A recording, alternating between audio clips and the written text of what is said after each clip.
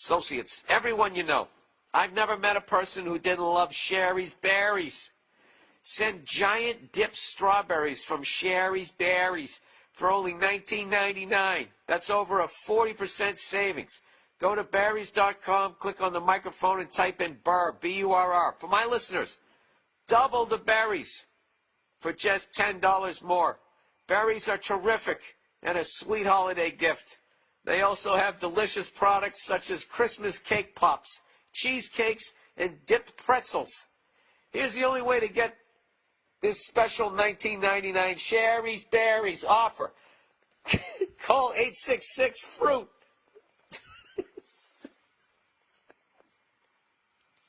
I'm sorry. What the fuck am I selling? Did I approve this? This is fucking ridiculous. Who the fuck is gonna buy this shit? This is the funniest shit I've ever seen in my fucking life. Christmas cake pops, cheesecakes, and dipped pretzels. Call 866-FRUIT, everybody. 866-FRUIT-0-2. Or even better, visit berries.com. Oh, punch drunk. Oh, please spell out the words. Oh, by all means, berries. B-E-R-R-I-E-S. Berries. Click on the microphone in the top right corner and type in Burr. You got to see these enormous berries for yourself. I swear to God, this is the copy. Go to berries.com, click on the microphone, and type in Burr. Type in Burr. Dip your balls and dip your berries in that. Don't wait now. Order some chocolate berries for the fucking person in your life. Oh, shit. I needed that. That was wonderful. I'm sure I'll get some complaints on that one. We need a conference call. Can't do it. I'm in Helsinki. Hey, you cunts better buy some Sherry's Berries because I'm going to get in trouble with that fucking read, and I'm not changing it because that was hilarious. Wiping tears away here.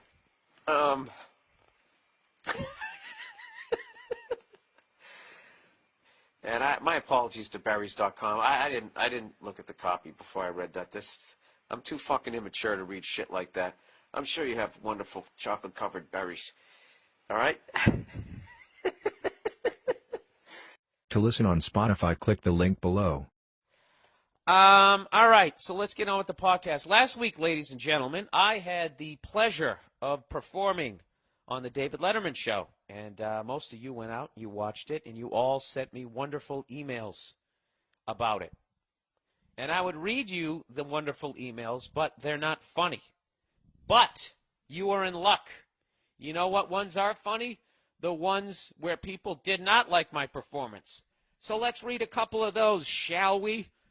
All right, let's read the hate mail here. So what happens with all of my hate mail is when people don't like my act is you can't just write me, evidently, and just say that you don't like my act. You don't appreciate what it is that I do on the stage. What you have to do first is you have to establish what an incredible sense of fucking humor you have and how open you are to all different forms of humor. You know? It's that classic thing like those douchebags on YouTube. Obama's a fucking idiot, and I'm a Democrat. Right? So then we can be like, wow, this guy is left, and even he doesn't like this lefty guy. So this is what they do. All right, so these, both these emails follow to a goddamn fucking T to the motherfucking U and V. They follow it. They follow that pattern. Bill, just read the fucking thing. Okay, here we go. All right. Hi there. That's how this one starts. Starts off nice enough. Hi there. I've been a fan for a while. You seem to have a unique take on things. Look at this, huh? Pat me on the head. Let me sniff her hand, making me nice and fucking relaxed. I loved your bit about the muffins and the mass vehicular murder. So there you go. She just showed how her sense of humor spans the globe. Whether I'm attacking food or actually running over human beings on the sidewalk, she finds it all funny. Though, and here's the rub, though, as a stay-at-home mom, I now completely despise you. I did this bit about being a stay-at-home mom. So anyway, she says, the hardest part about being a stay-at-home mom is being disrespected by everyone. I now hope the worst for you. Despite what funny acts you may think up in the future, you are a jerk and deserve the worst that life has to offer.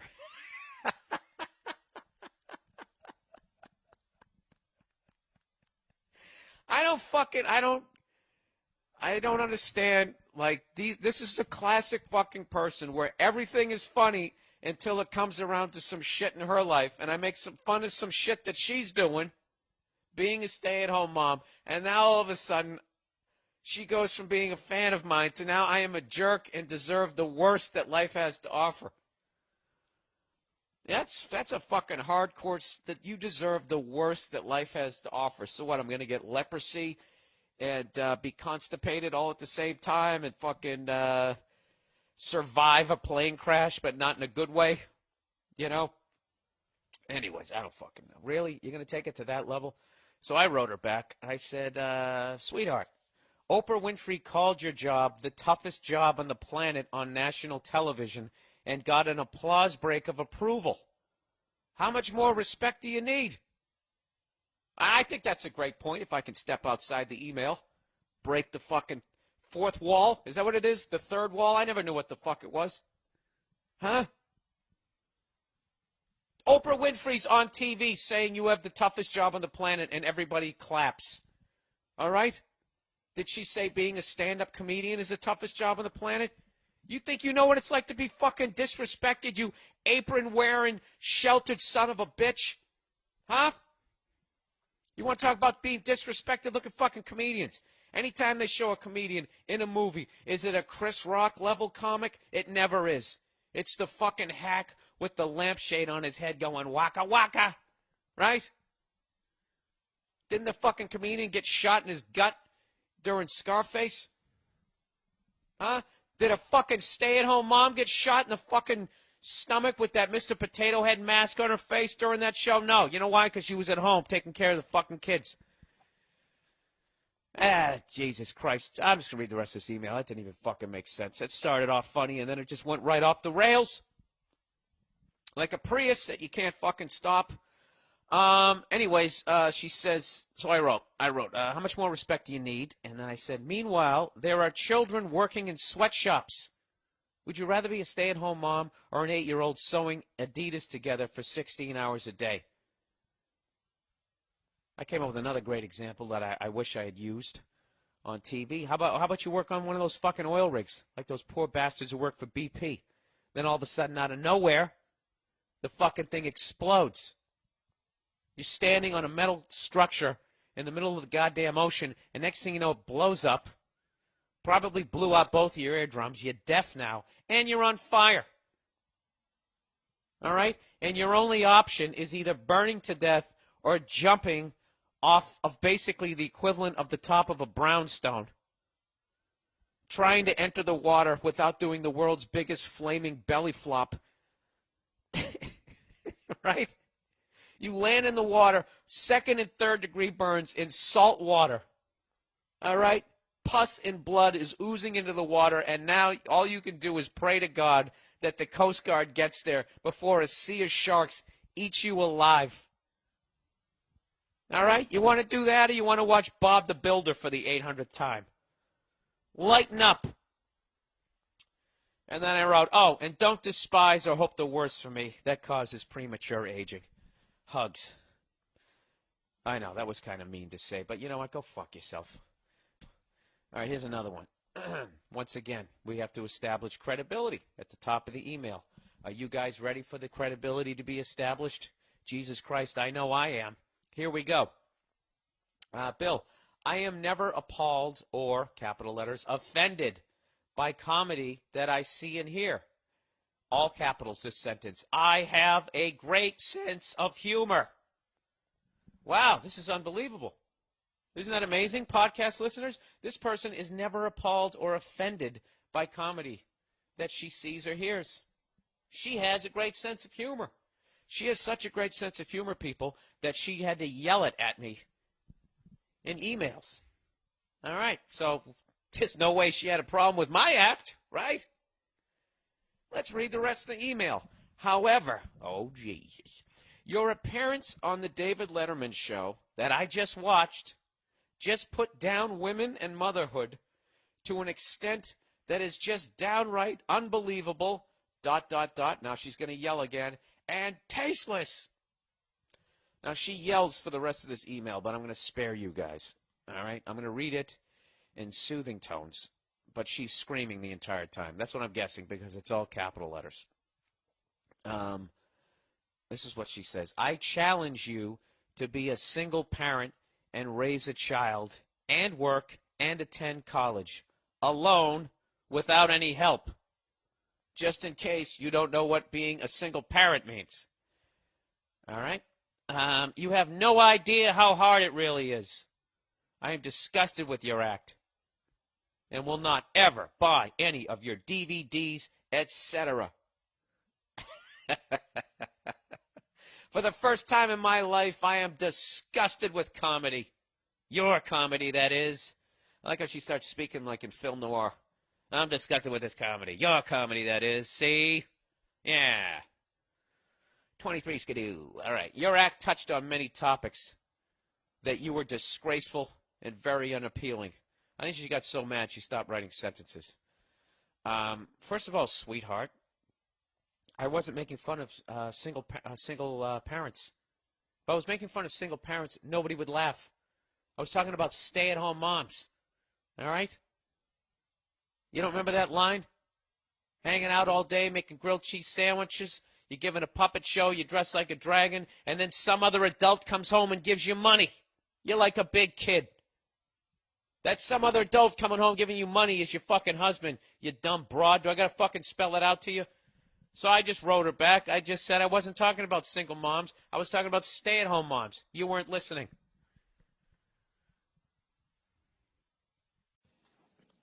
Let's go here. Time travel. Time travel. Billy Thrills. If you could travel to any time period prior to 1900, but you were forced to live out your life there, and you couldn't come back to the present, where would you choose to go? Keep in mind, anything before 1900 means everyone probably smells and dies at 40 years of age. That's not true. Not if you have money. You live long. Ben Franklin lived for a long time, and he was a fucking booze bag out there flying his kite in the rain. Did he live long? Yeah. Yeah, he lived to be like 70. Oh, wow. Yeah, and he went out there with his kite in the rain, and he was fucking shit-faced. So he had his house keys tied to the thing. That's the real story of how he discovered electricity. He was fucking hammered. Are you serious? Yeah, he was out of his fucking mind. And if he was actually stone sober, he probably would have died because he would have tensed up when he got electrocuted. But because he was drunk, he was all relaxed, like, hey, man. Yeah. And he just rolled down the hill, landed on his bald. That's actually how he went bald. He went down the hill when the lightning struck. It hit the key and it blew the top of his head off. What? Yeah. New studies have shown all of this. No, I thought it was just fucking male pattern baldness. No. He got elected. No. Like 30% of people, this is the worst thing. They never talk about it. If you get struck by lightning, like you immediately, it blows off that top part. Are you serious? Yeah. And it doesn't come back either. Well, it wouldn't make a difference with me, but fucking. That's why Michael Bolton does that charity. He does that charity thing for... Don't tell me he does a charity for people that get struck by lightning. By lightning, got their hair blown off. I can't believe you believe in this shit. I'm just making all of this up. No, yeah, the fucking top of the head, yeah. No, it doesn't. But does he have a charity? Michael Bolton? Yeah. Yeah. But not for that? No. Oh. Fucking, you committed to that. I did. All right, let's continue. I was sitting here like, this fucking... Dude, that was getting so deep, I couldn't keep a straight face. I'm like, there's no way he's believing this one. All right, this one. Skidded down the hill. I said that's how he went bald. And they go, no, wait, here's a better lie. And you're still like, really? Is that what happened? Jesus Christ, Paul. What's the world coming to? All right, Paul, if you could live any time period before 1900, anywhere, anytime. Oh, man. Where would you go? I don't know. I would go somewhere where there was a war. But wait, but in the question, can I take things from present? Let's see, you time traveled any period, 1900. Dude, what the fuck would you bring here? The second you pulled anything out, they'd think you were a witch and they'd kill you. What I'm saying is I would go to there with like shit that they don't have now. That's what I'm saying. And like in a war though, and I fucking just lace, like if I took a side, you know, you go with a couple Uzis or a fucking machine gun, you just fucking lay, you'd be a fucking god forever. You'd be a hero. You know, you'd be a god. So what are you going to do? You're just going to walk out in the field in your Nike fucking sweatshirt? Your Jordans? Yeah, just walk out, dress like this, and they would be like, you know, when they were packing muskets and doing the whole thing. And I'd be like, no, guys, I got this. So what year? I just fucking, and they would be like, oh my God. I'd just be the fucking man forever. I'd be the man forever. You imagine that? Yeah, I'm trying to wrap my head around where they're not completely freaked out by you. You're gonna go. So what, wait. First of all, what year are you going back to? Well, he said what? He said prior 1900. Yeah. So what year are you going back to? The packing muskets. So what are we talking here? Well, there was a couple of them, wasn't there? What is it? Like 1870s. 1870s. Right. Well, by 1870s, they had like the Winchesters and those repeating rifles, and that they actually had their first like machine gun in the Civil War, I believe, Spanish American, anyways, where you had the little crank. You fucking mowed them down. So I go before that time then. So you're talking like if I was you, I would go early 1800s. Okay, so I'd go early 1800s. Yeah. And I would bring some sort of. Who are you gonna mow down? What if you went in the French and Indian War, and you actually fought on the side of the Indians? What year was? Just mowed down a bunch of French people. Well, either way, whichever side I decided to choose, like when I got there and they saw that I showed up from a time machine, right? One group's going to be nicer to me, right? No, they're all going to be completely freaked out by you. Right, but there's going to be view you as a threat, and you'll probably have to turn your Uzi on them. Then you'd have to steal their clothes, and then try to fucking do an accent. I would choose the side of the people that were the nicest, warmest to me when I got there, and then I would fucking become their savior. Nobody's going to be nice to you, Paul. Do you understand that if I did that, they would rewrite the book on me? They would be a mythical. No, they would kill you. No, I would be like their Jesus. They would kill you, Paul. They would kill you. They would tell stories. What happened to Jesus? No, they would tell. What happened to Jesus? He got crucified. Yeah, but he didn't have an Uzi. Okay, so. Yeah, but you're going to run out of bullets, though. No, but in the question, it doesn't specify like what I'm coming with. I'm going to go prepared. How big is this fucking time machine? No. No, I'm going to go with like a bunch of clips and a couple of Uzis, okay? And they're going to write fucking stories about me. Yeah, a mass-murdering psycho from the fucking future. They're going to go, some mythical... Wearing lazy clothes. Some Italian laziest clothes. From New York. Some Italian dude from New York. They don't even know what New York is. Oh, actually, maybe they won't know. Yeah, dude, you're not... Listen. Paul, this is the key... They wouldn't all kill me. But Paul, I would say, I'm here to help you. Listen, I came to this... Listen to what I would tell them, okay? And then you tell them what you'd say. I'd say, look, I came from the future to help you. This machine brought me here to help you. I'm going to solve your problems. And then I would fucking pull out the... Okay. Now let me ask you this, Paul. Let's do this. Let's say... Okay. Fucking after this tour, you can't sleep one night, and you look out your backyard, and you see this fucking thing appear out of nowhere. Right. And this guy gets out and starts walking towards your fucking house from a time machine. And let's just say you have a shotgun. And this guy walks up and he goes, no, hey, listen, Paul. And he's wearing these weird workout clothes from 300 years in the future. Listen, I'm here to help you. I'm here to do things that you're going to like. You're going to fucking trust this guy? No, because I was sleeping in my bed, and I'm talking about I want to show up to a conflict. I want to show up to the moment of a conflict and fucking take a side and win it. I want to win the game for the team. This is what I'm saying. It's a very narcissistic behavior here,All.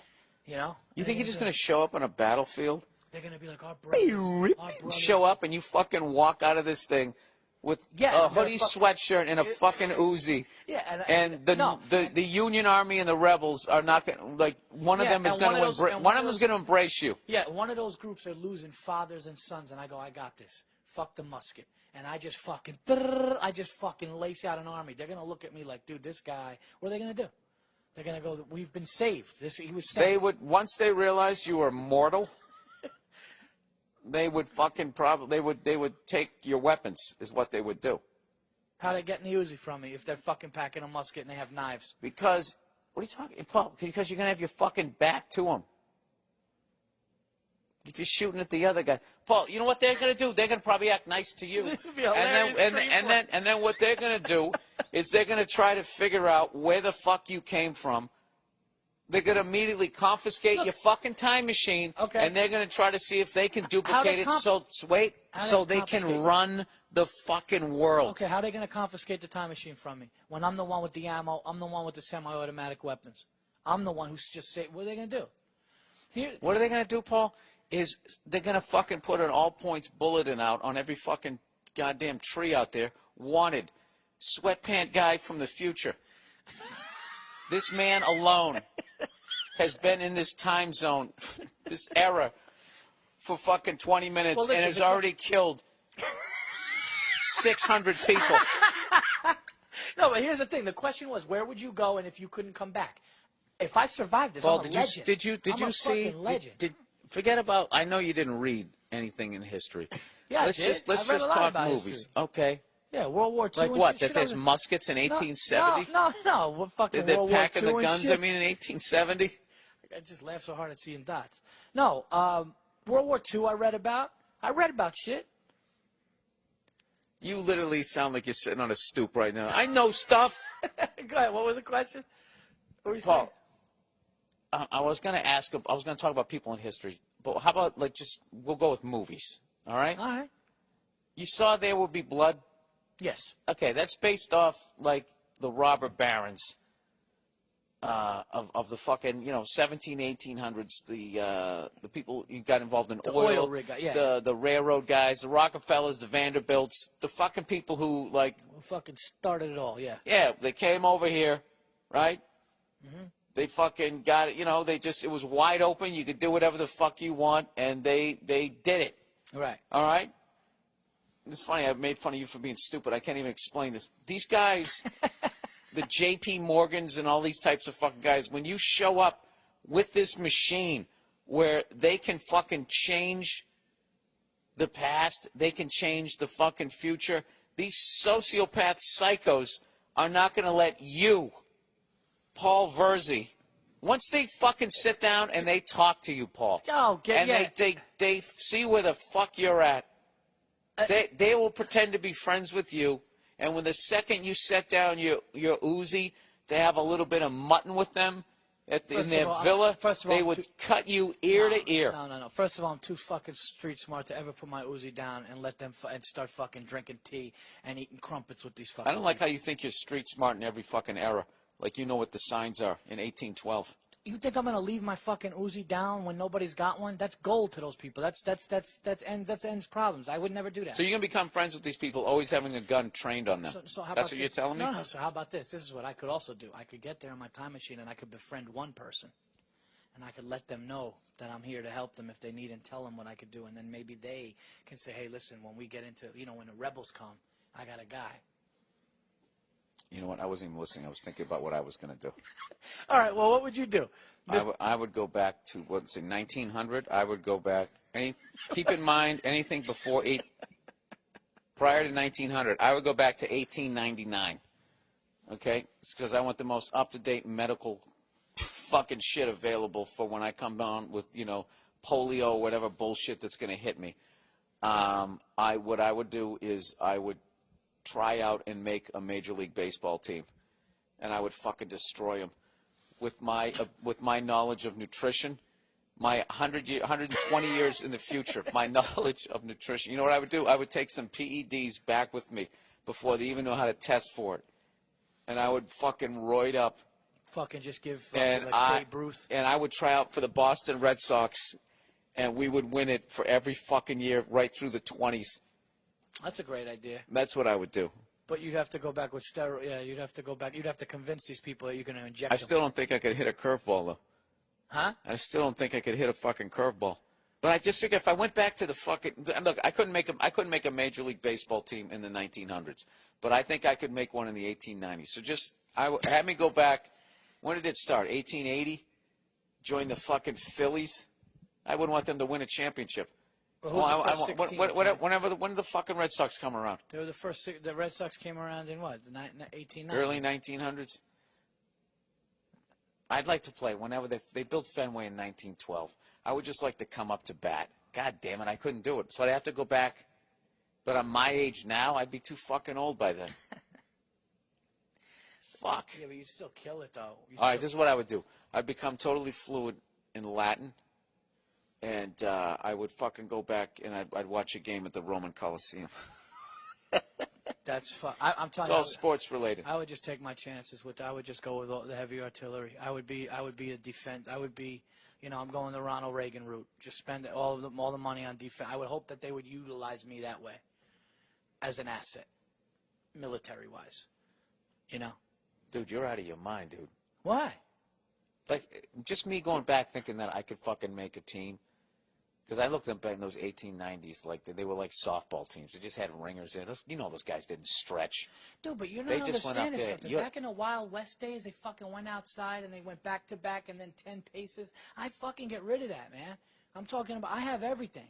I'm an asset. You don't have anything, Paul. What you have is a gun and bullets. You have the best gun with the best bullets. But you're ignoring the fact that an entire army is going to go after you. That they're not going to allow. I'm running up the hill in windbreaker pants. They're not going to allow you. They wouldn't allow you to take power. The way that you seize power is you assimilate and you work your way up through the ranks, and then you have then you strike when the time is right. That's how you do it. If you try and start your own, you come in there all rogue.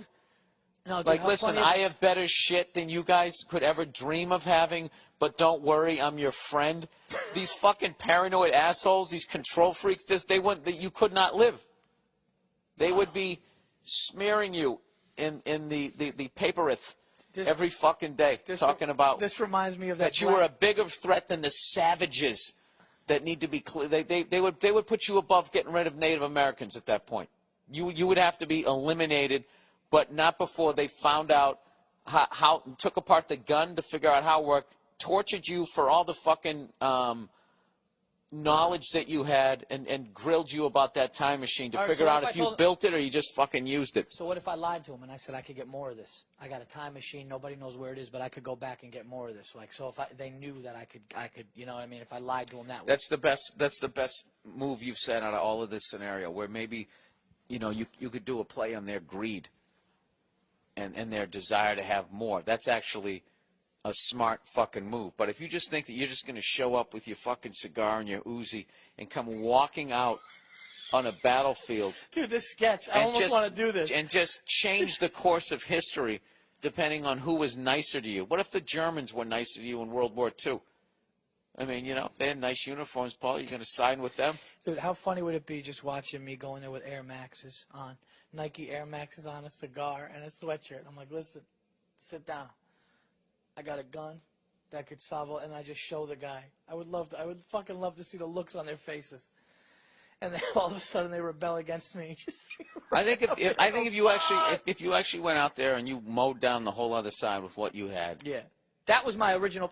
I would think that if I was luckily on your side, yeah, I would slowly be backing away as you were doing it, and then I would slip into the woods and fucking run away. Is what I would do. I would get the fuck away from you because Paul, you understand what the fuck I'm seeing. Okay, you're gonna show up in your space clothes with your fucking ray gun. I mean, it's just like I'm out of there. I'm fucking out of there. I'm gonna leave, and if you come towards me, I'm gonna shoot. I mean, if a fucking alien landed and I had a gun, fuck his ray gun, fuck all that bullshit. If it starts coming towards me, I gotta shoot at it. If that happened, I'd be living in the biggest house in the 18th. I'd have all the women I would be the fucking Jesus there. They would fucking draw pictures. Dude, you know what it is, Paul? This is your own little narcissistic head trip, and that's the exact thing that would bring you down. You know something? I think that this is a great answer to your listener's question. First of all, you're acting. You know what I love about all of this, Paul? What? You're acting like you know how to make a fucking Uzi. No, I'm saying I would bring one. Machine. You're going to bring one. So all you did was bring it, and they're going to figure it out because the scientists back then were just as brilliant as the scientists now. They just don't have the information that the ones do today. So they would immediately break down your fucking what you are. They would have to take my gun. That you're a stand-up comedian. That's what they would do. Well, what are you going to do, Paul? What are you going to do for food? You're going to Uzi a deer? Okay. And then do you know how to start a fire without some wood? Yeah. Rubbing it together? You know how to do that? Yeah. How do you do it? You know how to start a fire without matches. Yeah, well, I mean, I've seen it done. I've watched it on TV. I've seen it on I've seen it on YouTube. I did. I fucking seen it on YouTube when we ran out of matches at the house one time. I swear to God, I was watching a clip. Yeah, I've watched it too. Yeah, the guy have you ever takes sat down and done? Have you done it? He gets the driest, whatever they call it, the grass or the dry fucking. Paul, I'm gonna tell you this right now. And they fucking. If you can start a fire. And they twist the thing. They Right. If you can start a fire tonight. All right, we'll go to the Toronto's Central Park. If you can start a fire, I'll give you all the money I'm going to make on this tour. Don't watch the YouTube video again. I want to see you start this fucking fire. Okay, and if you don't, I need some wood or if you don't, then you have to walk into Lake Ontario with your Jordans on. But 30 and shit. Well, that's the point. I want you to suffer. You're hilarious. You're like, yeah, you did see it. Wow. All right, kegerator. First thing first, I'm over 21 years of age, so no worries about giving advice to a minor. Recently, my wife approached me and asked why we don't have a kegerator. Huh? He's got a good one here. Yeah. He goes, needless to say, within minutes of that statement, we now are the proud owners of a new kegerator. And seeing as how I've been married for 8 years, and this is the first time she's ever given approval for a purchase prior to me buying it, I'm pretty excited about this. How do guys get themselves in that situation? Unless she's making all the money, and you got to go to her for cash, right? Yeah, I mean, she seems cool, unless she's got a drinking problem, but that's awesome. You know what? I didn't even think of that. Anyways, however, I really need some advice as to what kind of beer I should keep it stocked with. Choosing the right beer is key to the process. I'm afraid if I buy something like Amstel Light, all my friends will know my wife wears the pants in the family. That's hilarious because he gets less calories here. If I buy a stronger, thicker, more manly beer like Newcastle or Guinness, I may also have to buy a wheelbarrow to wheel my friends out of the basement on weekends, and I really don't need that level of responsibility. I can't do anything like Miller Lite or Coors Light because I might as well hook the tap up to the faucet. That's true. That's very true. I said that a long time ago. That Coors Light, that's like vitamin water for alcoholics. Like all my friends, yeah. Just, I'm on the wagon. You're like, dude, you're fucking drinking. Yeah, it's Coors Light. I narrowed it down to Dos Equis or Labatt Blue. The only thing with Labatt Blue would be if any French Canadians find out I'm fucked because, those bastards would be knocking on my door 7 days a week. What do you think, Paul, if you had to get a kegerator? If you had to get a keg, it sounds like this guy doesn't want to go domestic, but he also doesn't want to go really fattening. Sam Adams? Yeah, Sam maybe a nice pale ale. I would just go classic. It's a keg. It's a fucking keg. I would go Budweiser. Isn't that such a weird thing for your wife to just purchase, to be like, yeah, you know what, I got that's pretty fucking cool. That's beyond cool. That's weird almost. If Stacy came home, I would just be, I got this big wine rack. I'd be like, what the fuck? Yeah. She starts doing little kegerator headstands. They have girl push-ups. She does the girl version of a fucking keg stand. What beer would you put in there? I get Budweiser because that's a classic. Who's gonna come home? Dude, what are you going to come home like Norm on Cheers and you're just going to start pouring yourself a big mug of beer? You're going to be a tub of shit. So I figured the only time you're really going to be pouring like that is if you have guys over for the game. Budweiser is a nice middle of the road that everybody's going to like. You drink Bud at the game. Yeah. It's not one of the light beers. Don't you feel like shit now? Now that I'm 33 years old and stuff, so my metabolism is obviously slowing down. But I got to be honest with you, man. When I drink 3 beers, I feel like a fucking fat, bloated. I could feel my tits getting bigger. Yeah. I could feel You're about ready to enter your whiskey and scotch years.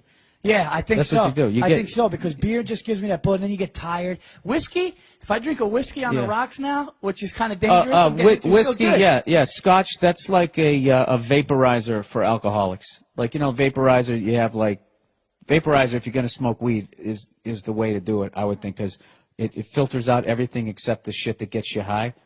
You take a hit off it, there's no burning sensation. It's like a mist.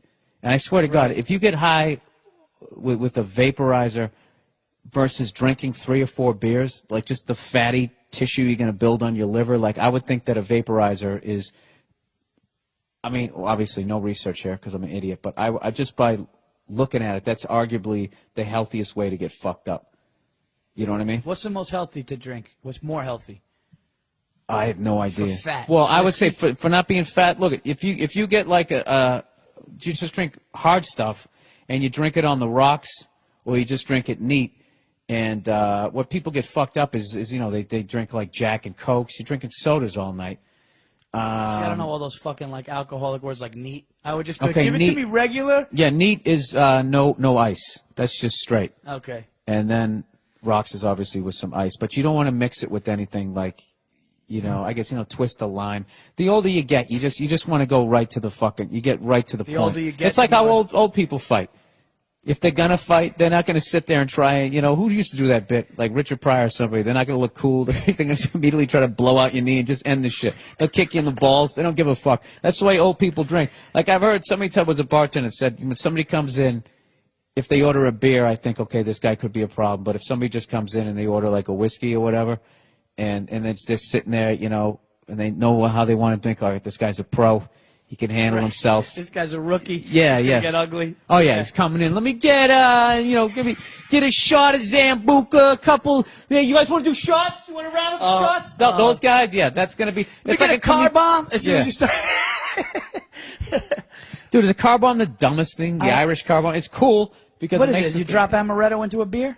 Is that what it is? It's a Guinness and it's a shot of not a Guinness. It's maybe there's a bunch of Holy alcoholics Bill, right I'm not now. gonna lie to you. The end of this podcast get me thirsty. Oh yeah, dude, I'm ready to drink. Yeah, me too. Like, Yeah, no, we're boozing after this. Yeah, so sir, I would go with okay. So he says Dos Equis or Labatt Blue. You know what I would do? I wouldn't do Dos Equis just because the most interesting man in the world is a little overhyped. I'd go Labatt Blue. I think that's cool. I can't remember what Labatt Blue tastes like. It's Canadian, right? Yeah. But does it have the extra alcohol?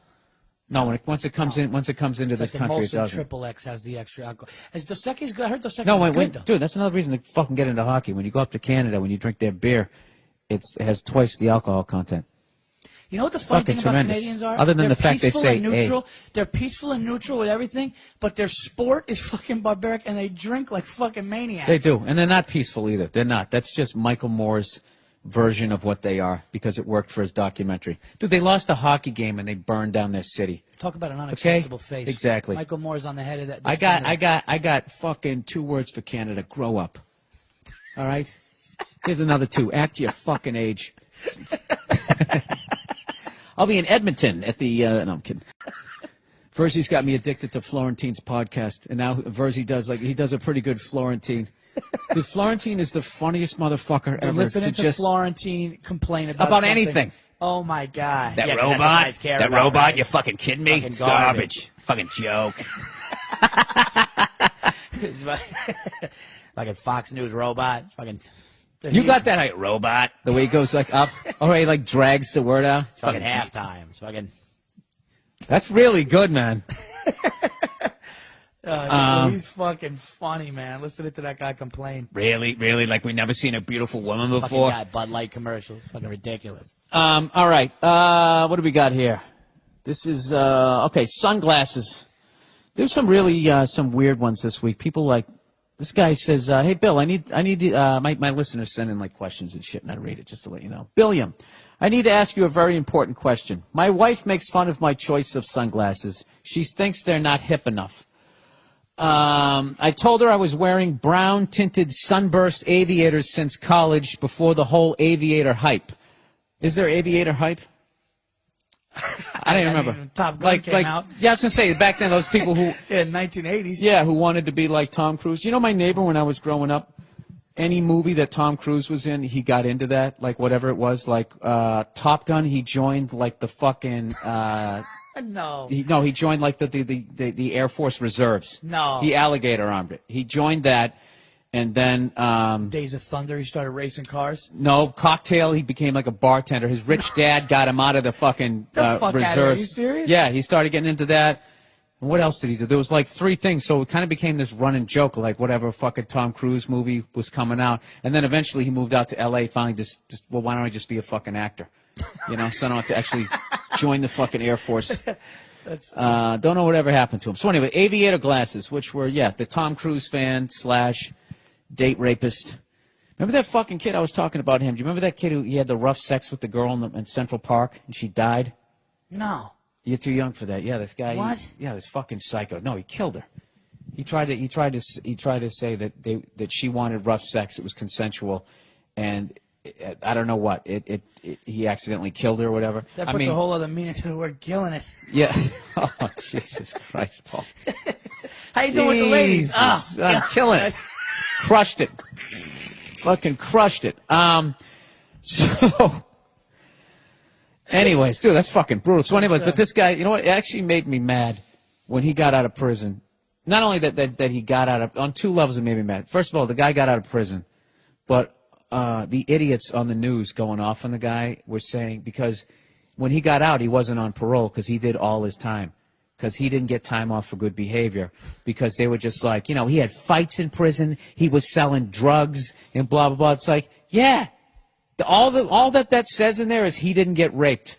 He did what he had to do in there to survive. So on some level, you have to respect that. Because that's the big fear as a guy. Wait, did he rape the girl? Or it was just rough sex? I don't know what he did. I don't know what happened. That's such a big difference, though. Well, I don't know if he went like Ron Artest, like it was going good and he was excited and then he fucking elbowed her. Why are we joking about he this? just dunked and then fucking started pounding his chest. Yeah, and then they didn't show the replay because it was a home game. No, he fucking, I don't know. So how long did he do? They let him out of jail? Yeah, he did like all 15 or 16 years because they couldn't get him on murder because he said it was like, I know, like on rape trials, like what they always do, like the hardest thing to get him on is when they say it was consensual. So then all DNA is out the fucking window. Then you have to like, it's the worst fucking thing. If somebody does that to a woman, they should be, honestly, they should have like a flamethrower. And they should just have it pointed at the defendant. And, Jerry, would you like to read the verdict? On the count of rape, we find him guilty in the first degree. And just light him on fire right in front of the family. Yeah, yeah. Right in front of the family. That's how I would run it. Just same thing with... Child molesters. Oh, that's the worst. Child molesters, that's it. Child molested, I would actually have them get chased by rabid dogs first. And then... Dude, this Sandusky guy this Sandusky guy should get fucking drawn and quartered in the courtroom. Oh, Just put his fucking body parts in a bag. He should be underneath an oil tanker, and then they should drive it to fucking. Is that how you drive a boat? Drive it to like fucking. Man, that's walking this earth. That's what I would do with devil. that guy. What I would do with that guy, well, I would go into shark-infested waters, and I would give him a bunch of paper cuts, and I'd tie him to the front of a boat. Oh my God. I never heard of like that. That's a good one, man. Well, Paul, you got to understand when you do something like that to somebody, you didn't just you ended that kid's life, and then you affected generations of people because who they're going to marry, how they're going to treat the person they marry, how they're going to treat their kids, and then the treatment of the kids, how they're going to act in society. It creates. It's like that little Confucius thing when you drop the pebble in the still pond and the ripples just go like that. See, you got a little poetic on you. It's like that. No, see, that's what I say. Time to the front of a boat, paper cuts, shark-infested waters. And that's it. And you know what's funny? And this is the thing about it. That's funny. That'd be awesome. And it still won't stop him. It still won't stop it from happening. But you should start weeding them out. That's a sickness, man, from young. That's fucking crazy, man. Yeah. That's just and it ruins the lives of everybody. But the kid forever. Yeah, it's over. Why are you saying what I just said, Paul? Oh, did you say that? I'm sorry. Yeah, you won't even listen. A typical No, comedian. no, you were no. thinking about what you were going to say. That's literally exactly what I just said. No, I was thinking about the singing bait. what? I was thinking about him actually like hitting the thing like a buoy. Oh, that's right. You got that weird fucking shit where you every once in a while you think about doing crazy Horrible stuff, things right? Sometimes, yeah. I always get nervous about admitting this type of stuff. Like someday, if you're like on trial, like I'm going to get put in contempt of court because I'd still never rat you out. But it'd be like, what are you talking about? You guys talked about this on the podcast. What, are you kidding me? It was a joke. Like garbage. Oh, we didn't ask the fucking guy's question here. We were talking about aviators. He said, what's the breakdown of douchey sunglasses versus acceptable ones? What kind of sunglasses do you wear, and does Nia have any say in the matter? I imagine you wear very non-threatening, low-profile shades. I can't tell if that's an insult or if he's sounds like an insult, right?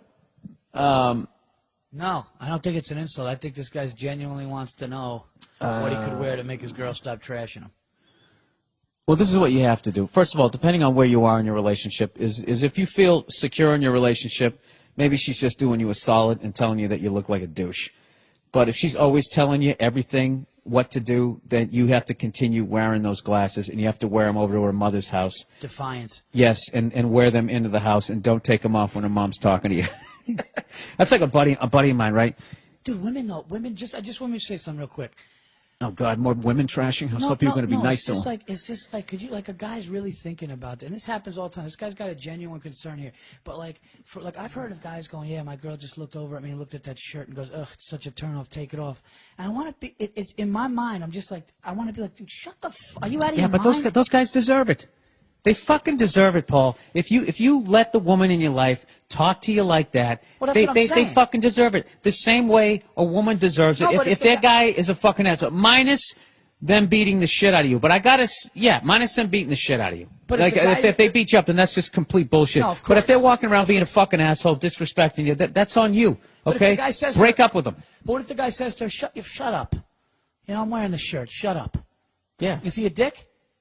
No. Right.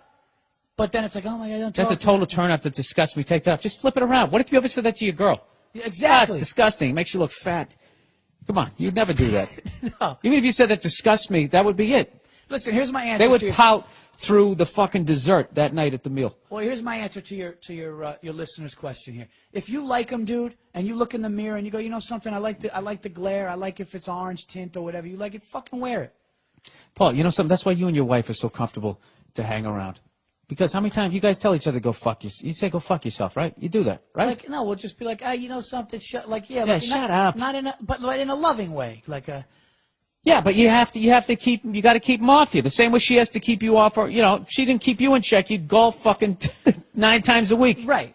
Yeah. No, absolutely. There's a fine line in what's like, yes, exactly. Dude, I had a buddy of mine, right?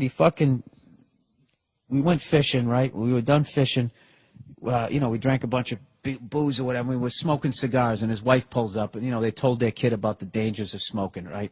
So the kid starts fucking crying and blah, and there's all this big fucking thing. And the guy was literally in the doghouse. And I guess maybe because the kid was crying, I kind of saw her point, but he's one of those fucking guys. I wanted to say to him, like, dude, you know what would really help your relationship? Next time you drop your kid off in the car, take out a big fat fucking Cuban and just light it up. Yeah. And I go, what are you doing? I'm smoking a cigar because I enjoy it. When I come home, I'm going to watch a game. And I'm smoking this fucking cigar. And when she says why, you say, because you can go fuck yourself. And I'm telling you, it's a little blunt. You can round off the you edges. might not want to. You might not want to say you could go fuck yourself. But I'm just saying, that would help your relationship.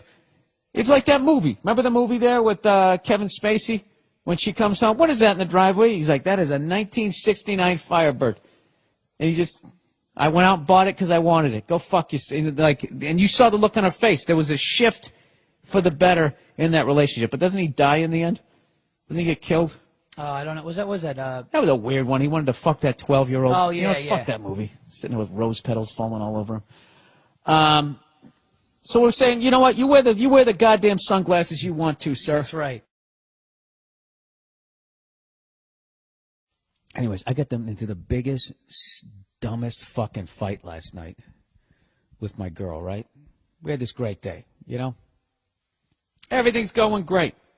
So I stay in, I take a night off from comedy, and I say, hey, why don't we watch a movie? You know what I mean? Cap off this wonderful fucking day. Everything's going great. What could go wrong? This is like the beginning of a horror movie where they just show like the perfect family and everything's great and people are wearing like white linen, And then all of a sudden they just start showing the camera in the bushes, like a POV of like Mike Myers. This is basically what happened. So 60 Minutes comes on, right? Who doesn't want to watch that show and pretend they're smart? I like it. So Morley Safer comes on. And he smells like an old person. Some old people don't smell like old people, but he looks like he smells like an old person. Smells of cigars, ashtrays, a couple of wars, maybe a date rape. So he's interviewing Meryl Streep. All right? The great Meryl Streep. And they're going through all her old friggin' life and all the movies and all the different characters that she's played. Oh, first of all, they start the report off with Morley Safer just sitting there, right, smelling of fucking Bengay and whiskey, right? And he says how, how over in England, they, I don't know, they make their actors, they award them by calling them lords and they knight them. But over here in America, all we do is just give them this shiny statue, and it's just like, starts off right off the bat for some reason just shitting on America. I don't know why. Like an Oscar is somehow beneath Sir Anthony Michael Hall. I mean, or Lord, what? Lord of what? Lord of what? At least you can fucking hold our statue. You're Lord of what kingdom? That phony horseshit that you have with Prince Charles and the Popper or whatever the fuck is going on over there? Look, if the Rothschilds knight you over there, then that fucking means something. Then you can become part of their yacht convoy as they go around the world, figuring out how to take over another currency, right? Then you're in with them, okay? But if you're fucking, Lord of this and your wingman is the Duke of Elton John, I mean, the whole thing is fucking stupid, right? So right off the bat, it's already bugging me. But I know Nia hates when I talk to the TV, right? So, I keep my big fucking yap shut. And they start talking about Meryl Streep, going through the whole thing. And then the old guy there, smelling of, prescription meds, goes, whenever they talk about the roles you play, they always say, you play independent-minded women, very strong women. And Meryl goes, I know, that's what they say. When a guy, they never say to a guy, oh, you're playing a strong-willed character, yada, yada, yada. I let that go, whatever, no biggie. I'll take that. It's probably true. What the fuck do I know? I'm not a woman, right? But then they show her, after she played Margaret Thatcher, and she's given a speech to a bunch of young girls, and she's trying to inspire them. And she takes a quote from Margaret Thatcher, and it was something along the lines of, if you want a bunch of people to stand around talking about doing something, you got to talk to men. But if you want it to actually get done, you got to get a woman. And then all the chicks go, woo, like flipping out, right? So I laugh, and I'm like, yay, reverse sexism, right? Just seeing,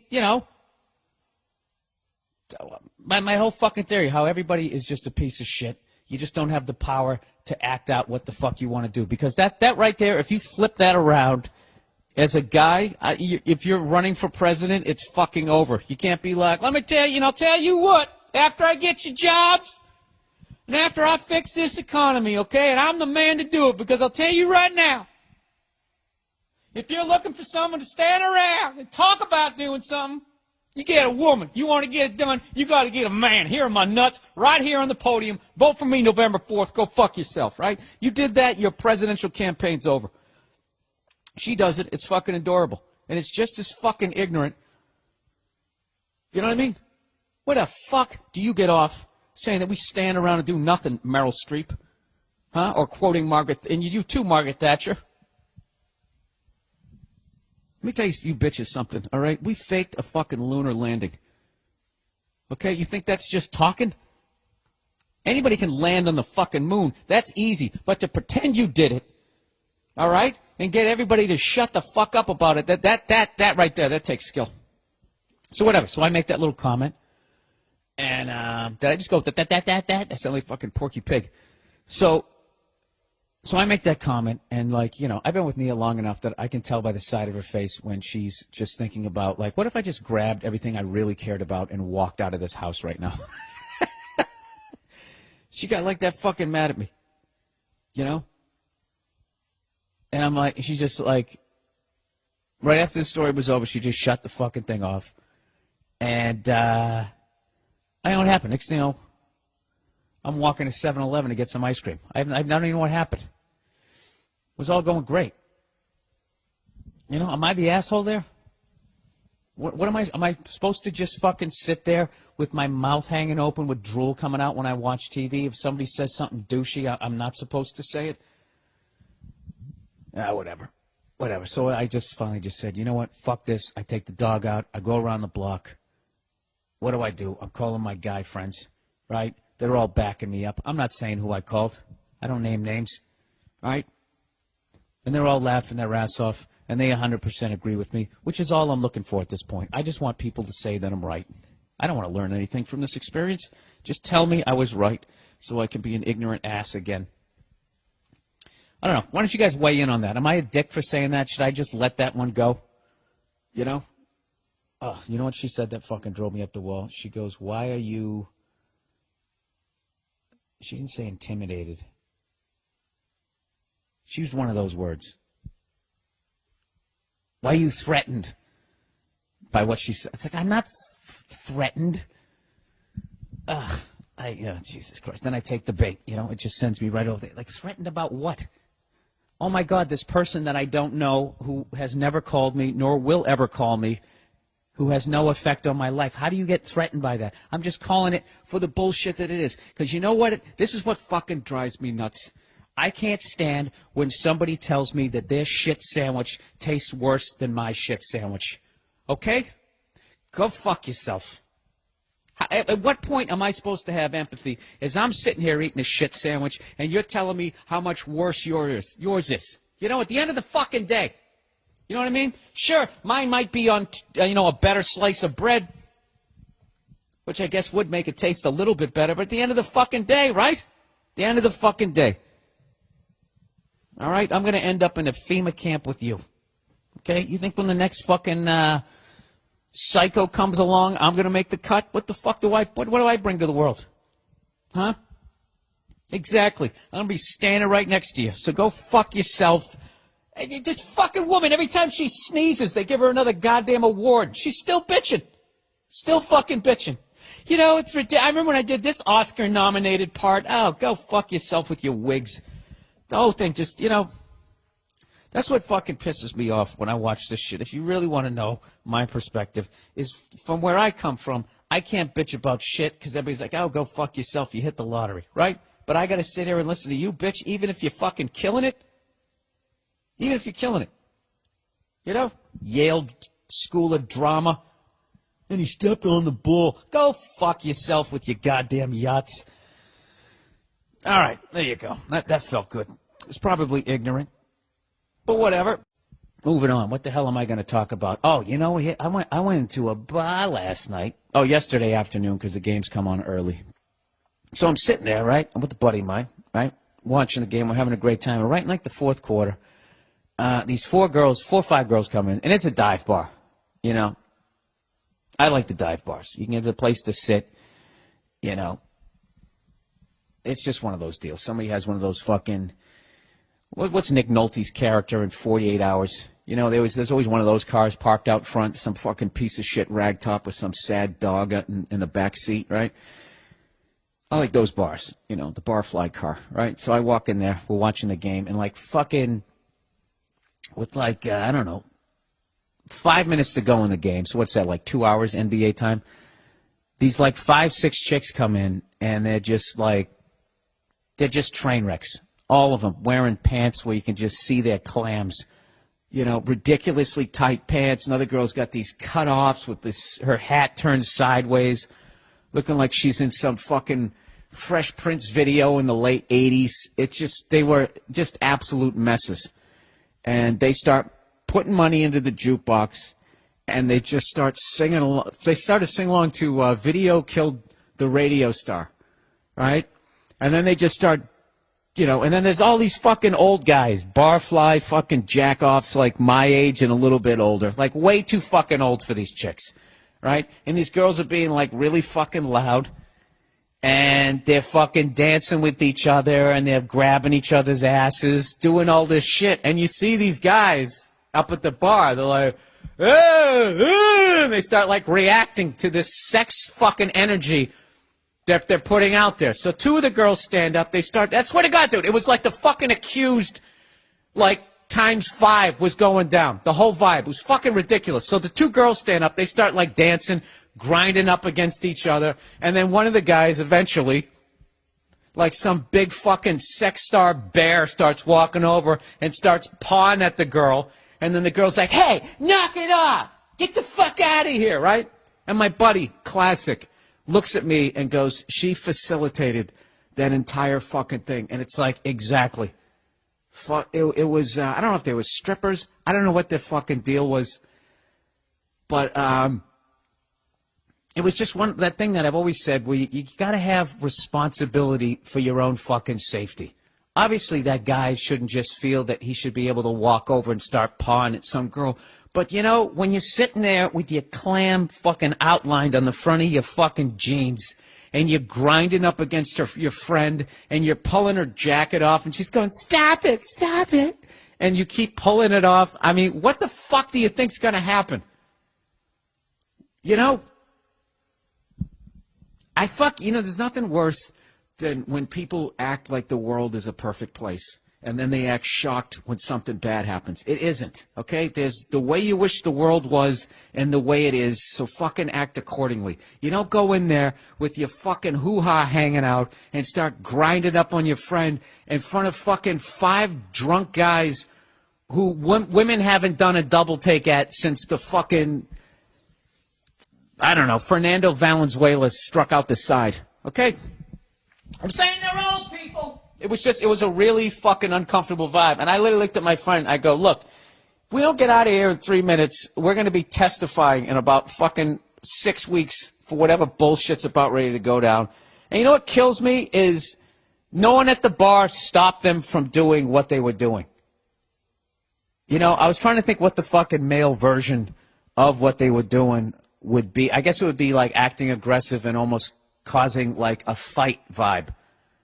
All right, but you know, then you get tossed out. But women can create the accused vibe, and I don't know. I'm probably gonna get shit for this, but like, you know, I'm not advocating what that guy did. What that guy did was fucking wrong. But Jesus fucking Christ, what did your dad do? Did he buy like Fisher Price How to Be a Whore? Did they make like remember those little fucking stereos they made? Did they make like a fucking the whore version of that? I don't know. I'm at that age, people. I'm at that age where I look at women like that and I don't go like, well, there's an easy mark. I now look at them going like, Jesus Christ, where the fuck was your dad? What didn't he do? But what was actually funny was this is how drunk they were. As they were grinding on each other and fucking pulling up each other's dresses and doing all this shit for whatever reason. Out of nowhere, they just started singing the Star-Spangled Banner. And then the guys at the bar joined in. And I have video of it. I'm going to send it to my guy, and hopefully we'll get it up on the site. I got it like halfway through. They sang the whole fucking song. And what was funny was that whole fucking is somebody going to get raped vibe went out the window. Both sides for like a good 3 minutes were in harmony. With some sort of support the troops vibe, just out of fucking nowhere. And this is the funniest thing about it. This was probably like 7 in the evening. This is how fucking wasted everybody was. All right. Plowing ahead here. Whatever. Women, what do you think about that? Am I being the fucking caveman there? I'm not advocating that I'm saying that those guys, what they did was right, but like you can't. It's like me, like I've always said this, that's like me walking through Central Park at like 3 a.m, dressed like Liberace singing I'm in the money. I'm in the money, I got a lot of fucking cash in my back pocket, right? And then someone comes up, smashes me over the head, I get a concussion, I got fucking, my cheekbones fucked up, you know, they take my wallet, you know, and all that shit. Is it wrong? Yes. Do you feel bad for me? Yes. But what the fuck was I thinking? You know, why don't you just fucking give yourself a bunch of paper cuts and jump in shark-infested water and then fucking go, and then it bit my leg off. You're an asshole. That's my side of it. All right, OG. What's up, Cleo? How you doing? You know how psyched I was to see you? You know I was psyched to see you? Because you were psyched to see me. You're always psyched to see me, aren't you? You know my dog actually misses me? Comes into the bedroom at night and it fucking looks around for me. Then it runs into my little office area looking for me. Right? If I'm not around, who are you going to wrestle with? Let me see if I can get you to moan. Hey, Cleo, let me see if I can get you to howl. You want to go outside? Cleo, this is going to be worth it, people. Just listen. You want to go outside? Cleo. Hey, she's getting psyched. Cleo, you want to go outside? Cleo, I want her to howl. Come on. Cleo, you want to go outside? Cleo, would you fucking do it, please? Cleo. Oh, you're fucking burning me right now. Cleo. Hey, fuckhead. Cleo. Why won't you howl for these people? You want some food? You want to go outside? Cleo, I'll give you one more temp. Ah, Jesus Christ. You know what this is like? The hot chick that'll never fuck you. And she just keeps giving you a glimmer of hope and you keep coming back. You keep coming back. Whatever. I still love you, Cleo. You know, even though you just made me look like a fucking asshole. You really did. It was literally the Bueller. Anybody? Anybody? Cleo. I think my dog is sleeping with its eyes open. Oh, no, she just moved her eyebrows. You know what's weird? When my dog sees a squirrel through a window, it cries. Like it's a long-lost buddy. But if my dog is outside, it will try and rip its fucking head off. So does anybody know anything about dogs? What is it crying about? Is it crying like, oh, I want to rip its head off. I wish I could just end that thing's fucking life. Fucking dog. We had company over yesterday. My girlfriend had a friend over, and they were baking a cake out in the kitchen where broads belong. Right where they fucking belong. Yeah, so they're out there making a cake. And my dog, you know, has bonded with me and my girl, Pitbull, you know. So now whenever we have company, she lets out a little growl. Isn't that what you do, Cleo? Whoa, whoa, whoa, whoa, whoa, whoa. She does a little bit of that. You know, we've been trying to get her acclimated to. I keep her on the fucking leash, okay? You understand that, Cleo? You're on the goddamn leash because I'm not fucking getting sued because you're a psycho. Yeah, you're a psycho. All right, get off me. Can't do that to a little dog, huh? You like that? You hear that sound? You like that? That makes a pit bull happy. Come on, slap me around. I like it. Huh? Like Jake LaMotta? Like Jake fucking LaMotta? Only cuter? Get off me. Stop trying to dominate me. I watch the dog whisperer. I dominate you. I grab your fucking tail like that. You like that shit? Really? Does nothing for you? You can't hurt a pit bull. Fucking heads are made out of titanium. So anyways, these two broads, they're out there in the kitchen, okay, and they're talking about nothing, as usual. Typical women, not a fucking thought in their goddamn heads. Just emptying the fucking shit in their head. Blah, blah, blah, blah, shut the fuck up, right? So I bring the dog up, because I'm a man, you know. I'm wearing pajama bottoms, no shirt, and some slippers. That's how I do it. It's my fucking house. It isn't. It's my apartment, and I rent it from another man like a bitch. But anyway, we'll talk about that later. So anyways, you know, so I bring the dog over. The dog sees the other broad out there. And I go, Cleo, no. And she ends up fucking, you know, put her down on the rug. You know, she lays down on the rug, and I got her on the leash, and everything's fine. So then after a while, you know, it's comfortable. Sees the girl's cool, and it's just chilling and everything, and all of a sudden, I go, hey, come on in here, look at this YouTube video. And the dog had its ears back. I was looking to see if its ears came up, if it was fixating all that dog whisperer shit, and it wasn't. It was just sitting there. Out of nowhere, just and fucking lunged at her. Really freaked me out. So my dog is on probation right now. All right, questions. Hey, Bill, would you rather have a dick where your nose is or a dick where it's supposed to be, but it talks? Oh, man, that's a great fucking question. I would have a dick where it's supposed to be, but it talks, and I just put a sock on it. What do you mean it talks? Does it say shit independently of what I'm saying, or does it just say the same shit that I'm saying, like a backup singer? Because that could be cool. If I had a little bit of a deeper voice, I could kind of get that echo thing going, like on those old Dean Martin records that they tape right down the street at Capitol Records. Well, I couldn't have a dick on my fucking nose, where my nose is. I mean, it would just be horrific. Dude, your face is what you want to protect. Anything else, you know, face comes first. You can't have a dick on your face. You just can't do it, you know. You couldn't even join the circus because it'd still be considered like not crude, perverted. Kids couldn't see it, so what the fuck am I going to do with that? You know, you can't even go to Times Square because they closed up all those weird... Does Coney Island even exist? There's no way to go with that, okay? But if you had a dick that talked, yeah, I'd just put a piece of tape. I'd have to gag it every morning. But you know what I like about that? I immediately assume that the dick would be trying to sabotage what I'm doing. I view everything as a heckler, even my own cock. All right. Fucking Greg Giraldo.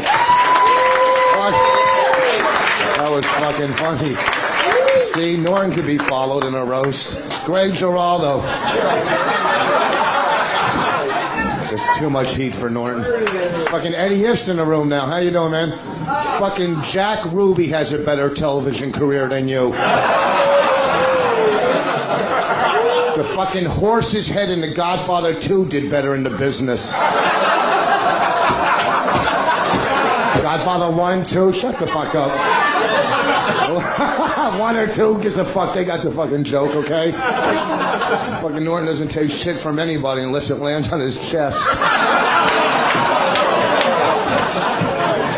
No one's calling you. Fucking Keith, what a fucking zero he is. More comics have passed Keith Robinson in this business than the last place runner in the New York Marathon.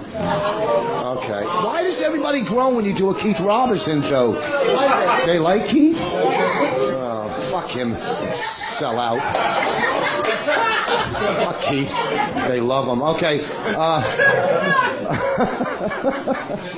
Our next act come to the stage, I guess you would call him Kathy Griffin without tits, Billy Burr.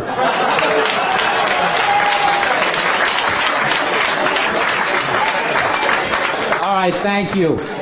Keep it going for Rich Voss, everybody. Come on, everybody. And for those of you who saw Last Comic Standing, how about a round of applause for the official end of his fucking career? Come on, everybody.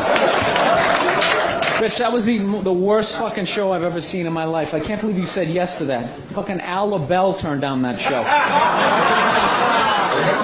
Jesus, it was fucking unbelievable. He's been in this business 39 years. He's competing with open micers. You didn't even fucking stand out. You should have looked like Christ. You didn't look like Christ. You didn't even look like a comedian. You look like a fucking landscaper who was just trying the shit out on a whim. But you're dumb. You deserve it. Look at Rich. Rich spent $3,000 on a watch and $8 on his teeth. Look at him. He looks like fucking John Elway. He's a football player from 20 years. These can't all be gems, people. There's a decent line, right? Maybe if you didn't spit on somebody every 20 seconds, you get a fucking deal, man. Look at that thing. That's not a bridge. It's a fucking dam. Something. All right, let's move on, because that's dying. All right, Vanessa Hollingshead is here, everybody. Vanessa, I've seen you for like the last 7 years. I got one question asked about your act. What the fuck are you talking about? No one cares about your stupid characters. Just talk about your dick and get off the stage. Too mean, it's a roast. Fuck all of you. It's all right, thank you. It's getting worse, people. I'm starting off with the cute ones. All right, I just got back from the Mike Birbiglia's one-man show called An Evening with Todd Barry.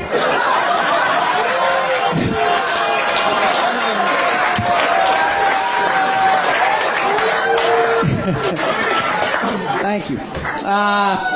Todd Barry, little advice. Maybe if you brought the energy up just a little bit, you could get a food spot at the Cellar.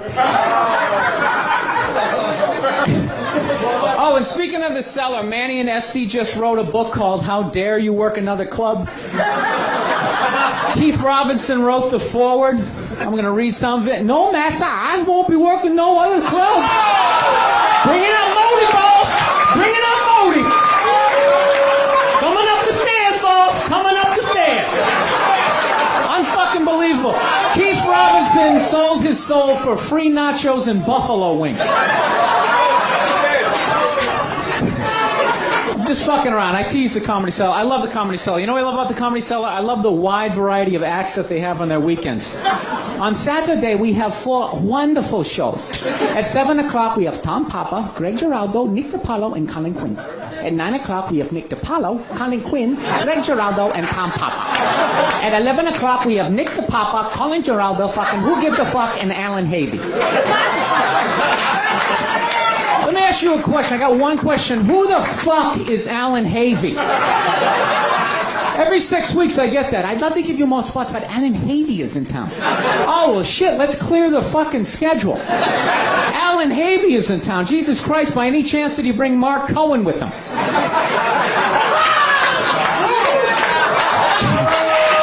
It's a roast, man. I'm letting it go.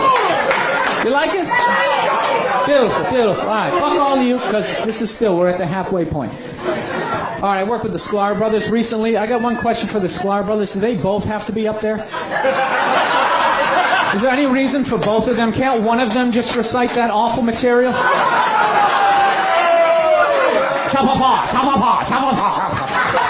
Awful. And God, they're ugly. They're the answer to the question, what would happen if Jeff Ross fucked Mel Brooks?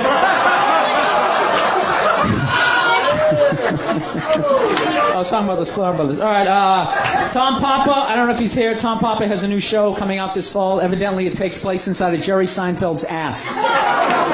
Orny Adams lives in the prostate, and it's called Who Are These People Up My Ass? What are you guys all getting a fucking guest star on it? You fucking sellouts. Don't make fun of him. He has a deal. Where do you go from here? A couple more bridges. Colin Quinn is still here. God bless him. Colin, come on, round of applause for the one celebrity who showed up here tonight. God bless him. Colin, I just have one question for you. Why are you still fucking here? You're at least twice as old as anybody here. No one cares about your take on the war in Iraq. And even if we did, we couldn't understand what the fuck you're saying. You fucking mush-mouth hack. If you're going to keep doing spots, at least take a fucking speech class. Somebody, you got your own show. Why are you still here? What do you think? That tough crowd's like a stepping stone? You're 58 years old. This is it for you. It's not going any higher. Go on the road like Gallagher 2, except instead of smashing the watermelons, he's going to eat them. Thank you. Thank you very much. All right, which brings me to this tub of shit. Patrice O'Neal. What I've loved about him is he's fat and arrogant. It's the oddest combination I've ever seen in my life. Like, he refuses to do Comic View. He actually feels that he's above it. I will not do Comic View. Patrice, your whole act is perfect for that show. You do 11 minutes, you pretend to talk about Russia, and then you do 52 minutes of pussy jokes. And you won't do Comic View? I mean, Patrice, you're so common. You got a deal for your own TV show. You blew all your money on a pinky ring, a used Cadillac, and football jerseys. And you won't do Comic View? Patrice, you are Comic View. Why didn't you at least get your fucking teeth fixed? Patrice, you have the worst teeth in entertainment. None of them match. I worked in a dental office for 5 years. I've never seen anybody with a molar in the front. You have no business having a headshot. Howard Feller called. He wants his old teeth back. Look at the space between his front teeth. He looks like a fat 50 Cent. Poor 50 Cent.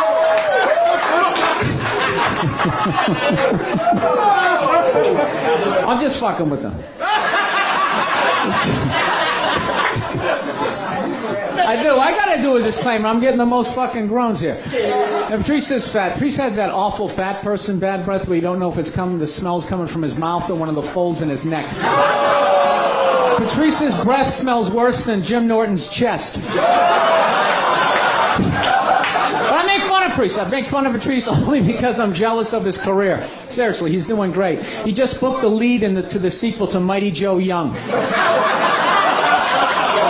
Patrice, you really do look like an out-of-shape gorilla.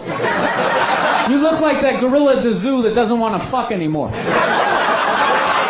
right, I was playing with all of you. God bless all of you. I love you, Patrice. Known you for 10 years. Seriously, man. I'd do anything for you. Thank you.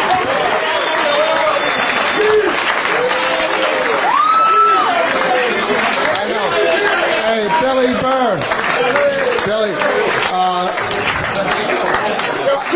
Billy, no, he's not going next. He doesn't just fucking walk in like he's a celebrity and go next. No, let Lynn go. No, fuck him. The SC doesn't care if you get back to the club. Calm the fuck down. They're here. Say it loud. Shut up, I can't see you. Fucking a big hand for Billy Burr.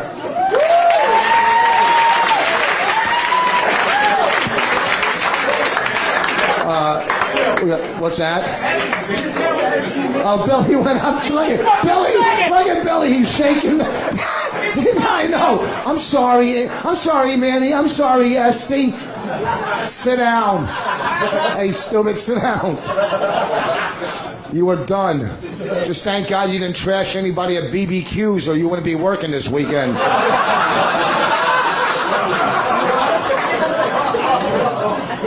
Fucking Billy. Look at him. He's so fucking happy. Surprised you came up here without your FUBU clothing. Fucking failed in both fucking... Oh, sorry. I didn't say it. Oh, shit. I saw Johnny Lambert. How you doing, man? When did you get back into comedy?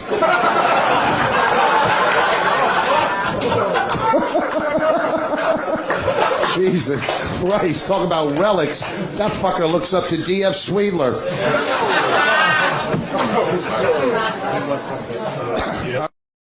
To listen on Spotify, click the link below. Let me tell you about my little Vegas trip here. Came in a day early, and Jim Norton is a huge UFC fan, and I didn't even realize that there was a fight this weekend. So, Joe Rogan, a fellow comedian, he actually hooked us up with these awesome tickets. And I went down and I watched was it UFC 32? 132, I'm sorry, with Uriah Faber fighting some guy Cruz. I don't know the fucking names. There's only so many sports I can pay attention to. But I got to tell you something. You got to go to one of these UFC things.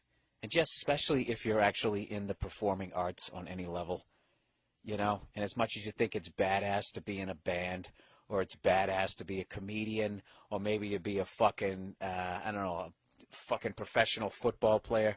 There is nothing more badass than when Bruce Buffer does your goddamn intro, and you come in not wearing a shirt to just fucking throw down with another fucking human being. It was just, I never felt like such a bitch in my life. I just remember just going like, do I really think that I'm some sort of badass doing stand-up comedy? And not to mention, if you're a fan of the UFC, this is another reason why you have to come out and see one of the live events. Is as badass as Bruce Buffer sounds, for those of you who don't watch, he does all the intros for the fighters. As badass as that guy sounds on TV, there's nothing like seeing that guy live. He is unfucking believable.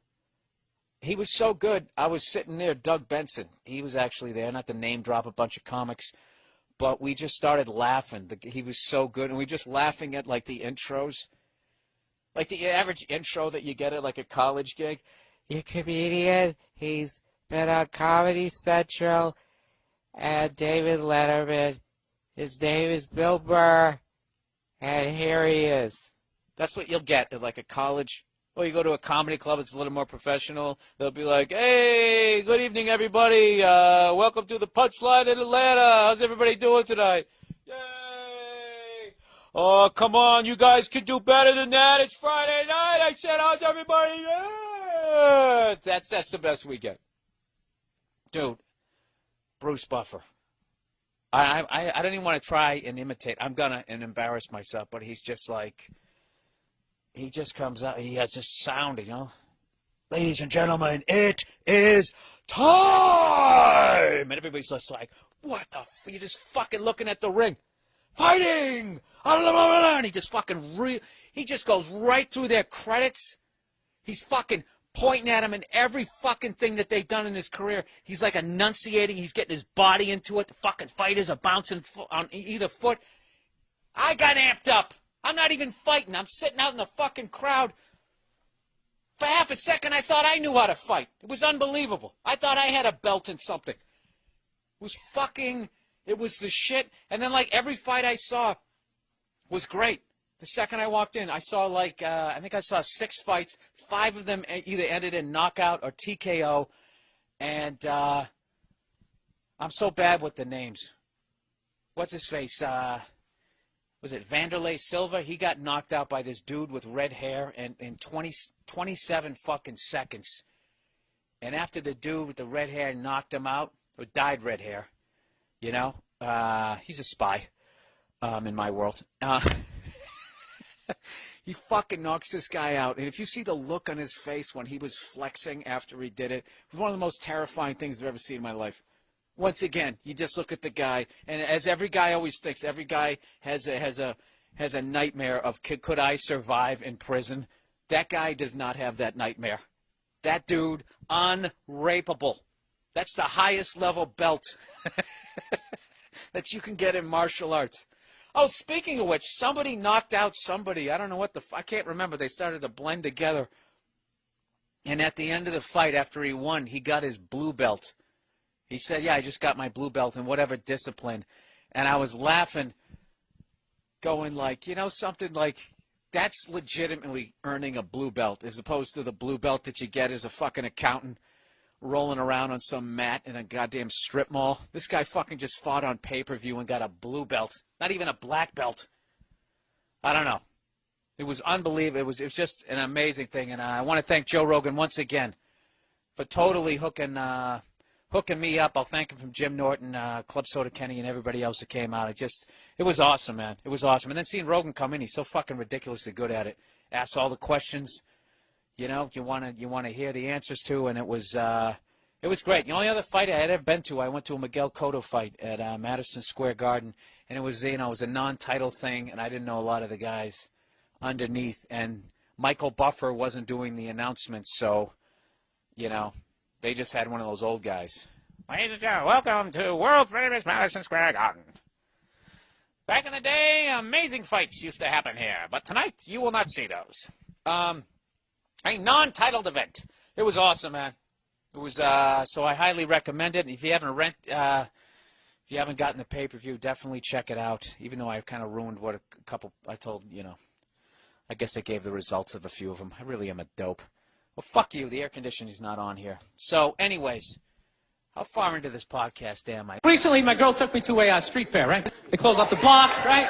They close off the block. There's like shawarma. There's like shit made out of buttons, right? People with no teeth are making keychains, you know? It's a typical girlfriend idea. It sucks, and it's going to take all Saturday, right? I literally walked like 2-3 tables away, and there's this lady standing there with this big table and nothing but muffins, right? She's got this big stupid, look at the muffins I made, look in her face. And the second I saw that shit, that part of my brain was just like, dude, what would happen if you just came up and just said, hey, lady, are these your muffins? Oh, yeah? And just started going fucking bang, bang, bang, bang, bang, bang, bang. Like, how many of these muffins could I mush before anybody did anything? I mean, realistically, I think I could have got the whole table. Because even if you saw me doing that shit, it would take at least 5 to 6 seconds to process. Like, did they say you can do that? Is it like a game? Do you eat the muffin off your fist?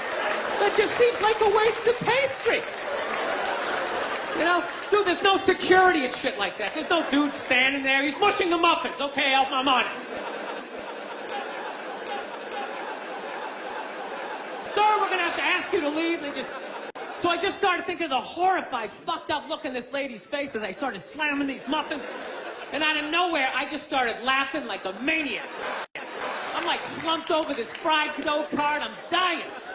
My girl looks at me and she's like, what the hell are you laughing at? And like an idiot, I actually tried to explain this fucked up thought to her. Like she was going to get it on some level, right? I'm just sitting there like, I was just thinking, what if I started punching the muffins? You know what I mean? I just started punching him. And she's just looking at me like, why do I go out with you? All right, I'm out of time. You guys were awesome. Thank you so much.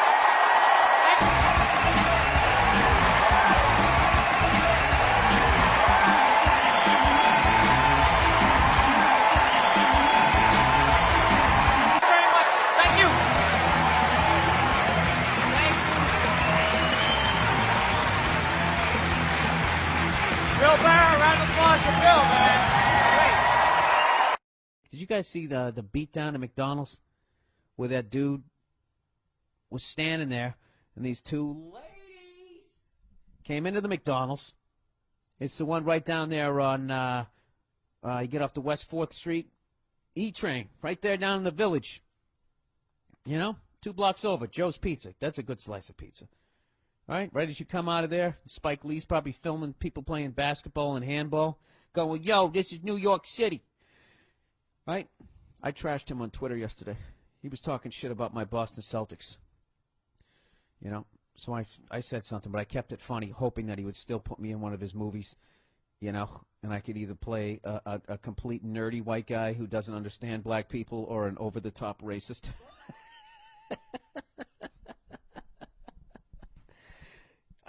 Anyways, I don't give a fuck. Get me in a movie. I'll do it. So anyways, at McDonald's down there. So these two ladies, they walk into the McDonald's, okay, and they try and buy a goddamn Big Mac and a Happy Meal, and they throw a $50 bill on the counter. Right there, major red flag. Who the fuck pays for McDonald's with a $50 bill? Who even has $50 and is going to go into McDonald's? Nobody. There's not been a $50 bill in McDonald's since they started that fucking place. So these ladies try to pass this 50, and the guy behind the counter, he starts looking at the 50, and he's like, "Excuse me, ladies, I don't think that this is real." So they go, "Listen, motherfucker, you better give us a goddamn fish fillet and whatever, quarter pounder with cheese, and give us our fucking change, or we're going to fuck you up." And he said, "I don't think so." And then this girl just hauls off and slaps the guy. Slaps him, and then the other one, and then she climbs up over the counter. Now the other one just starts just really slowly just walking around the counter like, "Well, I guess we got to fuck this guy up. This is what we do." And the guy backs up into the fryolator area, and I don't know where the fuck he found this goddamn lead pipe. It was like you know, like in the cartoons when Bugs Bunny would just sort of, you know, he'd be standing sideways. You'd just have a side view, and he'd have a problem, and he would just turn to the blind side, and all of a sudden he'd have a giant hammer, and he'd hit Elmer Fudd over the head, and you'd be like, "Where the fuck did that come from? Was that leaning up against his right rabbit leg, and I didn't see it? How did Elmer Fudd not fucking see it? Huh? With that gigantic head of his, how did he not view that as a threat?" This guy did the real-life version of that. He was backing up, and he was next to some French fries, and next thing you know, he's got this lead pipe. Oh, and he just fucking starts wearing these girls out with it. Bam, bam, bam. I got to give it up to those girls. They took a good 3-4 each, and then they disappeared under the counter. And he just keeps fucking hitting them. Bam, bam, bam. And this lady's going, "Stop it! Stop it! Stop it!" And he just keeps fucking going. Like this bitch is screaming. It's like those little doggy toys. You know those little doggy toys that squeak? You know, they make those little noises. You know why dogs get so excited? Because it sounds like a fucking animal dying. And it taps into their wild animal side. So this bitch is thinking she's helping shit. She should have been like, "Excuse me, is that something you really want to do?" Instead, she's going, "Stop it! Stop it!" And this guy's, he won't stop hitting him. Will not stop fucking hitting him. All right? So, you know how this shit works. Fucking two ladies attack a guy. Doesn't make a difference. They can sit there and slap you around like you're a fucking cartoon. You're supposed to be like, "They're women. I need to respect them." This guy said, "Fuck that. Fuck that." And like Bugs Bunny turned to the side, and there was this magic lead pipe, and he fucking kicked the shit out of both of them. So, of course, he gets arrested for assault. And I got to admit, I was totally supporting what he was doing through the first 37 hits. It's the last 19 that I'm just like, all right, okay.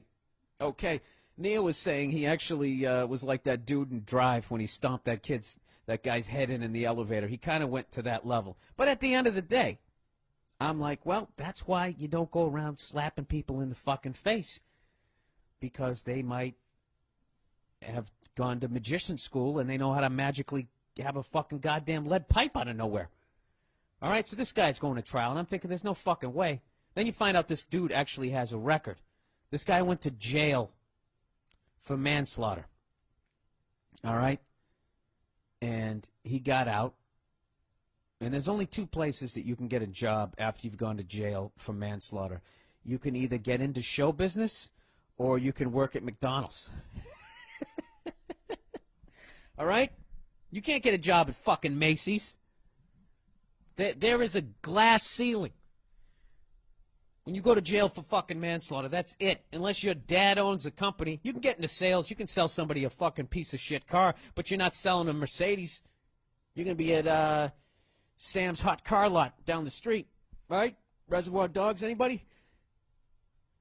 That's why right there, okay, before I even continue talking about this story, that right there, ladies and gentlemen, is why you don't walk around slapping perfect strangers in the face. It's because you don't know their backstory. You don't know what they've done. You don't know what they're capable of doing.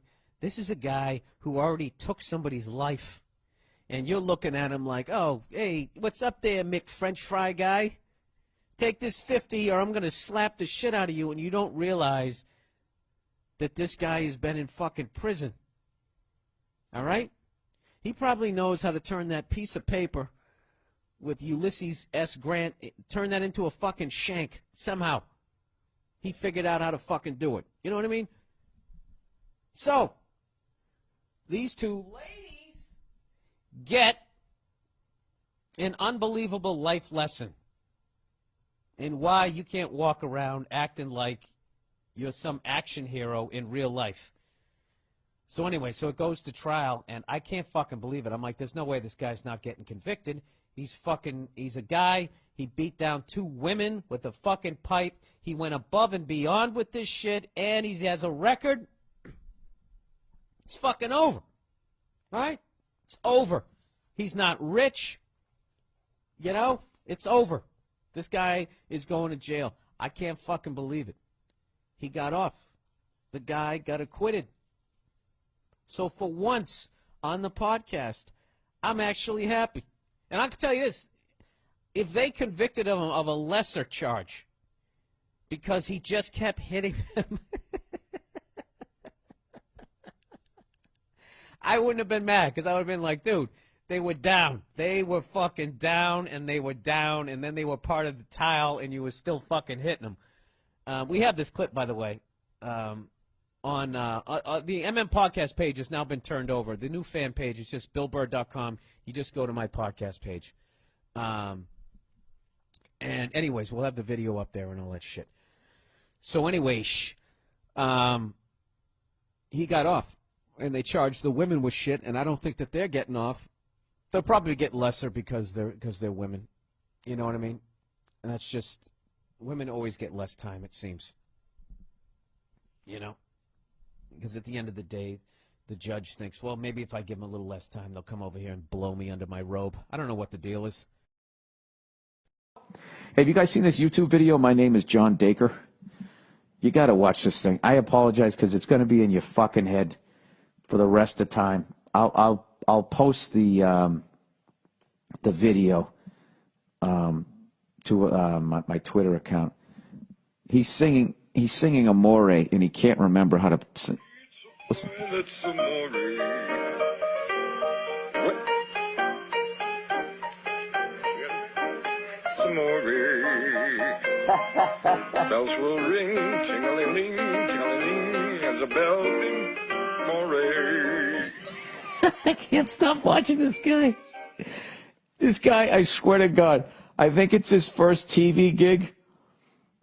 Somebody was sick, I think they say at the beginning, so this guy fills in, and if you look at him, he's literally having an outer-body experience. So it's so funny to me because I can relate to this person, because the first time I did stand-up, I felt like I was watching myself. I fucked everything up.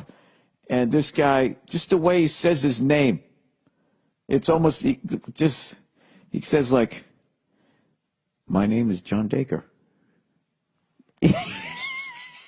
It's like he was outside. I think that might be my favorite part of the video is when this fucking guy just, the way he says his own name. He didn't say, my name's John Dacre. He goes, my name's John Dacre. I did it right the first time, and I just fucked it up. You got to hear this. You got to hear this fucking guy. He says he's singing all these Jesus songs. Hang on.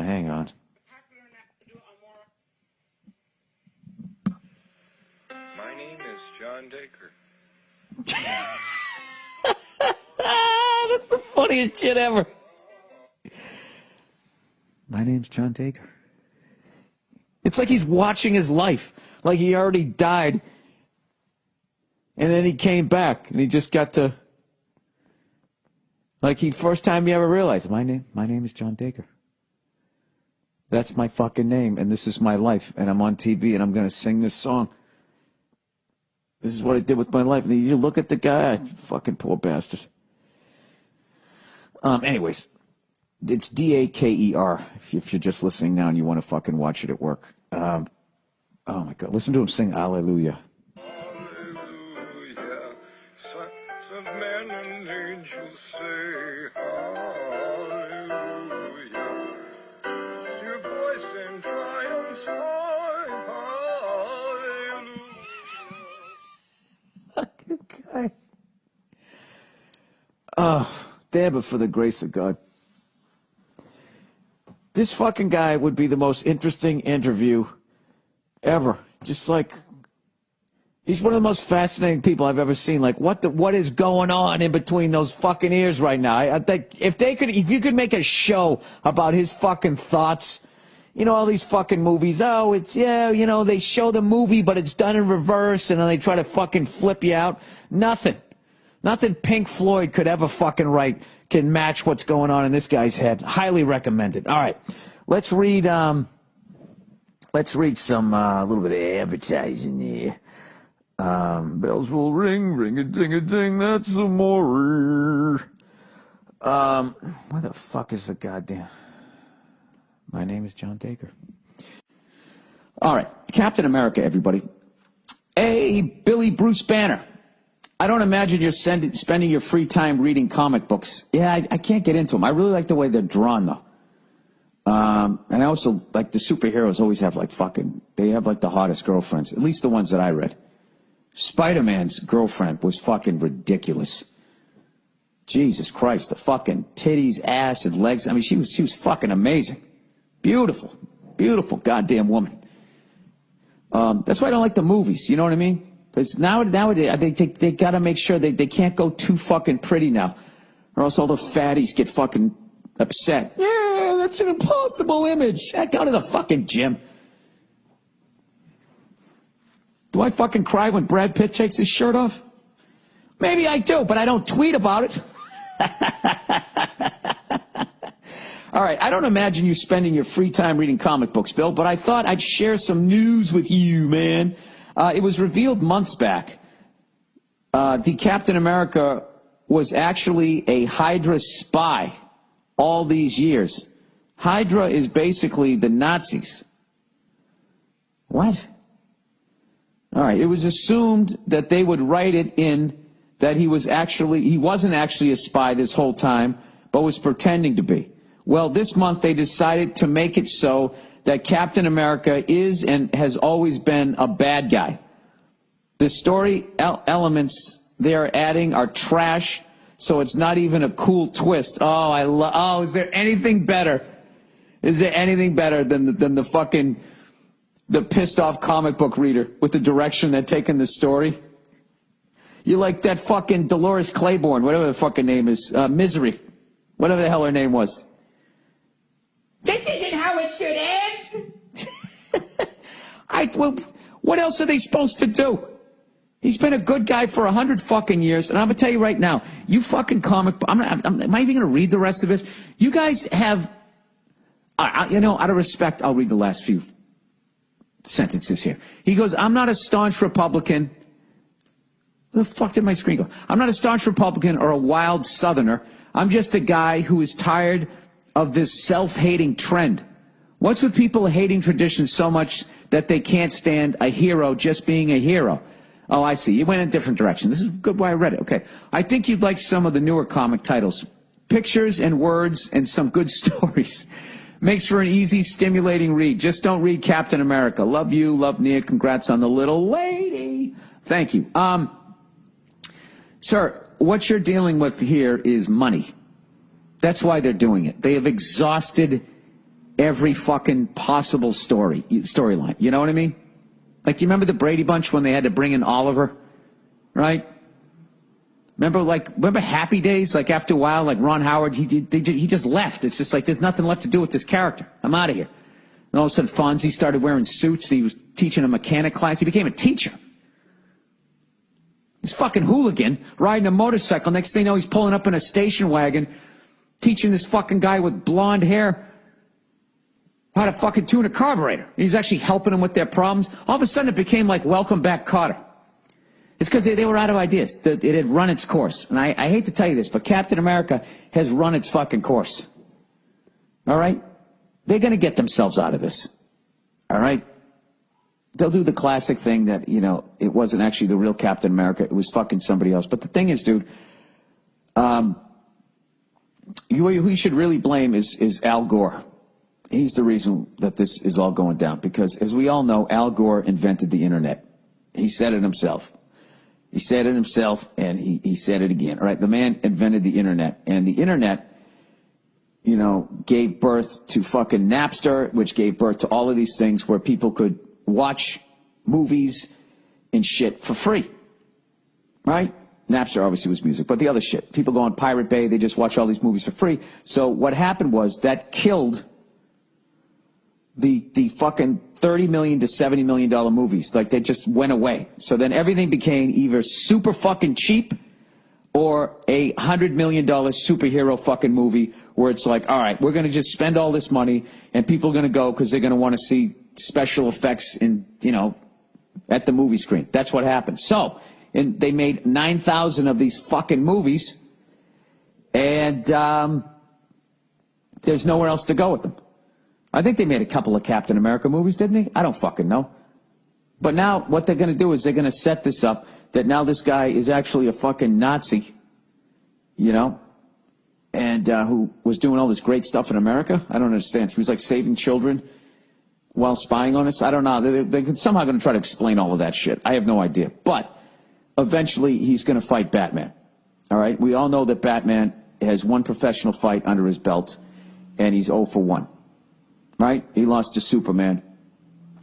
So before he gets another shot at the title, I think he has to fight somebody else. Who's he going to fight? It can't be Lex Luthor and fucking the octopus guy. I mean, those guys, they're played out. All right? They're all punch drunk. Spider-Man's been fucking them up for years. They need somebody new. So this is the only way to go. All right? I would be surprised if Vince McMahon does not sue them for this storyline, because he did this with Hulk Hogan like 50 times. You knew Hulk Hogan was you knew when he was the bad guy I loved, because he would dye the side of his beard. He would dye that fucking black, and then he would have the fucking blonde mustache, which, by the way, I thought looked really cool. He had a great fucking Fu Manchu. He still does. Do you ever see a guy go bald more gracefully than that? He just kept pushing it back like Richard Rawlings, and every time he did it, it was a little further back, And he started wearing the scarves. They'd always come off. And he, I don't know, tanned his head up. He looked great. Yeah, it was fucking raining on. This is one thing I've learned. That when you go to a football game and you're dealing with the elements, the more of a douchebag you look like, the warmer you're going to be. All right, I saw the rain and I said, fuck this. And we went right to Dick's Sporting Good, and I'm like, I'm buying that fucking, I'm going to buy a raincoat with the matching raincoat slacks. I don't give a fuck. I bought a pair of wool socks, and I was good to go. So I'm with Verzi, and, they only had like 2 raincoats left, and they were the exact same color. This fucking grape slush puppy purple. So we both have matching extra large fucking we got the jackets and the pants like we're working at a fucking airport. And we're bringing in the fucking Soul plane, right? That was a purple airplane, right? That's what we look like. So we show up to the game, right? Neither one of us is comfortable because neither one of us is a Jets or a Bills fan, so we're in enemy territory. And it's fucking drizzling out. It's fucking cold. So I proceed to put on this Barney the Dinosaur outfit, right? And right off the bat, Verzi starts punking out, going, "Man, I'm just gonna wear the top. I'm just gonna wear the top," trying to act like it's not raining out that bad. The reality is he didn't want to go through the hazing that he would have to if the two of us walked in with our purple on purple fucking raincoats ×2. We would have got a ton of shit, and I was prepared to take it. I had a whole fucking silly walk I was going to be doing. I don't give a fuck. So he punked out. So we end up walking in, but my head's cold, right? All I have is a baseball cap on. So I'm like, fuck, I got to buy a hat. Can I buy a Bills? Who gives a fuck? They're in last place. Maybe I'll buy a Bills hat. And then I saw this one with a Patriot logo on it. I said, fuck it, I'll get that one. So I put that one on. I'm nice and warm. We go to will call. We pick up our tickets. We go into that high school football stadium that they have out there that I actually love. Looks like an old school football stadium. You know what I like about that football stadium? That's about the size of a football stadium that holds real fans. You know what I mean? All these new ones that hold like 100,000 fucking people, that's all the bandwagon shitheads. You know, when you're 0-4, the real fucking fans show up, or 0-3, right? So we walk into the goddamn stadium. We're loving life, right? I'm already laughing at Verzi because I know damn well what's going to happen. He's going to walk out there. There's going to be some shitty little plastic seat that's going to be covered in fucking water, and the only way he's going to be able to absorb it is through his goddamn jeans and his fucking BVDs. And then he's going to be sitting there with a wrinkled-up nutsack that's going to be getting hypothermia by second quarter. Why do I know this? Because I've been there. So we get a couple of beers. We get this fucking beef on a stick or whatever the fuck they call it. We're good to go. We go in there, sit down. He sits basically down in a fucking puddle. He tried to stick a newspaper down, which is very absorbent. And I don't know. We sat there, and I had hope for about 8 seconds in that game, and the Jets came down and just fucking, they just kicked the shit out of him. Christ, they kicked the shit out of him! And it was just over. So immediately, our solution is just to start drinking the way we drank at the Masters. We're like, fuck it, let's get going here, right? So we're making trip after trip, and all of a sudden, I got to take a piss, right? So I go, and I'm standing in line, and all of a sudden, this fucking 6'5", goofy-looking jackass. One of those guys who's like 6'5", but you still think you can take him because he's just covered in baby fat. You know, he's got a couple of whiskers on his chin, and his cheeks are rosier than St. Nick, right? He's got this jersey on and this big, stupid, I'm a Buffalo Bills fan with the horns on it and stuff, you know. He's the wacky guy. So I'm not even thinking shit, right? This is Bills Jets. I don't have a dog in this fight. I'm not talking any shit. I'm fine. I forgot I was wearing my Patriots hat. And all of a sudden, this big, goofy jackass starts going, what's what you a Patriots fan? You like the Rats? We got a rat over here, the Rats. He likes the fucking Rats. And this shit, right? And I'm like, yeah, you know, whatever. He starts giving me shit. I start giving him shit back. And then the weirdest fucking thing happened. By the time I get in to the actual men's room, I've given these people so much fucking shit that actually there's Bills and Jets fans at a Bills and Jets game. They're playing each other. They stopped giving each other shit, and they teamed up together and started giving me shit, right? And then I just said, I don't know what I was thinking. I felt like I was on stage because it was like a crowd. I wasn't thinking like, hey, you know what, Bill? You really haven't had a fight outside of your family since maybe playing fucking street hockey in the 6th grade. I didn't give a fuck. I'm in a goddamn bathroom waiting to take a piss in a goddamn trough, by the way. And then they just started giving me, fucking, this one dude starts going, Tom Brady sucks dick. He sucks dick. And he's like miming it like ridiculously well. So I'm like, hey, you know, buddy, you do that real well. He goes, I learned it by watching Tom Brady. I'm like, oh, yeah, did you rent that porno, you fucking fag? Gets a little uglier. Then this other dude, I can't remember what the hell he was saying to me. And I just said, look, I'm sorry you guys have never won a Super Bowl.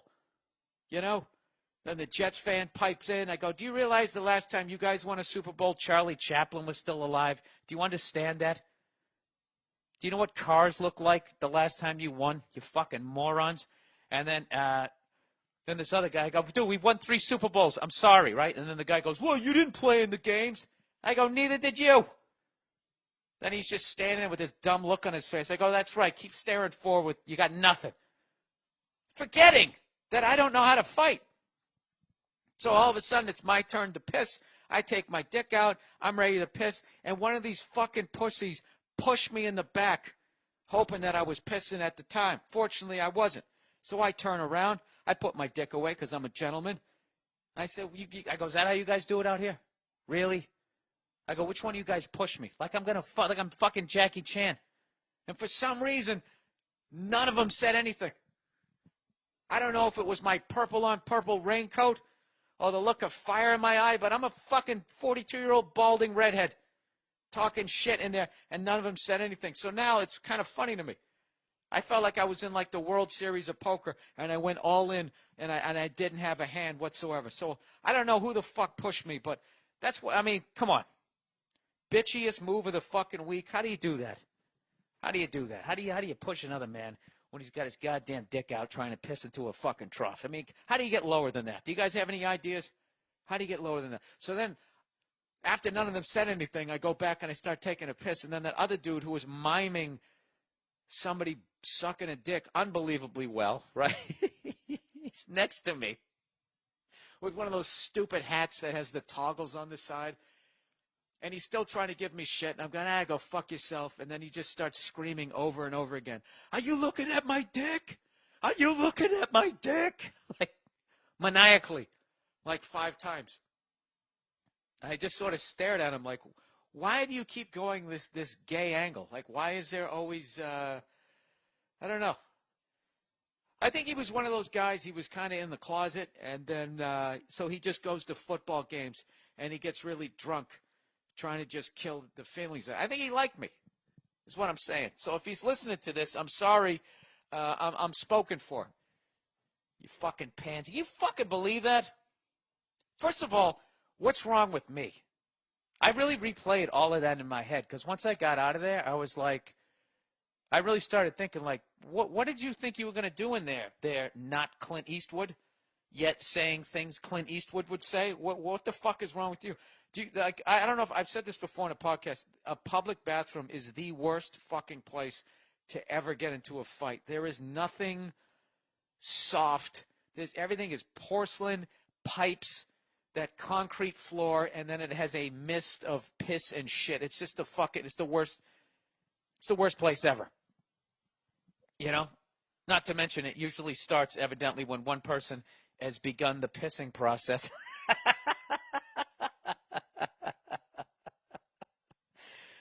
So, older, little bit wiser. So then I'm standing in line to go get some more alcohol, because God knows that's what you need after an incident like that. And I was just kind of just sitting there thinking, like, all right, now, how should I have played that? It should have ended when the dude with the water buffalo hat started giving me shit. What I should have done was roll with it. You like the Patriots? I should have been like, yeah, you guys scored 30 on us last week, man. You guys look great, man. I bet the Jets. I bet against the Jets. I hope you guys. I should have just ended it with that. Ended it. I should have extended an olive branch. That's what I should have done. In the future, that's what the fuck I'm gonna do. Because that was a potentially ugly situation, but fortunately, I think the people who were doing it, had jobs, and no one wanted to get sued, and no one was willing to take it to that level. And when I say fortunately, I mean for me and my face.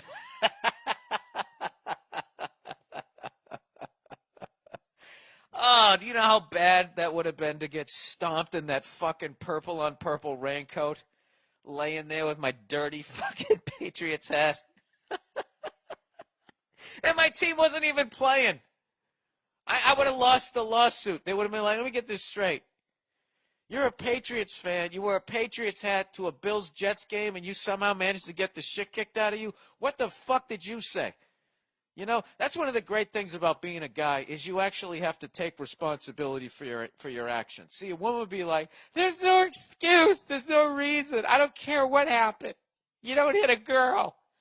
Which is true. You don't hit a fucking girl. But there's no learning in that. There's no lesson. Even my best friends would have been like, yeah, those guys are fucking assholes. But, there would have been an awkward pause. And it would have been like, dude, what the fuck are you talking shit for? By yourself at a game when your team isn't even fucking playing. What's wrong with you? You're 42 years old. Get your shit together. And they would have been right. All right, overrated relationships. Do I really want to read this one with you here? Can you come near the microphone and be a friggin' professional in this unprofessional show? I know, you're just sitting Why there with no are you furniture. wearing moccasins? They're my slippers. They're moccasins. Yeah, moccasin slippers. Hiya, hiya, hiya. You got a little Nothing wrong. Indian blood in you, don't you? I don't. Yes, you really. do. I have like 1/16. What do you got? Black feet in you? You get it? Nothing? I get nothing on that? That was stupid. You know what? What?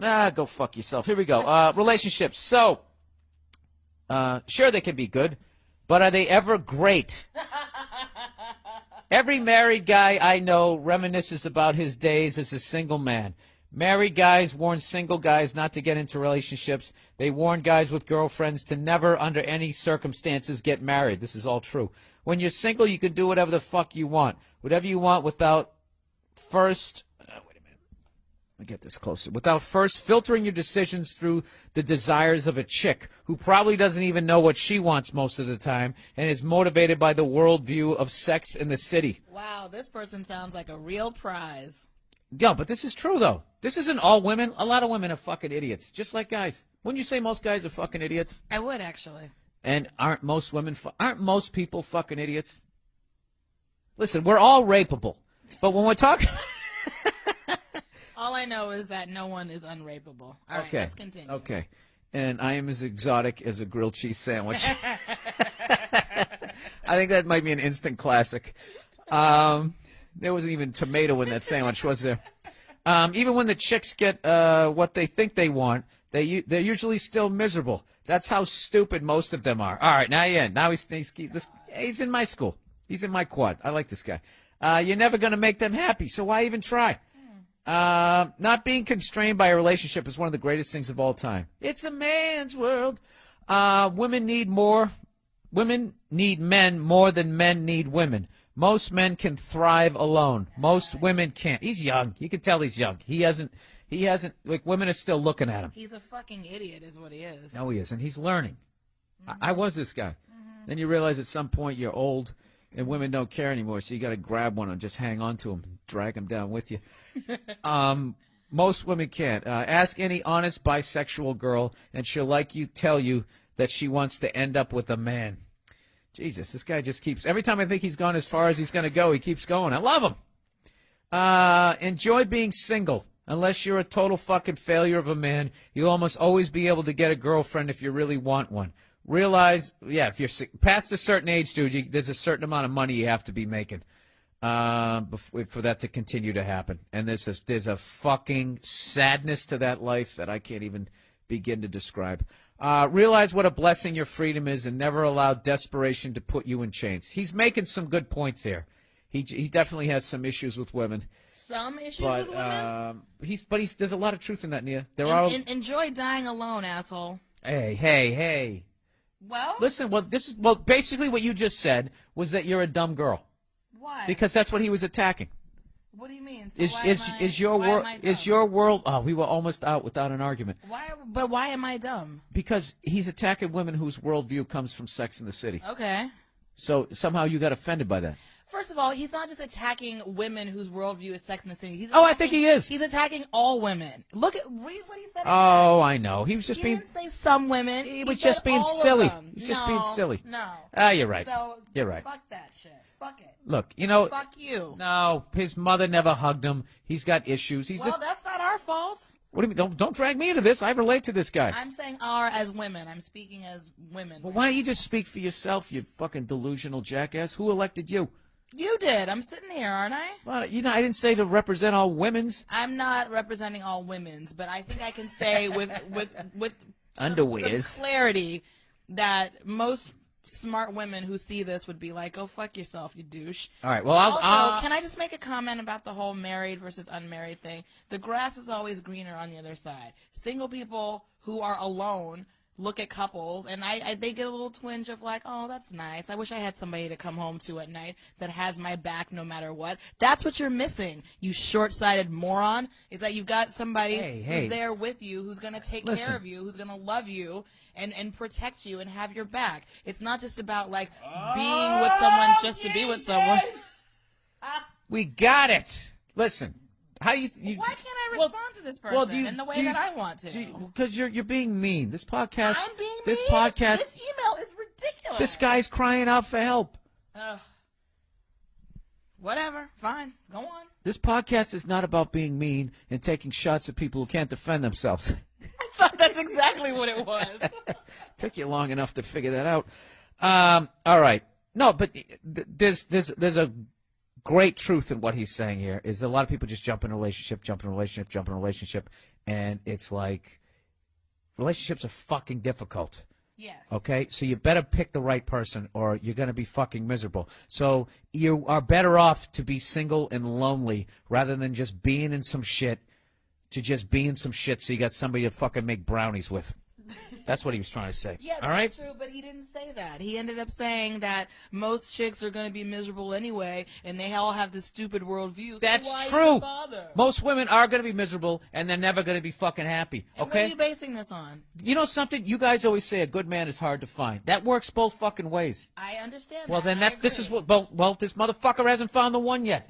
So he's dating So a bunch he's of. lashing out at everybody because he can't seem to figure out how to make a relationship work, and he can't find the value in the relationship. So automatically, it's not valuable. First of all, the only person lashing out is you right now. Well, You've I'm you've annoyed at completely this. lost your temper. There's a guy here. He writes in. He's looking for a little bit of goddamn guidance. No, he he's wants some looking for your advice. approval. That's what it He is. got it. He's fucking hilarious. To listen on Spotify, click the link below. Hey, by the way, I was just going to ask you something. Okay. What were we just talking? I have no memory anymore. What were we just talking about? You think you were the one smoking pot? I know. Oh, don't even get them going. No, you know what? I only got like 10 emails, and I know there's a ton of people who smoke weed who listen to this. So most people followed the rules, which was was basically don't take the podcast seriously, don't Right. name any names, all of that shit. Yeah. But no, I had a bunch of people. They thought I was on some self-righteous thing because I haven't drank since October, even though I'm a self-admitted booze bag. And even though I said on the podcast, there's nothing wrong with smoking weed. I don't give a shit if you smoke more of it. But Right. my point is, stop acting like it's this, like, what is the fucking word? Harmless. Not harmless, just like there's no side effects. Like Right. like yeah. there's all this. There's like this is the shit that's out there about weed. That it's not addictive. I drive better when I'm on it. How is that? I don't know, dude. It's like everything's in focus, man. They hate that voice. Hey, man. Hey, man. You know, I love that voice. potheads, man. It's like when they drive down the street, man, it's just like not only are you focused on the road, you're taking in nature. Like all that shit and acting like it's the answer to all the universe's fucking problems. That shit. That's all I was talking about. I understand that the same way someone can, enjoy getting fucked up, drinking booze, and not be an alcoholic, have it under control, but every once in a while, they go out and get ripped up on the weekend. Right. Yeah. Well, yeah. It also has to do with your age, too. If you're in your fucking 20s, you're still getting blasted Friday, Saturday night, that's fine, but you just put the kids to bed and you're hitting a fucking bong every night. I mean, come on. You got an issue. I had this dude, right? And that's the thing. This is like, maybe I'm jealous as a fucking booze bag here. It's just, nobody gives, like, if you're fucking a pothead, people think it's funny. Right. There's just something that's considered funny about it. But, like, you watch, like, Intervention. Okay? They have alcoholics. They have people on meth, cokeheads, heroin. They got everything. There's not been one fucking pothead. Because they don't do anything exciting when they're high. When you're Is a that what it pothead, is? you don't do anything exciting. You sit around, you watch TV, you giggle, you eat. Right. And then that's you know what it. happens? You go and to if you're not movies, and if you're not you know? careful, 2.5 decades goes by, Right. and you're in your early 40s And you're going, still sitting on the couch. yeah, still watching fucking Snagglepuss, eating fucking Doritos. That's the thing. Yeah. that was a joke. It's not nearly as it's not nearly as dramatic and exciting No, as there's- someone who's on meth. There's no mothers against weed, man. And there's nobody, like when the cops pull you over, there's no weed breathalyzer. You can be fucking baked out of your mind. What can they do to you? They don't have any kind of roadside test to see if you're stoned? I remember they talked about doing something like that. But when they have those roadblocks set up at night, none of it's for weed. All it is for fucking booze. Right. Look, this is what kills me, okay? I got an email this week, all right? This guy tells me, he goes, first of all, Mian, you should read. I just do it because it annoys the I shit laugh out of him. every time at that. I think it's funny. This guy goes, you should probably read up a little bit on weed, man, before you go off on it. And he said that I can smoke 3.5 grams of weed and be fully functional and drive a car or operate machinery. What is I don't know. I don't know. Look, 3.5 grams. I don't 3.5. know. I don't know. I don't fucking know. A joint? Let's just say it is a joint, which I think it's a little more than that. Okay. All right. But let's just say it is that. Right. You smoke a joint, you're fucking high. You're high. You're not fully functional. He's confusing his tolerance with being fully functional. Fully functional is getting 8 hours sleep. You wake up stone sober. And even if you want to get to the letter of the law, it's like 3 nights in a row of 8 hours sleep, just in case you only got 4 nights a few nights ago. For you to totally be 100%, you're eating healthy, that's fully functional. All right? Yeah. Smoking 3.5 grams of fucking weed, you're not fully functional.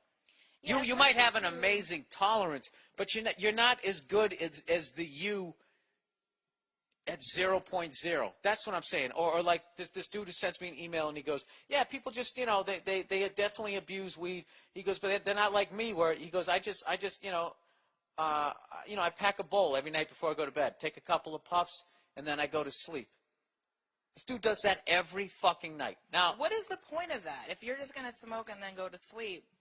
Now, I might be ignorant, but to me it sounds like he's using it as like this sedative, like this sleep like instead aid. of Ambien or something. Or maybe it's just his way to unwind. I don't know. That seemed every night, though? Which is fine. But it goes back to my point where if I had a couple, I'd have to drink probably like a couple of beers to get what probably feels like, a couple of puffs of weed, right? Yes? No? Yeah, I guess so. Okay. If I was doing that every night, if every night you was laying here in bed and I would go over here, hey man, just going to have a couple of Budweisers, and I was sitting here with that fucking happy hat with the straws going in my mouth. Yeah, I'd be like, why are you doing this every night? Every night. What's the matter with you? 365 fucking days a year. I would say that to you if you were smoking weed every single night, too. Why do you feel the need to smoke weed every single night? Let me ask you this. What if I only, to argue the pothead side, what if I only had 2 beers? Versus? Every night. I didn't drink at all. But on the weekends, I never got shit-faced. Just every night before I went to bed, I drank 2 beers. I would think that was weird. You think it was weird? Yeah. Why are you so uptight, man? And I think smoking weed is great. I love to smoke weed. It's fun, but I think smoking every single day is a little excessive. And I feel like if you talk to anybody who used to smoke that frequently and who doesn't anymore, I think they will tell you that they probably feel more motivated or less depressed or something. It does have effects on you. Okay, that's all. I went over the top, as always, because that always shakes a few people out of the trees, and then they go, let me tell you something, and they fire up the emails, which fuels the podcast. Who's kidding who? But, that's all I'm saying, is that the thing that I can't stand about fucking weed is that people act like there's no consequences to smoking it, and if anything, it expands, your creativity and all that type of shit. I think it's like anything. Maybe initially it does, but after a while, or maybe if you do it within fucking reason, yes. But I've seen, up close and personal with nameless fucking people. I've watched. I told that story of what's-his-face, who I'm not going to say who fucking hit the dude with the car at work because he thought he had it in neutral, but he had it in gear, and he hit the guy in the fucking head. Yeah. And he's still, still, he's going, dude, the weed isn't the problem. And it's just, and he gets high every fucking day. I remember one time we went on a road trip, just to fuck with him, right? We were driving on this road trip, and he goes to, to break out his fucking shit, right? And we go, no, dude, you can't, it's a rental car, you can't smoke. And he goes, all right, well, pull over. Like, dude, we're not pulling over, and you're not smoking on this trip. Dude, the fucking panic that he went, he's like, dude, fucking let me out then, I'm done, I'm not going on this road trip. He absolutely lost his fucking shit. And it'd be like, if somebody said I can't drink, if I wasn't driving, I couldn't drink in the car. Dude, don't drink and drive. I'd be like, all right, dude, yeah, you fucking goddamn Mary, fine, I won't. But this guy was like, it was like he was having a physical he was a panic attack. Right. If he couldn't smoke his fucking weed. Now, I'm not saying everybody who smokes weed's like that, but what I'm saying is that shit is never fucking reported. The same way when I break your ovaries about the whole like the women image on TV, like they always showing you guys as victims or accomplishing stuff, but they never show the gold digging whore. See, I had you right then until I attacked women. I gotta go. Oh, it was going good. All right. Well, thank you for stopping by the podcast. No, sure, anytime. Yeah, you can get ready when you have to get here. Yeah, but I don't want to. Like I said, I don't want to distract you. And plus, you start picking on me. Have you heard? That's the real reason. I'm just saying. Stop acting like what I'm doing here is any sort of an art. All right. Well, have fun tonight. Okay. All right. So back to the damn. So all right. So all you, not all you potheads, just the 10 that fucking wrote into me. Sorry, the electrolytes again. Yeah, I was breaking. Can any pothead out there just be fucking honest with that and at least admit that maybe it isn't you, that at least you've had a fucking friend of yours who, like, discovered weed, liked it, really liked it, and then it just became their motivation when they got up. All right? It's fucking unreal to me that the third week in a row on the podcast I have to act like this person, exists to the world. Everybody knows this fucking guy. All right? But he's never talked about, and I want to know why none of these fucking burnouts are brought on to intervention. That's what I want him to see. Just some kid sitting there past, in a fucking weed fog, couple of hacky sacks in the background, his dirty surfer shorts, just fucking toasted out of his fucking mind, and that's all he's been doing for 5, 6 critical years in his 20s. Hasn't finished college. Wake and bake. That guy. Come on. Everybody, I'm sick of it. All that horse shit. It comes from the ground, man. It's fucking annoying. It's fucking annoying. But whatever. I guess I'm becoming too prudish on this podcast. This guy writes, "Hey, Bill, what the fuck happened? You bashing hot sluts on South Beach last week. You stopped drinking. You're talking shit about pot like you're fucking Alan Thicke." I didn't know. Does he talk shit about him? About pot, I mean? You know that life is a drag. For Christ's sake, you grew up in New England. You know what I'm talking about. 9 months of shitty weather. Your boss is a prick. All you have to look forward to is the weekend to let loose and unwind. Dude, I totally get that. I totally get that. I work for myself, and I still want to get bombed out of my fucking tree. He says, "Quit talking shit about pot, would you? Pussy, drugs, and alcohol are all good things. Take care, pal." Yeah, dude, I totally agree with that shit, but you know what I'm saying. First of all, if I go down to South Beach and all I do is talk about how hot the women are, that will be informative, that will be obvious, and that will be 1 minute of the podcast. Everybody knows they're hot down there. But if I talk to them, if I say that they're whores, and they look like a bunch of goddamn prostitutes walking down the street, that gives me like 8 minutes of shit to go off on. All right? Jesus Christ, do I have to break down the whole process for you people? You haven't figured out. It's it's not a lot of levels to this podcast. You give me a topic, I fucking go off on it with very little knowledge. It annoys people who are informed on the subject, and then they send me emails in, and then I just yell at them, even if they've proven their point. That's basically it. Let's plow ahead. Oh, by the way, I've really pissed off a lot of potheads, evidently, on my podcast. They think that I am against smoking weed and that I'm trashing that whole fucking lifestyle.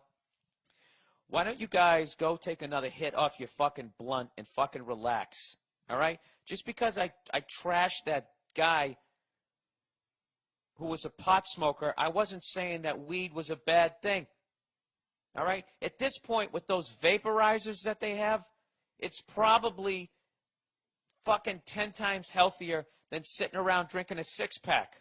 I don't have a fucking problem. I wasn't talking about smoking weed. I was making fun of a loser. I was telling that woman that she was dating a fucking loser. All right? As a man, your job is to go out and fucking provide.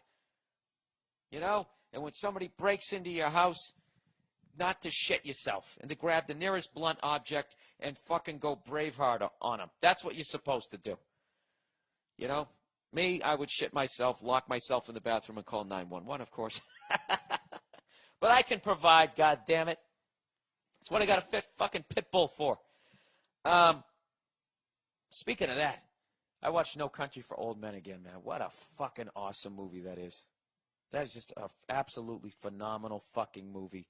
It actually made me sad that we were in Final Descent. That's how good that goddamn movie is. But anyway, so just know that, potheads. I'm not making fun. You know, if I make fun of some guy who's a booze bag fucking loser who's sitting around drinking beer all day on the couch, that doesn't mean that I don't think that anybody should drink. All right? So fucking relax. Jesus Christ, I thought you got mellow when you smoked weed. Anyways, let's plow ahead. Hey, potheads, can you guys basically just admit that you want weed to be free just so you can just sit around smoking it and not have to worry about anybody hassling you? You know, to use a classic hippie word. Why can't you just admit that and stop telling me about, you know, how the fucking Declaration of Independence was written on hemp and all these, you know. I mean, Jesus Christ, you can make a potted plant out of an empty 40 ounce. I'm not going to sit there and act like I don't wish that I want to drink in public, right? Dude, my brain shut down 7 minutes ago. I don't even know what the fuck I'm talking about. I need to start reading again. Advice. Dear Bill, I've got a few shitty things going on in my life right now that I need to vent about. Also, I would like to hear your advice. Okay, you guys don't need to have fucking intros like that. Just ask me the advice, because then I'll read them and sound like a shithead. First things first, I live in South Carolina, and I think you can guess that pretty much blows. I'm 22 years old, and I just graduated from college with a degree in psychology. My job outlook is pretty bleak right now, and I just got laid off from my shitty delivery job. Jesus Christ, what the fuck is going on in this country? This dude has a degree in psychology, and he's delivering fucking Entenmann's cakes to supermarkets. And he gets laid off. Because I must have applied for at least 30 jobs at this point, and I've stopped applying for the ones that I'm underqualified for. And I've started, and I'm still unemployed. I don't understand why the access of entry into the restaurant industry is so fucking high. I can't even get a job serving because they keep telling me we only hire people with 2 years of experience. Yeah. Well, it's the law. It's the laws of supply and demand. You know, if we weren't in the middle of a recession, you could walk in there with coming out of prison, and they'd let you work the goddamn mesquite grill. Yeah, I worked in a restaurant. There's a bunch of fucking drug addicts. It was such a good economy. It was like 1987. Wait a second. That was right after Black Monday. I don't know. Maybe it was the South. I have no idea. I worked at this place called the Sable Cafe in Cary, North Carolina, way back in the day. And we used to have this douche who came in. He was on work release. He was in prison, and they would let him out so he could wash dishes and work his way back. Not wash dishes. He actually worked the fucking cooking line. He was above me. Right.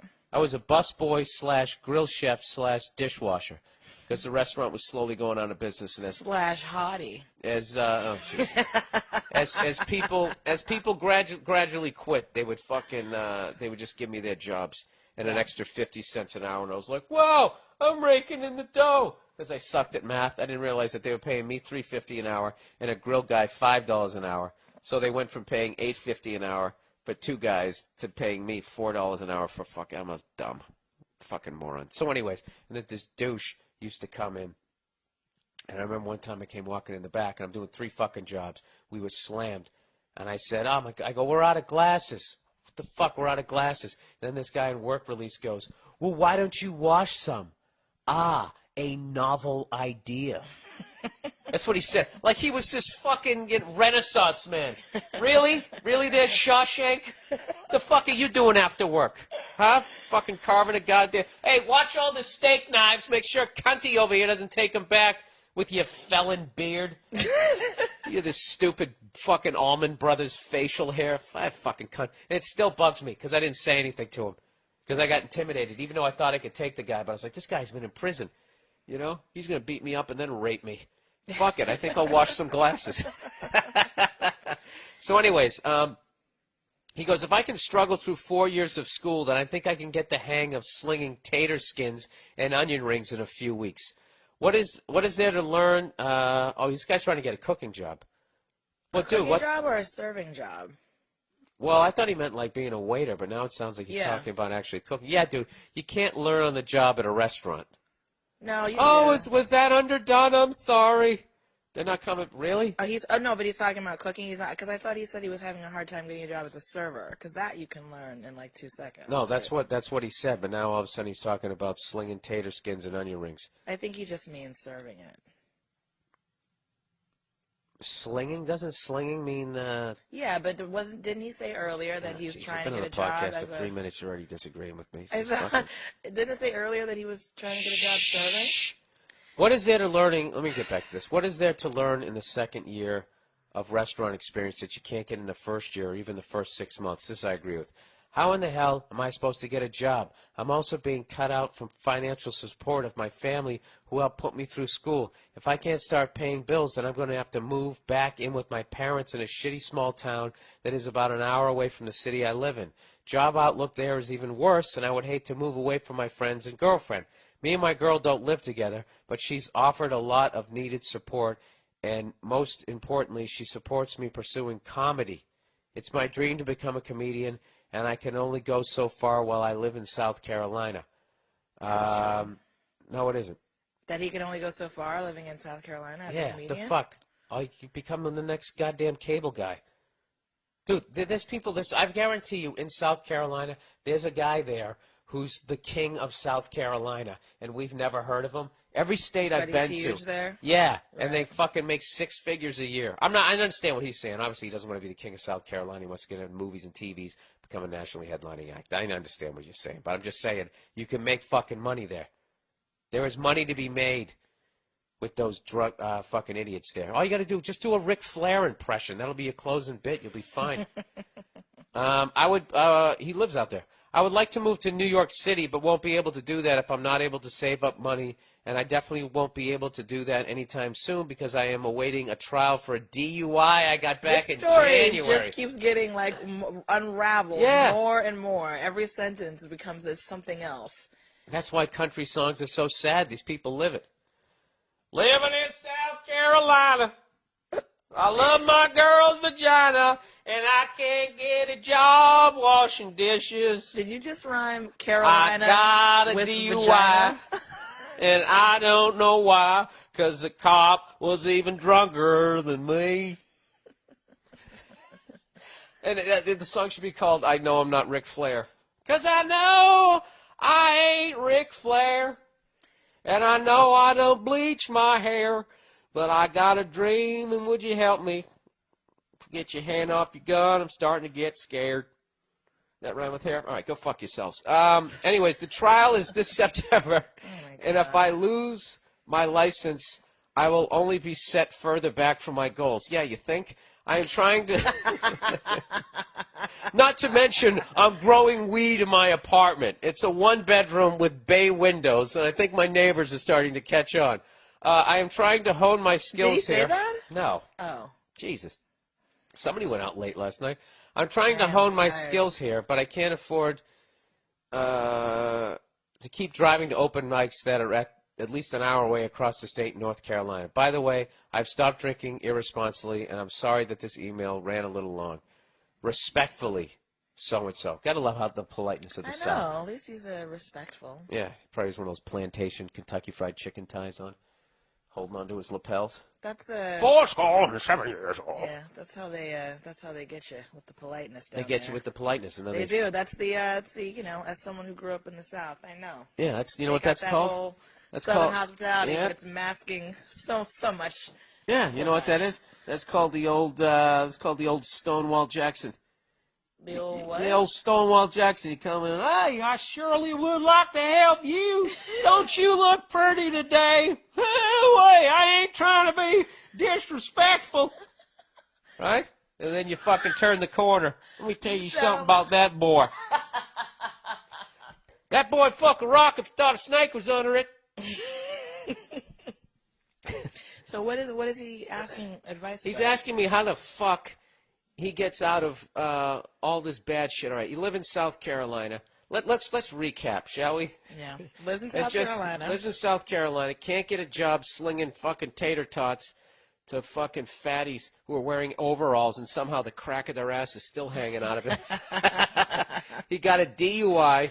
He's going to have to move back home with his parents an hour away where the job shit is even worse than it is where he is right now. And Jesus Christ, and he wants to live his dream. I mean, I only see one solution here other than hitting the lottery. You got to start dealing weed.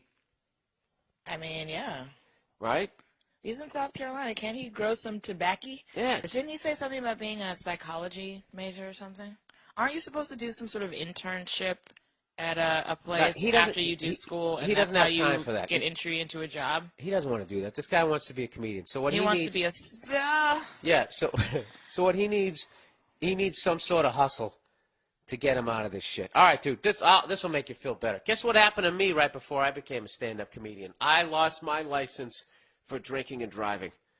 This is what you got to do, dude. You got to get through your DUI. And I don't know what to tell you, man. You got to somehow try and find a fucking job. Fuck. I lived at home with my parents. I had a day job, and then I did comedy at night, and I saved every fucking dime. I drove a piece of shit car, and when it died, rather than get a new one, I just had him throw a new engine in my old one. So I only went like $1,500 in debt rather than $15,000. That's what I did. So, listen.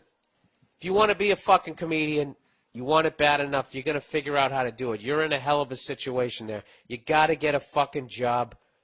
Dude, I would take any fucking job you can take, landscaping, anything you can do. Get through this fucking DUI horse shit. And despite the fact that you work all day, you still got to go out and you still have to do those open mics. You got to do it. And as hard as it's gonna be, it's gonna make you tough, and that's what you got to be to make it in the world. You got to be tough. You got to get up. You know what? You've been knocked on your ass.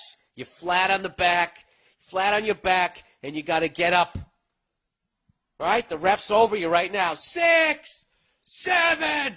Most people just lay there. I'm gonna go fucking lay between my mom's titties and just say I quit in life. You're not gonna do that, are you? You're gonna pick yourself up. You should have seen the look she just gave me. Yeah, I'm trying to inspire him. This kid is in a fucking hole. Yeah, but he can get out of it. He's got to suck it up. How would you get out of it? Like you said. How would you get out of it? I would do like you said. I'd have to take any job that I could get. But I'm a female, Subtext. so maybe I could get... No! I was thinking babysitting, you pervert. You'd whore yourself out. No, I wouldn't. Wah, wah, wah, wah. My name is Nia, boo, boo, boo, boo, and I got some high heels. Do, do, do, do. Who wants to fucking hit this? I want to be a comedian. Stand up right now. That was like a new bit. It bombed, and now I'm going to go to a proven joke that I've told 600 times and make it sound brand new. All right? Here we go. Advice. Bill, I recently got dumped by my girlfriend through behaving like an idiot. To be honest, in her shoes, I would have done the same thing, with the difference that I would have given me a second chance. For the record, no, I didn't cheat on her. Instead, I found myself getting quite broody. I think that means depressed, with all the heaviness that goes with that. Who knew that can happen to men, too? I certainly didn't. What does broody mean? What does it mean to be brooding? Isn't that what What's-His-Face did in Rumblefish? Matt Dillon? Isn't that how he got all his acting work? They used to always say he had the brooding good looks. So what happened? You'd be in the apartment with your girlfriend, she'd be trying to talk to you, and you'd be leaned up against one wall, one foot on the floor, the other one up against the wall. And she'd be like, "What do you want for breakfast?" And then you just sort of look, you look to the side. I don't know. It just doesn't feel right. Did you have a cigarette pack rolled up in your T-shirt? What the fuck is broody? I don't know what that is. Anyway, he goes, I believe I'm through that madness now, and yet while I was only with her for about 3 months, I miss her companionship terribly. I think he means he was depressed. Anyways, he goes, I sent her some flowers to say I was sorry, but she says she doesn't want to see or talk with me, although she says she will contact me in the future when some other heavy shit she's going through right now is over. I feel I owe the situation one last roll of the dice at the very least. Do you have any suggestions? Yeah, you guys need to not be near each other. All right?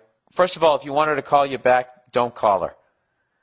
All right? Because you're going to sound even more brooding as you're standing there crying with a bouquet of flowers or whatever the fuck you're going through. And then this whole thing where she says she'll contact you in the future when some heavy shit she's going through right now is over with, you know. I'm thinking of that movie Barfly. You guys both like Alcoholics? What is the heavy shit she's got to get through? The fucking 12-pound meat hammer she's going to be riding tonight? I'm not trying to be a dick, but look, what you got to do right now, okay, if you're out there brooding and you're all depressed, you're probably not coming across as someone she wants to mate with who's going to bring her some strong offspring, okay, to get all Discovery Channel on you. So what you got to do is you got to show her that you're a man. So what you got to do is just let her go, all right?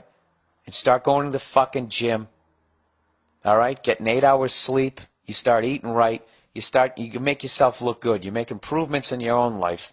So the next time she sees you, if you run into her, you look great. All right? What was that fucking Rodney Dangerfield thing? What was that movie where they were doing the Cyrano de Bergerac shit? Remember that? Chico, tell her you're the man. Remember that? That's what you got to do. Next time she sees you, you're fucking confident. Nah, that's bad advice. What, are you going to pretend to be confident? I don't know. I'm just saying, you know what, dude? Focus on yourself. Get your own shit together. You know, and don't wait for her to call you, you know? Start working out, eating right, getting some sleep. Go do some shit you always wanted to fucking do, you know? And go out to clubs. Start talking to girls who are, quote-unquote, way out of your league. See what the fuck happens, you know? But the last thing you want to do right now, I swear to God, is to sit around thinking about that girl or calling her or sending her flowers and a box of chocolates and all that shit because, you know, she needs a break from you, I think. And granted, once again, I give out this advice knowing that I didn't really go to college. I did, but it doesn't really count. And I have no background whatsoever, and I don't fucking read. So you're on your own if you take my advice. I take no responsibility for this shit whatsoever, all right? And not to mention, there's a zillion fucking chicks out there. Why don't you go join one of those dating services? That's a great fucking way to get laid. You know? Someone was talking to me about that the other day. You know? There's like 2 of them. One of them's about really getting into a relationship, and the other one's just about fucking. Join the one that's just about fucking, and go down to BJ's Wholesale and get some condoms and bang away. All right? But the last thing you want to do is to get all fucking depressed about this shit and waste another couple months of your life brooding. All right? Dust yourself off. Get back in the game. All right? All right. Next one. Hey, Bill, I got an interesting situation going on. I've been really good friends with this friend. Oh, dude. Oh, can I digress for half a second? Do you know it's the 20th anniversary of Nirvana's Nevermind? And I bought Spin Magazine. They had this giant article, and everybody was talking about it. And for the majority of people were just like, dude, when that album came out, man, I was just like, fuck hair metal. This is something different, and it's fucking over. Was I the only guy who heard that album and was just kind of like, yeah, you know, I kind of still like Whitesnake. I did. I was too far down the hair metal trail. I didn't realize how good Nirvana was. And I hated Pearl Jam. Fucking hated them. I hated Eddie Vedder's stupid I'm in a trance on purpose face. Even when he'd sit there and he'd fucking have his arms up and his wrists were all fucking limp and he was making those faces on fucking purpose. He looked like he should have been on wrestling or something. He's crazy Eddie Vedder. I hated that fucking I still hate that fucking album. Even flow. Hate it. I like their other stuff. Vitology, I like when he stopped making the faces. You know what he was like? He was like Mel Gibson in the first Lethal Weapon when he was fucking acting like he was suicidal and it was so awful they had to make him stop. That's what Eddie Vedder was like in the first Pearl Jam. And then they'd go to fucking interview. Do you ever see that interview Kurt Loder did? If somebody can find this fucking video, they interview Eddie Vedder, and he's like literally in like the fetal position, making this face like he doesn't want to be interviewed. It's like, Eddie, you don't have to do the interview. You could just say, I'm suffering from exhaustion, and everyone will think you have a coke problem, but who gives a fuck, right? So I wasn't into any of that shit. I didn't get into Nirvana until probably 1993.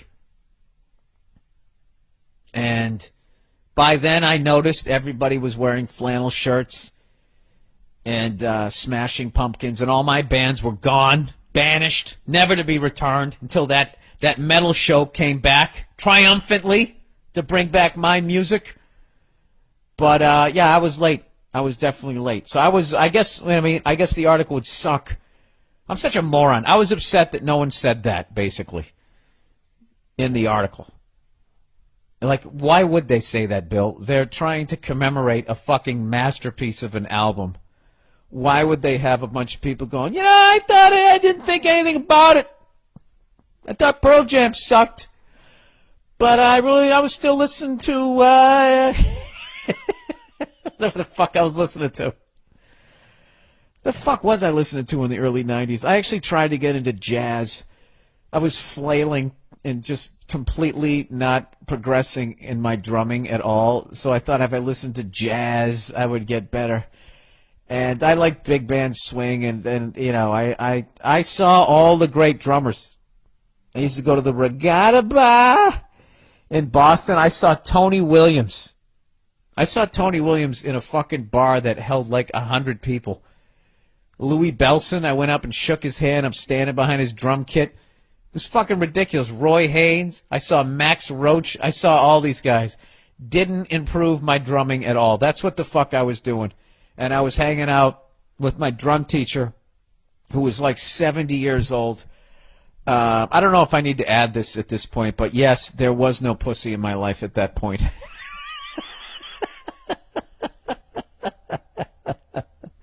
So anyways, yeah, I kind of missed the beginning of the grunge thing.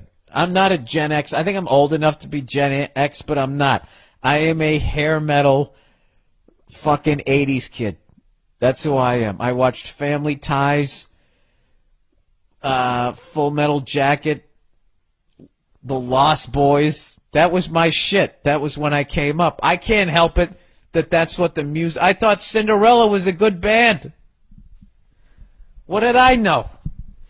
Just a fucking redhead kid in the middle of nowhere. Yeah, so they would just... Everybody was just going...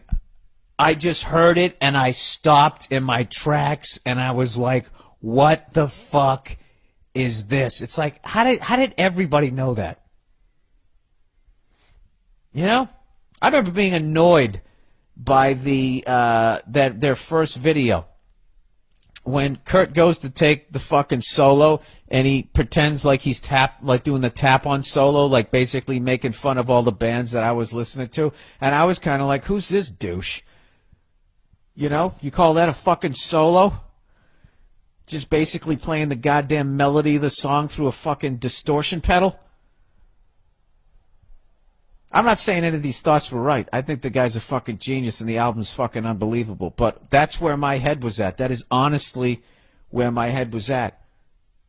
Like when Axl Rose had his run-in backstage with them, at whatever award show that was, when the bass player and now senator threw it up in the air and it fucking crashed down on his forehead.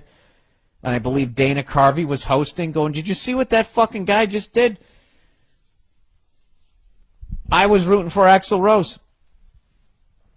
I think the only thing that I did respectively, as far as my music listening, between 1988 and 1992 was I never bought Guns N' Roses' Use Your Illusion 1 or 2.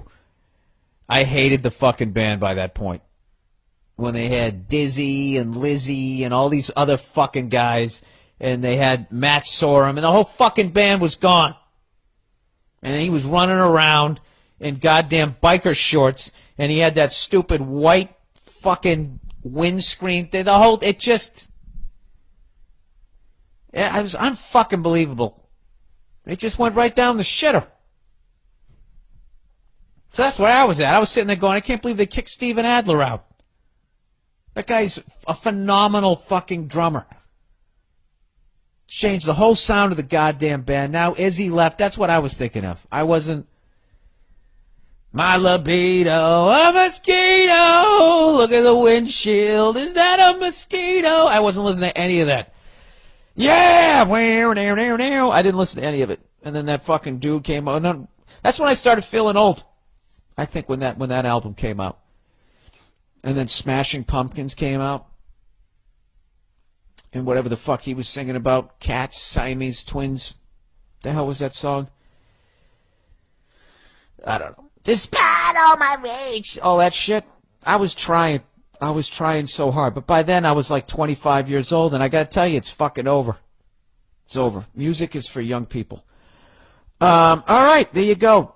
If you wanted to relive the early 90s through my fucking eyeballs, there it was. Jesus Christ, was that long enough for you?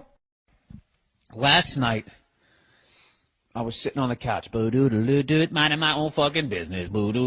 I was watching Metal Mania on VH1.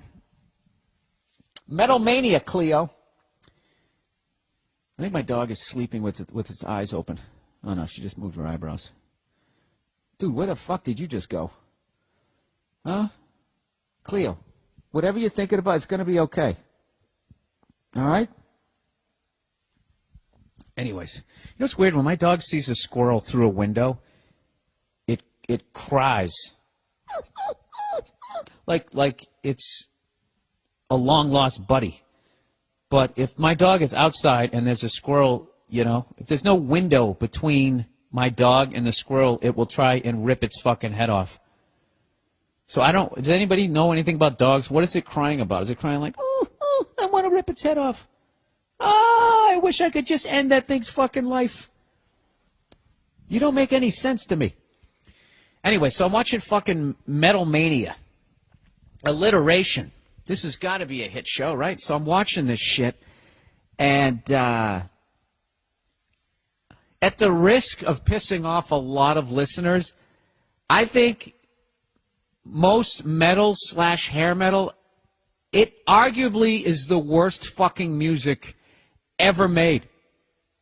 Worse than disco. I don't know why disco gets such a bad rap. Like, disco is the default example of bad music, the way Hitler is the default example of evil. Dude, he's the next Hitler. It's always the next fucking Hitler. Never Pol Pot.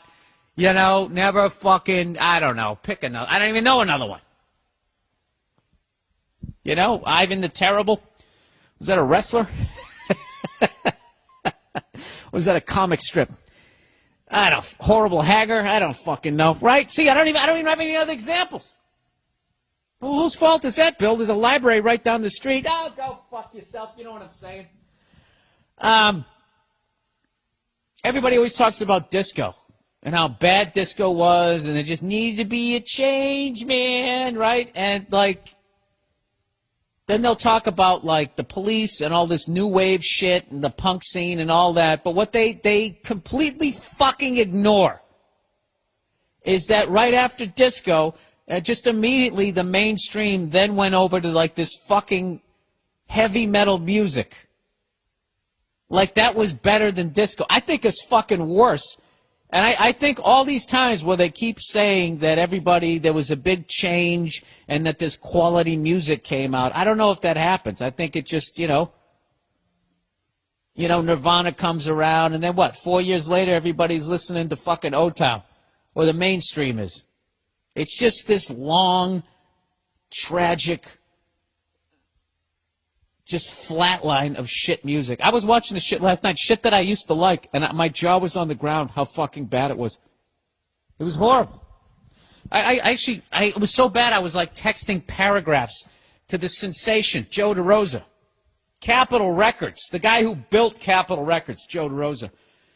I'll get a little intimate here with you. I'll read you the text message I fucking wrote Joe. Oh, Joe, where the hell are we? Where the hell are we?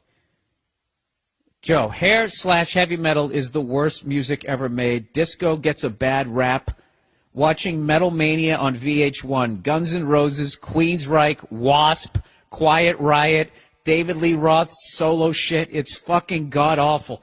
Yeah, I saw David Lee Roth on his Eat 'em and Smile tour. And I saw that video last night. Going crazy from the heat.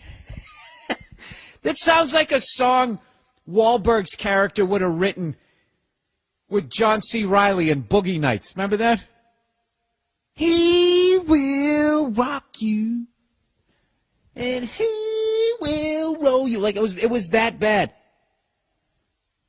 Teenage Frankenstein? I'm a teenage Frankenstein. You're telling me that song is better than More Than a Woman? More than a woman to me. You know, I think arguably I don't know. I can't believe the shit that I used to watch, and like, I used to listen to this shit around chicks, you know, just hopelessly thinking that this would get me laid, like they would think that I was some badass, like, loner. Bang your head. I mean, the fact that I never got laid in high school, it went away right in that moment. It was like, this is what I was going to do. I wasn't going to try to make them laugh. I wasn't going to hit on them. I wasn't going to try to jab them. I was just going to play this music around them, and this was going to bring me to the fucking promised land, looking like a fucking teenage Ron Howard. That was my game plan. Is it any wonder I failed? Jesus Christ. And I remember I would be watching it on a big square TV. Just watch it. Lay it down. This fucking horrific fucking music. And my dad would come in and just have his face would just be all twisted up going, Jesus Christ, what the fuck are you listening to? You like this shit? And I thought I was a rebel. I mean, he doesn't understand, man. You know what? He totally understood. My dad called it back in '83. Called it jungle music. Said it's a bunch of shit. He told me straight up. He came in, he was like, son, this music you're listening to is fucking horrible. And there was all this shout at the devil. Is anybody really going to sit there and defend that fucking song? Do-do-do. Do-do-do. Do-do-do. Do-do-do. Do-do-do. Do-do-do-do-do. You couldn't fucking a 5-year-old could write that on a xylophone. Shout at the devil. Never knew why we were shouting. You know? Blackie Lawless. That was his show name. And he took a radial arm saw and he cut the blade in half and put one blade on one of his forearms and one on the other on these leather, I'm going to do a bunch of dishes in an evil way gloves. And we all thought he was crazy. Dude, can you imagine if he gave you a forearm shiver? It was just, and he used to throw fucking raw meat into the crowd. A couple of them did that. That's why that Lady Gaga covering her clam in that fucking pastrami, it's just been done. You know, comes out in that fucking egg from Mork. I don't know. I've seen the nasally horror act my whole fucking life, you know. Those fucking chicks with the big noses, they can, you know, that's like white people's answer to the big black girl who can sing in church. The chick we bring to that fight is it's the white chick with the big nose. White chicks with big noses can sing. I don't know what it is. Barbra Streisand, it's a royal thing, right? I don't know. It's like their nose is like that dome at the top of all those concert halls. There you go, Bill. Try to spit it out, you dumb fuck. But I want some emails, people. I want people try to tell me how round and round love will find a way, just give it time. I mean, tell me the musical validity that has over, like, disco. That all those people probably at Comiskey Park, when they blew up those disco records, like fucking 5-6 years later, that's what they were listening to. Nobody's fool, nobody's fool, nobody's fool. I'm no fool. That was a hit. That was a hit in the 80s.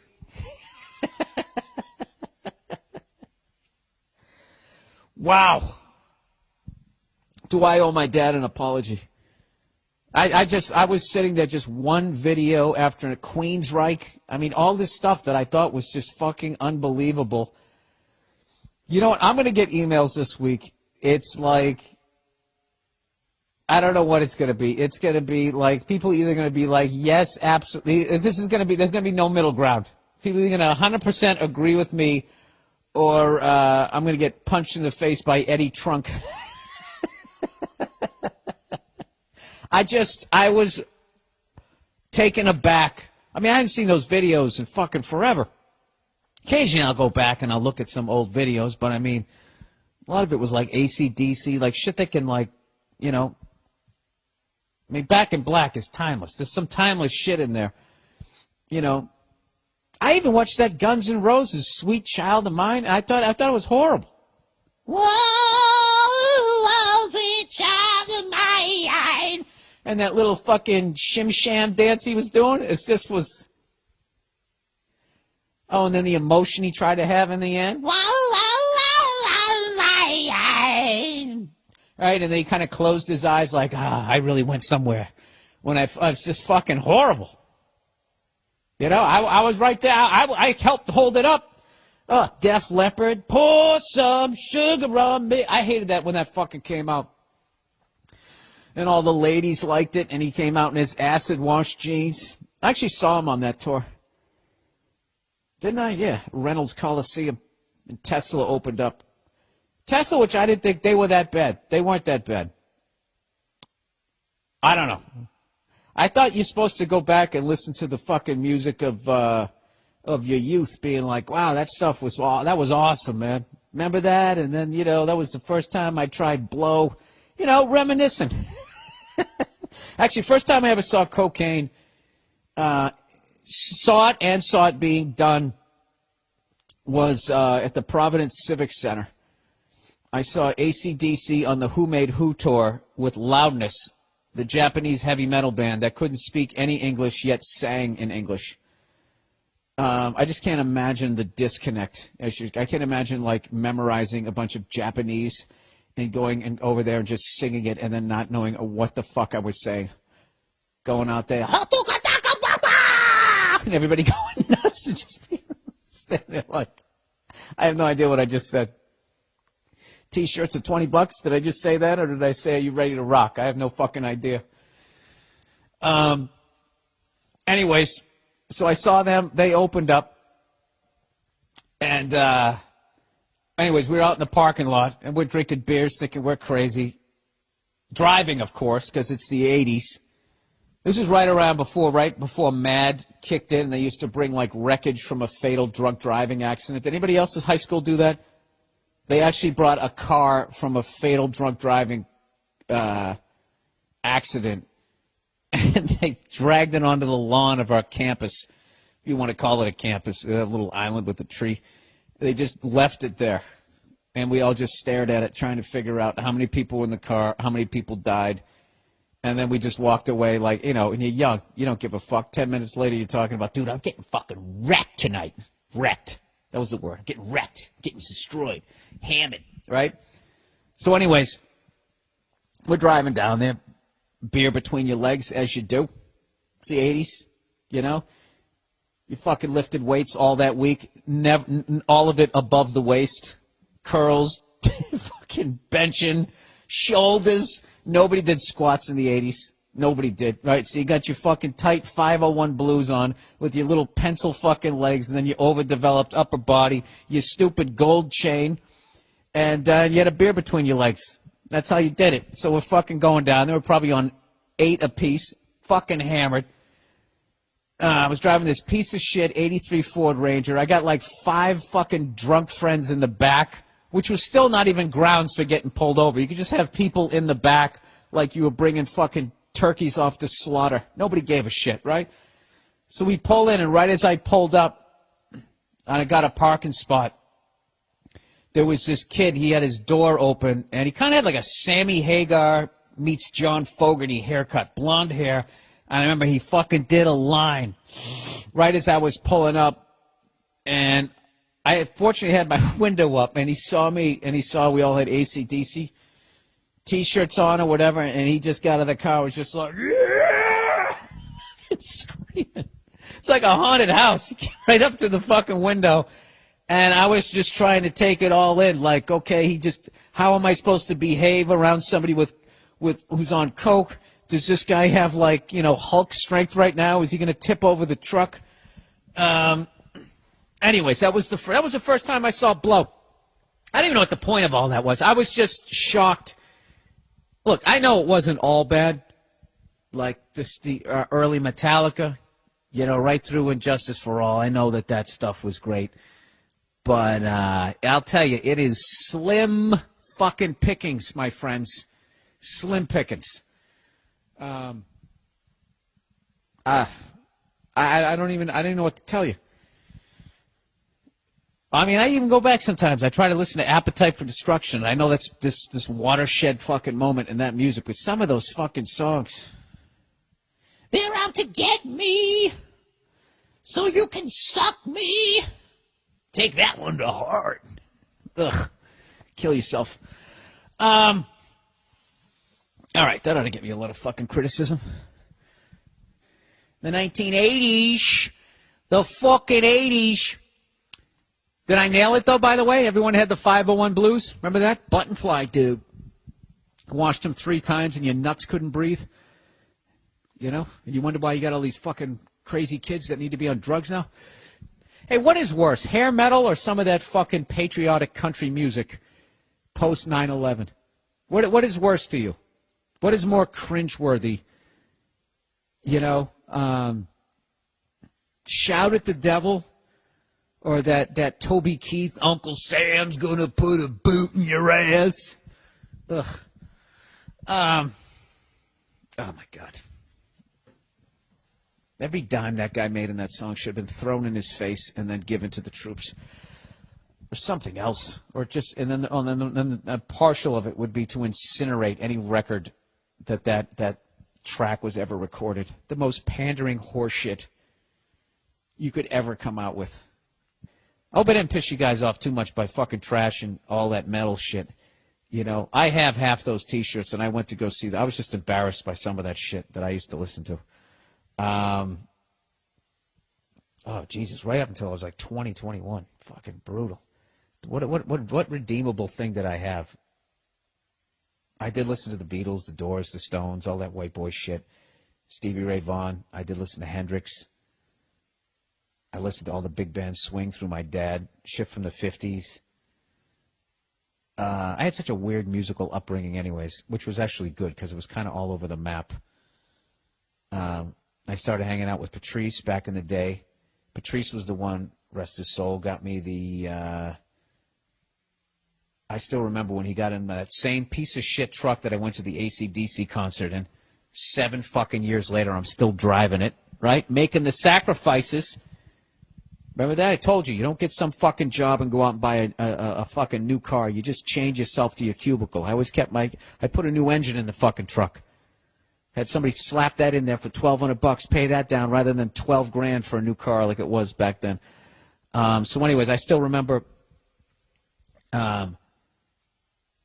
swinging by, picking Patrice up and going into Nick's, and he had the cassette tape of Ready to Die, and him putting that in, telling me that this guy was going to be the next guy. And then through all of that, like, he cured me of all the rap that a white kid liked who lived in a cul-de-sac. And he showed me all of that shit. So I had that whole background. All that stuff fucking held up. But the fucking metal that I listened to. I even watched, like, Lawrence Welk when I was a kid.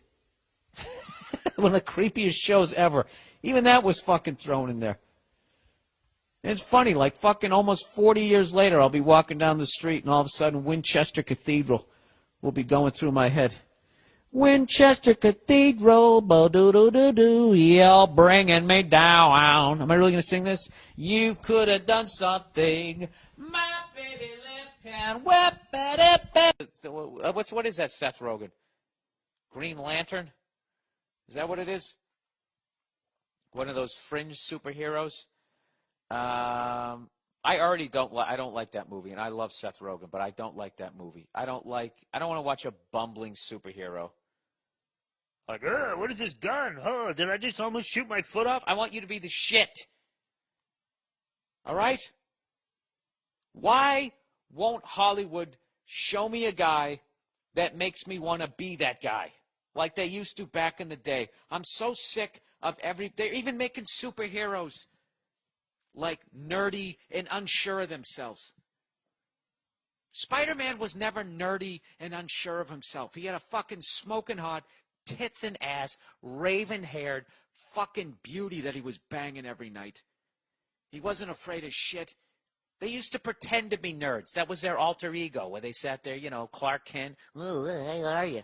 Like the white guy on all those Def Jam bits. Peter Parker, walking around with his stupid, getting yelled at by Jameson, where he could have just shot some fucking cobwebs right into his goddamn mouth. Now they got to make him everyman. I'm sick of it. I've had enough of this. It's a goddamn disease in this business. All right? And I don't know. It started off great with those Judd Apatow movies. I loved 40-Year-Old Virgin. Those were all great. And then Hollywood's just like, oh, let's just do that and only that forever. I'm sick of it. Enough already. I want a superhero who's the shit. I want to see, what happened to those guys? Everybody's a fucking nerd now. You know what? I think this is the beginning of the end of the nerd. I think the nerd has had its run on TV and on cinema. I mean, they have so explored the nerd on that show, The Office, that half the people on there, they're playing borderline retarded. There's like two characters on The Office who sit around with their mouths hanging open when they're not even talking. And I can't fucking watch it. I'm sick of it. There needs to be more. They got to swing it back to fucking Animal House, Caddyshack. How funny was Chevy Chase in Caddyshack? Guy was the shit. He had $100,000 checks laying around. He's banging all these hot broads, and he was still fucking funny. I don't understand. What do they think? I saw the trailer for, is it Green Hornet, Green Lantern? I don't know what the Green Lantern. That sounds really wrong to me now. If you guys know anything about me, I can never get the fucking names right. Green Hornet, is that what it is?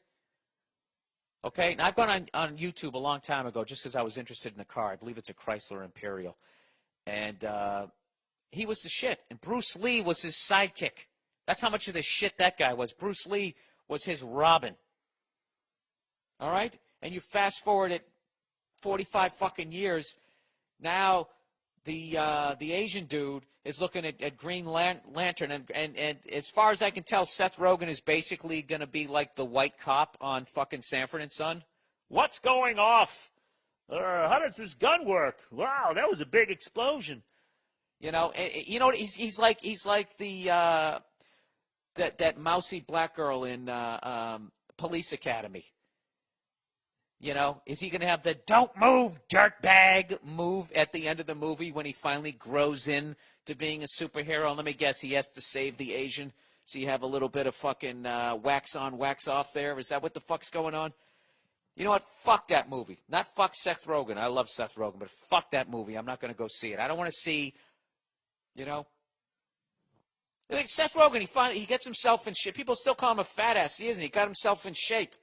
He gets to play a superhero. He earned it. And he still has to play this wishy-washy, unsure of himself.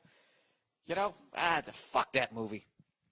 Or what I perceived to be old when he got on. He was probably like 34 at the time, which was ancient to me. And now at my age, I would love to be fucking 34 again. Oh, to be that age. You know what's great about when I was 34? I could run like a fucking 7.940 when I was 30. When I was 34, it was a very good year. My fucking dog just licked the bottom of my foot. It's a goddamn freak. I didn't have a dog that shit on the floor or needed to go outside. I did what I wanted. I went down water slides when I was 34. What's up, Cleo? How you doing? You know how psyched I was to see you? You know I was psyched to see you? Because you were psyched to see me. You're always psyched to see me, aren't you? You know my dog actually misses me? Comes into the bedroom at night and it fucking looks around for me. Then it runs into my little office area looking for me. Right? If I'm not around, who are you going to wrestle with? Let me see if I can get you to moan. You won't do it. You know what you are? You're like that fucking frog in Bugs Bunny. Everybody watch a buck. Then all of a sudden I bring you in somewhere. Hey, Cleo. Let me see if I can get you to howl. You want to go outside? Cleo. This is going to be worth it, people. Just listen. Cleo. You want to go outside? Huh? Cleo. Cleo. Hey. She's getting psyched. Cleo. You want to go outside? Cleo. Cleo. I want her to howl. Come on. Cleo. You want to go outside? Cleo?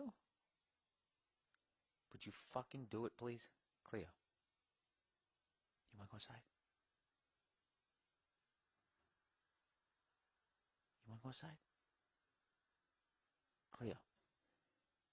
Oh, you're fucking burning me right now. Cleo. Hey, fuckhead. Cleo. You want to go outside?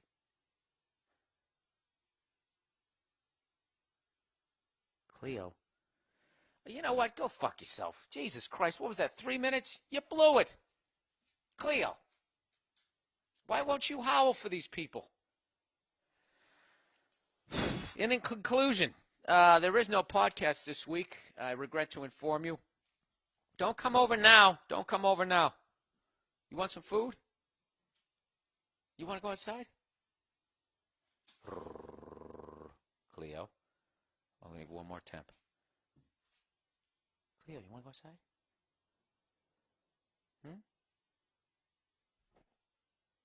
Cleo. Ah, Jesus Christ. You know what this is like? You know what you mean right now? It's like, you know the hot chick that'll never fuck you? And she just keeps giving you a glimmer of hope and you keep coming back. You keep coming back. Whatever. I still love you, Cleo. You know, even though you just made me look like a fucking asshole. You really did. That was literally the Bueller. Anybody? Anybody? All right, that concludes my statement. That's the statement I'm sticking by. It's all in the police report, as Tiger Woods would say. Okay. The reason to listen on Spotify, click the link below. The reason that Nia is here is why am I here? We're going to do a game show of sorts right now. Basically, what it was is it's always funny to watch politicians when they're running for a certain office try to sort of politically correct their way through a tough question to answer something. They never answer the question. Tactfully. They never answer the question. They never answer the question truthfully, that's for certain. So we were thinking we should do a game show where we get random, really hard questions thrown at us being Bill and Greer and myself, and the goal is you have to answer these questions truthfully but without losing any votes. That's the trick. The second we smell bullshit, you get buzzed by the other players.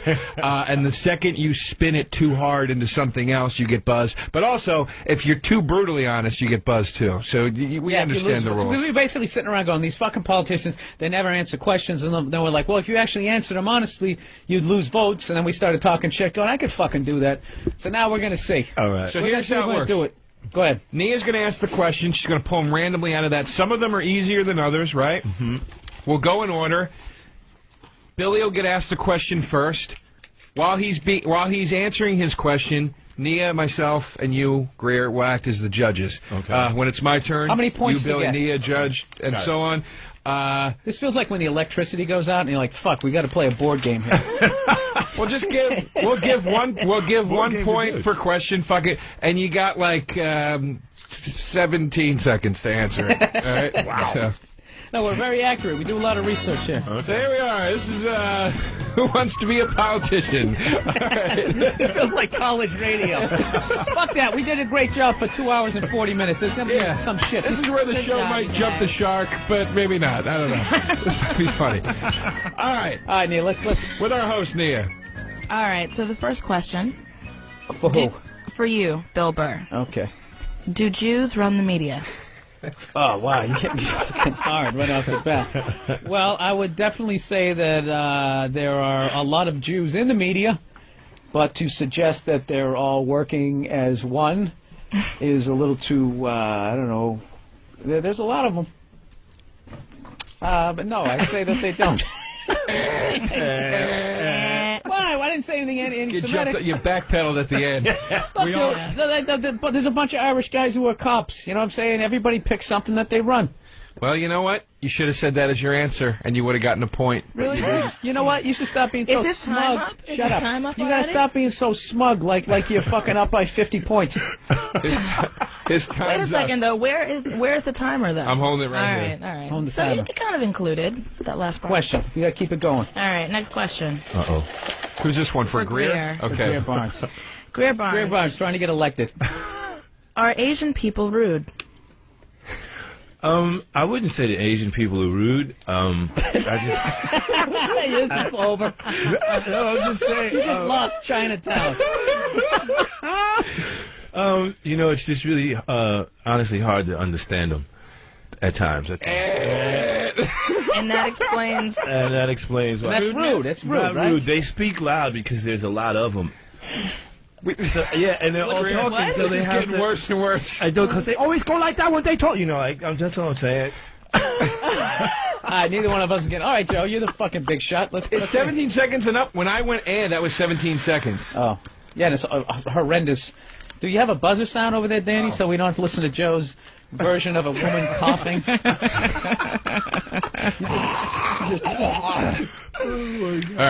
All right, what do you got for Joe? All right, for Joe DeRosa.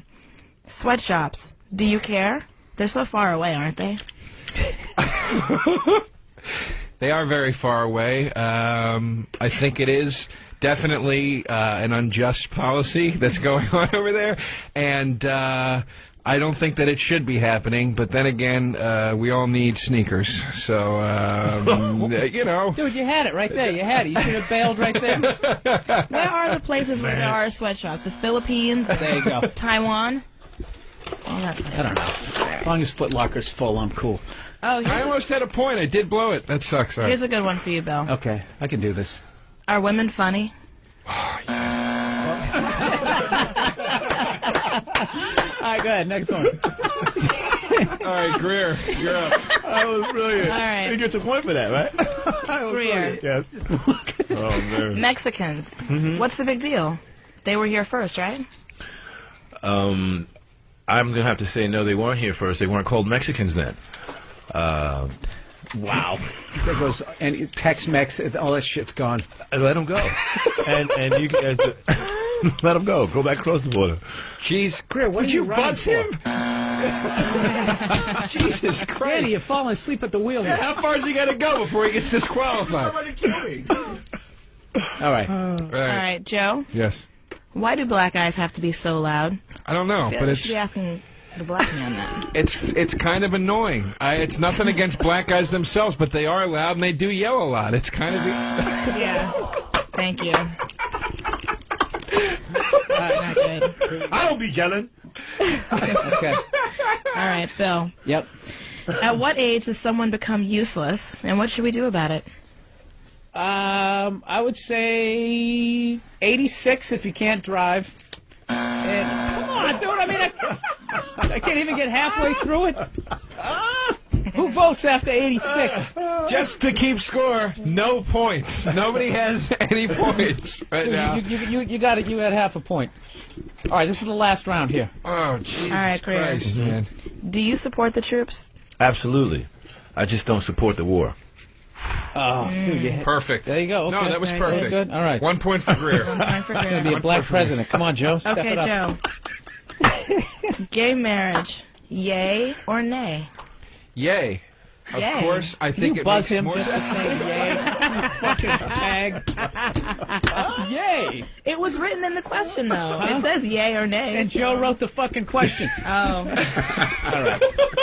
All right. Are we still doing this? Let's do one more quick round, and then we'll go to the All porn right. stuff. Bill, didn't we do more with this land than the Indians ever would have? Yeah, absolutely. I mean, they're getting shit-faced out on the fucking reservations, so... What, you guys don't want honesty in your politicians? Okay? I'm Bill Burr. I say how it is. I say how it is. I can't If you can't handle the truth, then I'm not the one that you want to have as your can't believe senator. you led that off with, yeah, absolutely. You fucking smug prick. Yeah, absolutely. Jesus Christ, dude. Oh, brilliant. All right. So, one more for Greer, one more for me, and we're done. Oh, all right. Uh-oh. Sorry. That's okay. I thought we were stopping Joe, you after this have one. to win. All right, Greer. Ooh. Is it time for a female president? Absolutely. This motherfucker gets all the easy fucking questions. Oh, yeah, why not? I mean, You're yeah, answering absolutely. honestly, though? Yeah, absolutely. He's answering easily. No, I'm answering honestly. Why Well, not? okay, I believe him. Seriously. I believe him. No, he's Greer, sincere. Greer, are you currently in a relationship? Yeah. Are you happy? Next See, question. you don't want a female president. I believe it's him. fucking Look, Watergate no, right there. Just for the... Dude. My relationship has nothing to do with how I feel. No, we're running out of time. We have to get to that point. Just for the warmth that he said honestly with. Okay. All right. So, Joe, you think two guys making out is disgusting, don't you? I absolutely do not. I think it's a beautiful thing, and two men should be able to love each other instead of doing... Dude, you just lost all the red states. You lost all the fucking red states. Greer Barnes with 2 points. It's the Greer next Barnes president. wins. All right. I can't get my car back to my girl. I just realized I said I'd be home by like 2:30, so we really Oh, gotta really? wrap this up here. We're going to wrap it up. Let's wrap it up on this one. Oh, God, then we got to do relationships. Let's talk about that. You're not married. You're 43. Not married. Do you want to get married? How did you... I would love to get married, but I am fucking terrified of getting married, and especially in this state. It's fucking ridiculous. It's a no-fault state. Right. They can, if they hang around for 10 years, you got to pay for them for the rest of their fucking... Like, Kobe has to pay for that woman for the rest of his life. I know a lot of people are going, oh, well, he has the money. All right, but it's the principle of the thing. You're a Right. fucking adult. Get a goddamn job. You're capable, Get a fucking able-bodied. job. And stop writing these fucking independent woman songs. And like get you, we can do everything that you can fucking do, and then all of a sudden when it's advantageous, to just be like, oh, I'm just a girl, I can't do stuff, that you can fucking get away with that. It's complete fucking bullshit. It's complete fucking bullshit. I worked 20 years to get where the fuck I'm at, and I can lose it all if the person I'm with, which Right. I have no control over, just decides, I'm gonna bang the guy across the street, and you're gonna fucking pay for my life for the rest of my life. Jesus, Go, wow. and it's totally legal. Yeah, what a racket. It's bullshit. So how long have you been with your girlfriend? 8 years. I'm basically married the way I want to be married. I have no intentions of leaving. It's like Carlin. I'm actually trying to think right now. Look, I'm never going to leave her, so I don't have to worry about a marriage failing. But there's the fly in the ointment if she decides to leave, and it's just like. Right. All of a sudden, I'm in my 50s and I got to sleep on a fucking futon. These Yeah. goddamn fucking women in the crowd, when you bring it up, they go like, "That's right, that's right." It's like me bringing up domestic violence. Somebody hits somebody and I go, "That's right, that's right." That's what you get. It's fucking ridiculous. Oh God. And they go, "Oh well, you shouldn't have married it." They just blame you. It's like, "Oh well, you shouldn't have wore that short skirt." What the fuck is wrong with you? A bad law is a bad law. These divorce laws are fucking ridiculous. Oh my God. They're fucking ridiculous, and then people have to, like, guys have to organize. There's got to be some sort of pushback. You went from the rule of thumb to this fucking shit. No fault. You can blow the guy across the street, and I got to pay for your life, and I got to move out of this house. You fucking cunt. Are you serious? And all people will hear is, "That's hateful towards women. You said cunt." No, that is the definition of a cunt who would do something like that. It's fucking ridiculous. It's unbelievable. So now I can't get married because this fucking law won't change. And I'm waiting for someone else to do it because I just like yelling about it. No, it's ridiculous. I had a buddy of mine. He fucking made a ton of money. You know, when he was working construction, and he started doing entertainment at night, and he got into the business, and his wife's going, "Why don't you stop fucking around? You need to make more money." It was just a bitch to him the whole time. He ends up fucking making it. Right? They get a divorce. Okay, and in the divorce process, I supported him. Yeah. I did all this. I'm Yeah. used to a certain lifestyle. Yeah. That's what I love too. I'm used to a certain lifestyle. Two people are in a relationship that fails. Yeah. And one person gets to continue living as if it didn't fail, while the other person who doesn't get to live the lifestyle has to pay for that fucking lifestyle. Jesus. It doesn't make any fucking sense. Jesus, and it's straight across the board. Britney Spears, when she got divorced from that backup fucking dancer, Yeah, she built that guy his studio. He still couldn't make a hit. What the fuck more does she have to do for this guy? And then she gives him all this money, sits around. What does he do? Becomes a fat fuck, sitting eating goddamn Doritos all day in some $3,000 tracksuit that she paid for. It's fucking bullshit. It's fucking bullshit. So no, I'm not married.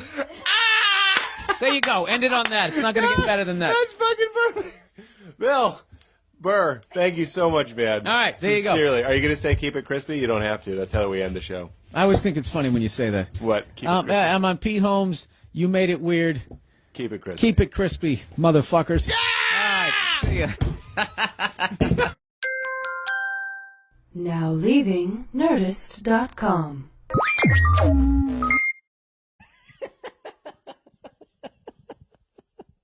I live in the past a lot. I do. Every morning when I take my dog for a walk, I listen to fucking music. And half the time I'm always fantasizing that's me singing it and playing. Like, do you guys do that shit? Like you're like like a utility infielder that can like play any position. Like I can play every instrument when I'm listening to the song, and whoever is the standout in that moment of the song, whether it be the singer, or the fucking tambourine player, whatever's stealing my focus, that's who I am. And half the time I'm doing it 30 years ago in my high school auditorium, and the whole school is going, "Wow, that guy is awesome."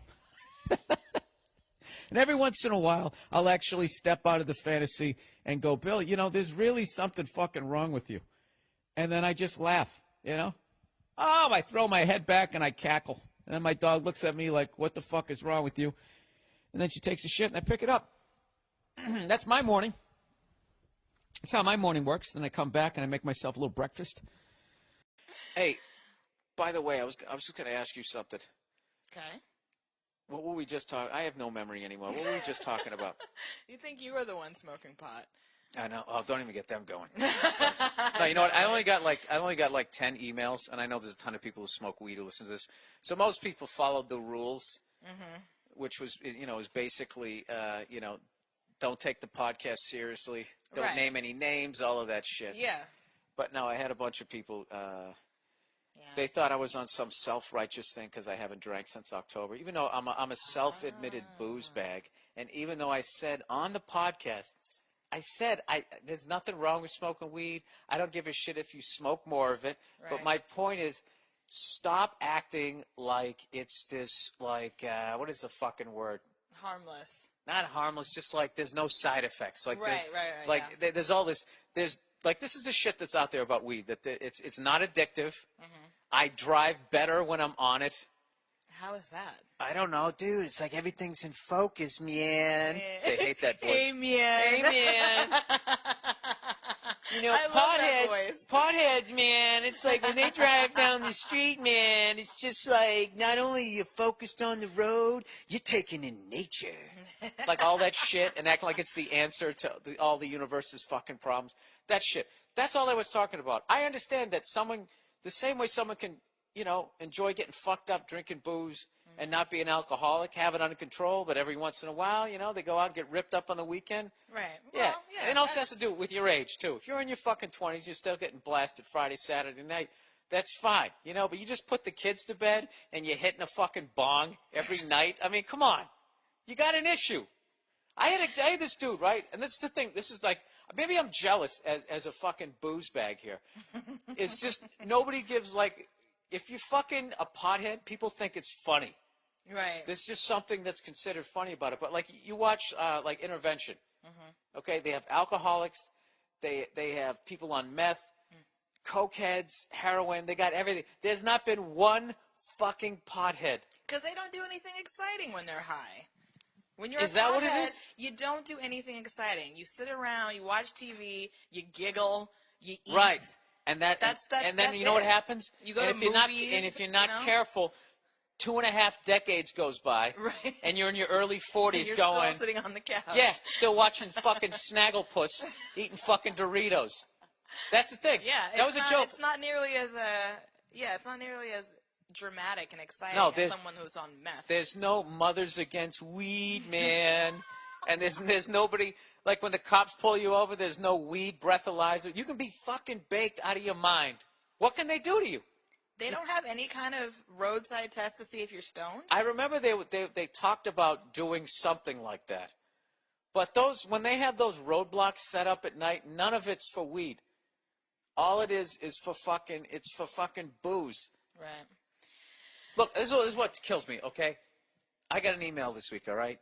This guy tells me, he goes, you know, first of all, Meehan, you know, you should read. I just do it because it annoys the I shit laugh out of him. every time at that. I think it's funny. This guy goes, you know, you should probably read up a little bit on weed, man, before you go off on it. And he said that I can smoke 3.5 grams of weed and be fully functional and drive a car or operate machinery. What is I don't know. Look. 3.5 grams? I don't know. I don't know. I don't fucking know. A joint? Let's just say it is a joint, which Okay. I think it's a little more than that. Okay. All right? Let's just say it is that. Right. You smoke a joint, you're fucking high. You're high. You're not fully functional. He's confusing his tolerance with being fully functional. Fully functional is getting 8 hours sleep, you wake up stone sober. And even if you want to get to the letter of the law, it's like 3 nights in a row of 8 hours sleep, just in case you only got 4 nights a few nights ago. For you to totally be 100% eating healthy, that's fully functional. All right? Yeah. Smoking 3.5 grams of fucking weed, you're not fully functional. Yeah, you might have an amazing tolerance, but you're not as good as the you at 0.0. That's what I'm saying. Or like this dude who sends me an email and he goes, yeah, people just, you know, they definitely abuse weed. He goes, but they're not like me where he goes, I just you know, I pack a bowl every night before I go to bed, take a couple of puffs, and then I go to sleep. This dude does that every fucking night. Now, what is the point of that? If you're just going to smoke and then go to sleep. Now, I might be ignorant, but to me it sounds like he's using it as like this sedative, like this sleep like instead aid. of Ambien or something. Or maybe it's just his way to unwind. I don't know. That seems every night, though? Which is fine. But it goes back to my point where if I had a couple, I'd have to drink probably like a couple of beers to get what probably feels like, you know, a couple of puffs of weed, right? Yes? No? Yeah, I guess so. Okay. If I was doing that every night, if every night you were laying here in bed and I would go over here, hey, man, just going to have a couple of Budweisers, and I was sitting here with that fucking happy hat with the straws going in my mouth. Yeah, I'd be like, why are you doing this every night? Every night. What's the matter with you? 365 fucking days a year. I would say that to you if you were smoking weed every single night, too. Why do you feel the need to smoke weed every single night? Let me ask you this. What if I only, to argue the pothead side, what if I only had 2 beers? Versus? Every night. I didn't drink at all. Uh-huh. On the weekends, I never got shit-faced. Just every night before I went to bed, I drank 2 beers. I would think that was weird. You would think it was weird? Yeah. Why are you so uptight, man? And I think smoking weed is great. I love to smoke weed. It's fun, but I think smoking every single day is a little excessive. And I feel like if you talk to anybody who used to smoke that frequently and who doesn't anymore, I think they will tell you that they probably feel more motivated or less depressed or something. It does have effects on you. Okay, that's all. I went over the top, as always, because that always shakes a few people out of the trees, and then they go, let me tell you something, and they fire up the emails, which fuels the podcast. Who's kidding who? But like, see, that's all I'm saying. Is that the thing that I can't stand about fucking weed is that people act like there's no consequences to smoking it, and if anything, it expands, like your creativity and all that type of shit. I think it's like anything. Maybe initially it does, but after a while, or maybe if you do it within fucking reason, yes. But I've seen, up close and personal with nameless fucking people. I've watched.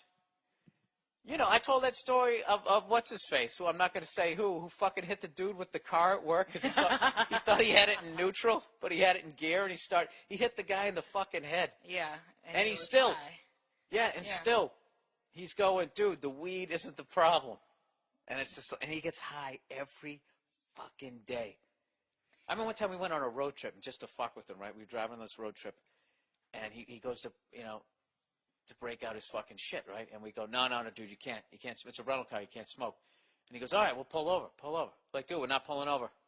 And you're not smoking on this trip. Dude, the fucking panic that he went, he's like, dude, fucking let me out. Let me out then. I'm done. I'm not going on this road trip. He absolutely lost his fucking shit. Like, and it'd be like, if somebody said I can't drink.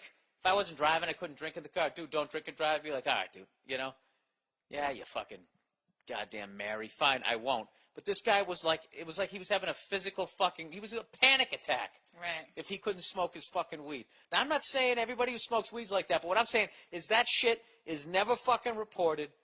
The same way when I break your ovaries about the whole, like the women image on TV, like they always showing you guys as victims or accomplishing stuff, but they never show the gold digging whore. See, I had you right then until I attacked women. I gotta go. Oh, it was going good. All right. Well, thank you for stopping by the podcast. No, sure, anytime. Yeah, you can get ready when you have to get here. Yeah, but I don't want to. Like I said, I don't want to distract you. And plus, you start picking on me. Have you heard? That's the real reason. Stop acting what I'm doing here is any sort of an art. All right. Well, have fun tonight. Okay. All right. So back to the damn. So all right. So all you, not all you potheads, just the 10 that fucking wrote into me. Sorry, the electrolytes again. Yeah, I was breaking. Okay, can any pothead out there just be fucking honest with that and at least admit that maybe it isn't you? That at least you've had a fucking friend of yours who like discovered weed, liked it, really liked it, and then it just became their motivation when they got up. All right? It's fucking unreal to me that the third week in the row on the podcast, I have to act like this person, exists to the world. Everybody knows this fucking guy. All right? But he's never talked about, and I want to know why none of these fucking burnouts are brought on to intervention. That's what I want him to see. Just some kid sitting there past, in a fucking weed fog, couple of hacky sacks in the background, his dirty surfer shorts, just fucking toasted out of his fucking mind, and that's all he's been doing for 5, 6 critical years in his 20s. Hasn't finished college. Wake and bake. That guy. Come on. Everybody, I'm sick of it. All that horse shit. It comes from the ground, man. It's fucking annoying. But whatever. I guess I'm becoming too prudish on this podcast. This guy writes, hey, Bill, what the fuck happened? You bashing hot sluts on South Beach last week? You stopped drinking? You're talking shit about pot like you're fucking Alan Thicke. I didn't know. Does he talk shit about him? About pot, I mean? You know that life is a drag. For Christ's sake, you grew up in New England. You know what I'm talking about. 9 months of shitty weather. Your boss is a prick. All you have to look forward to is the weekend to let loose and unwind. I totally get that. I work for myself, and I still want to get bombed out of my fucking tree. He says, quit talking shit about pot, would you? Pussy, drugs, and alcohol are all good things. Take care, pal. Yeah, dude, I totally agree with that shit, but you know what I'm saying. First of all, if I go down to South Beach and all I do is talk about how hot the women are, that will be informative, that will be obvious, and that will be 1 minute of the podcast. everybody knows they're hot down there. But if I talk to them, if I say that they're whores and they look like a bunch of goddamn prostitutes walking down the street, that gives me like 8 minutes of shit to go off on. All right? Jesus Christ, do I have to break down the whole process for you people? You haven't figured out. It's a very, it's not a lot of levels to this podcast. You give me a topic, I fucking go off on it with very little knowledge. It annoys people who are informed on the subject, and then they send me emails in, and then I just yell at them, even if they've proven their point. It's basically it. All right. My expectation for human behavior in a crowd is very, very low. I mean, come on. People are assholes, I've been all over the map politically, but it's why certain ways of looking at shit, like when people talk about guns. Well, let's just make them illegal, and then nobody will have them. Like that sort of thought process is you're acting as though the world is a utopia, and that there's not morons, and that there's not people who say, I don't give a fuck what the rules are. You're totally not even taking into consideration sociopaths. Which is why that new fucking thing that Obama signed, that whole defense package where now they can just arrest people without a trial, put you in jail forever, without a trial because they just think you're a fucking terrorist. You can't give people that level of power. Historically, no one has ever handled that level of power well. Anybody here want to go live in China? Well, you're out there practicing your nunchucks, wearing your wooden slippers, and all of a sudden a van pulls up and you disappear and that's it forever? You want to live there? Of course you don't. You want to live here where they can't fucking do it. Well, they can do it now. They just put in a fucking order for a bunch of black vans. That's what I heard. According to holyshit.com, that's what's going down. I don't understand why stuff at that level that affects citizens to that level, why we don't get to vote on it. Do you think it's because we'd say, hey, you know what? Fuck that. Do you understand, like, that is just a jump-off point? Do you think, like, that's just how it's going to stop? Well, as long as you're not a terrorist, then you ain't got a fucking problem. You think it's just going to stop with that? That's not how you take away freedom. You don't just fucking do it all in one fell swoop. It's incremental. Next thing you know, you're in goal line D going, how the fuck did I end up in this situation? You started at the 50. Little push, little pull, right? Everything was fine. Next thing you know, you're up against the goal line. You think that they're just going to keep it with the terrorist thing? They'll wait for a whole other generation of babies to be born, and they always grew up with government having that level of power. Then they add something else to it. Then they add something else. Then that's it. You can't have it, okay? If Tiger Woods can't handle the level of free pussy on a golf tour, how the fuck is our government going to handle a new defense package which basically gave them a mute button? If you had that power, how long before you just started abusing that? If you could just hit mute on anybody who ever disagreed with you, and you could have them whisked away. I mean, that is the sociopath's wet dream. That's what that is. That is a fucking mute button. Mr. Stalin, don't you think? That's it. You hit mute. You're done. You're gone. See ya. I think it's fucking insane. And the only thing that I get out of it is that I feel like I was proven correct. That I don't think it matters at that level whether you vote Democrat or Republican. Obama, the first black president ever, you would think this would be the most liberal politician in the history of this country. Because of his background, you would think that he signed off on that shit. All right? I'm telling you. I don't know what happens when you become president, but I think they let you peek just enough behind the curtain. And there is a fucking agenda that we are moving towards. Cause I don't think it fucking matters. I really don't. Which is why I always vote for the Ralph Nader, Ron Paul, all those guys that all those fucking idiots go, oh, because you did that, you ruined the election. Really? Did I? I feel like those guys wouldn't have signed shit like that. I feel like their track record shows that they would not sign shit like that. I don't know. I imagine I'm going to get a ton of fucking emails. I remember somebody was yelling at me one time saying that because I voted for Ralph Nader in 2000, that's why George W. Bush won. And they were just going on and on and on about it. And I was like, dude, I live in New York. Al Gore won my state. Okay? Do you understand that? So your whole fucking theory right now is out the window. I voted for Ralph Nader in New York, and Al Gore still won the state. So go fuck yourself. What I'm trying to do, Mr. fucking red and blue tie here, I'm trying to fucking encourage more people like that to run. You know? Uncorruptible. How far can you get if you're uncorruptible? I would say that you can get to the Whatever level politics is when you decide whether or not they should put a gazebo in the center of town. I think once you get beyond that, you got to be a little dirty, right? All right, so let's get on to our argument. So, we're flying back from New York City. How amazing was I at Town Hall? You were amazing. Standing ovation. That's right. You're fucking right I am. How insecure am I that I had to make you say that for the 6th time? You're insecure, but I love you. Exactly. All right, so let's plow ahead here. So we're flying back from where we were, Boston at that point. Yeah. And I don't know if we'd already watched the YouTube clip or whatever. Rihanna had gone on TV talking to Diane Sawyer, breaking it down, talking about getting the shit kicked out of her by that dude with the beaver teeth, right? He really looks like a bucktooth beaver. He does. He has no business being a pop star. He bit her too, right? He did. Why wouldn't you? You got to utilize your weapons. So we're sitting there, and it's this really sad interview, and she's just like, I just felt silly and stupid for being. So this is what I did. So it started off as a joke, and I said, all right, this is my impression.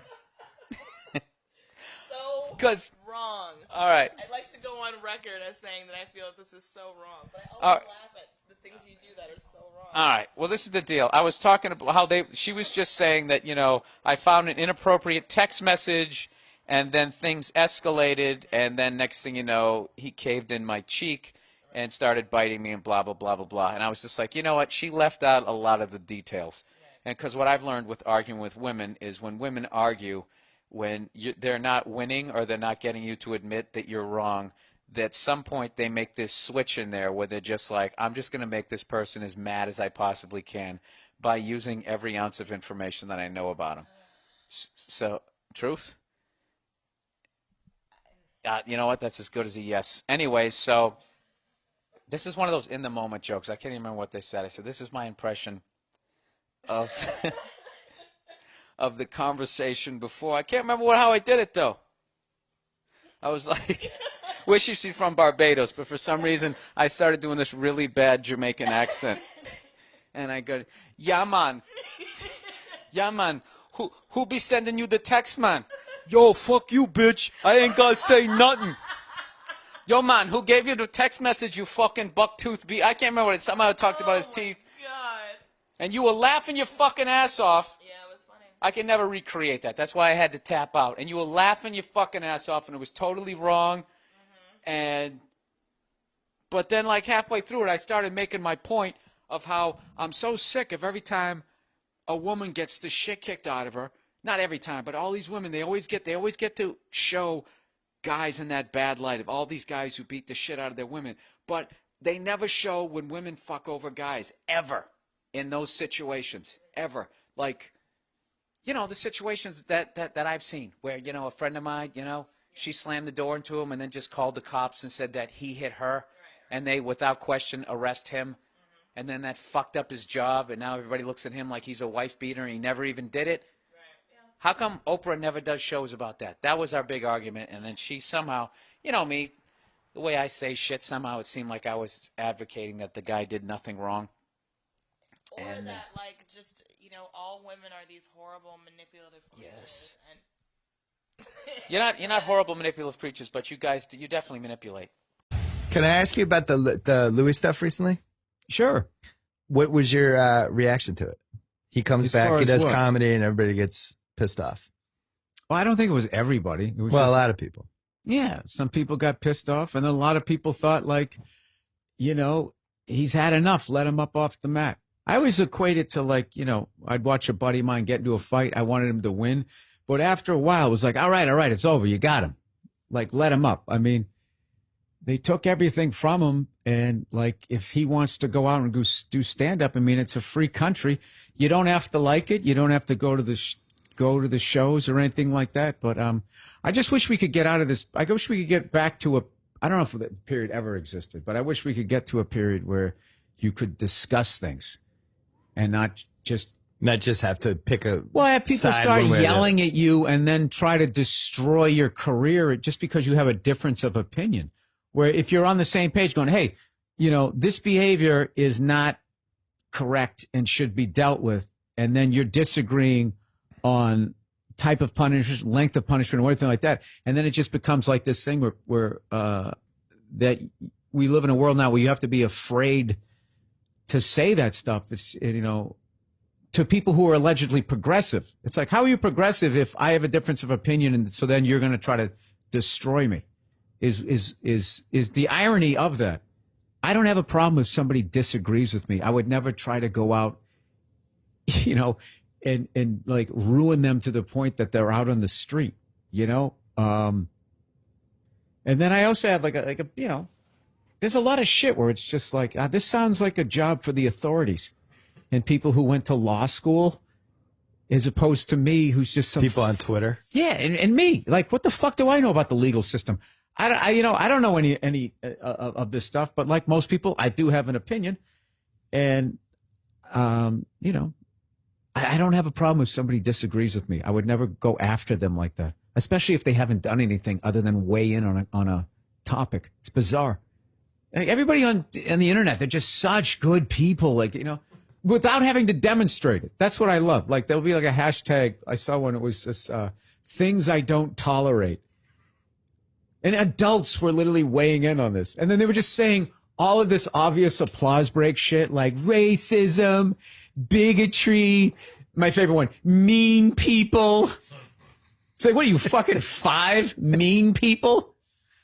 And that's just like, what did you have to demonstrate that you don't do that?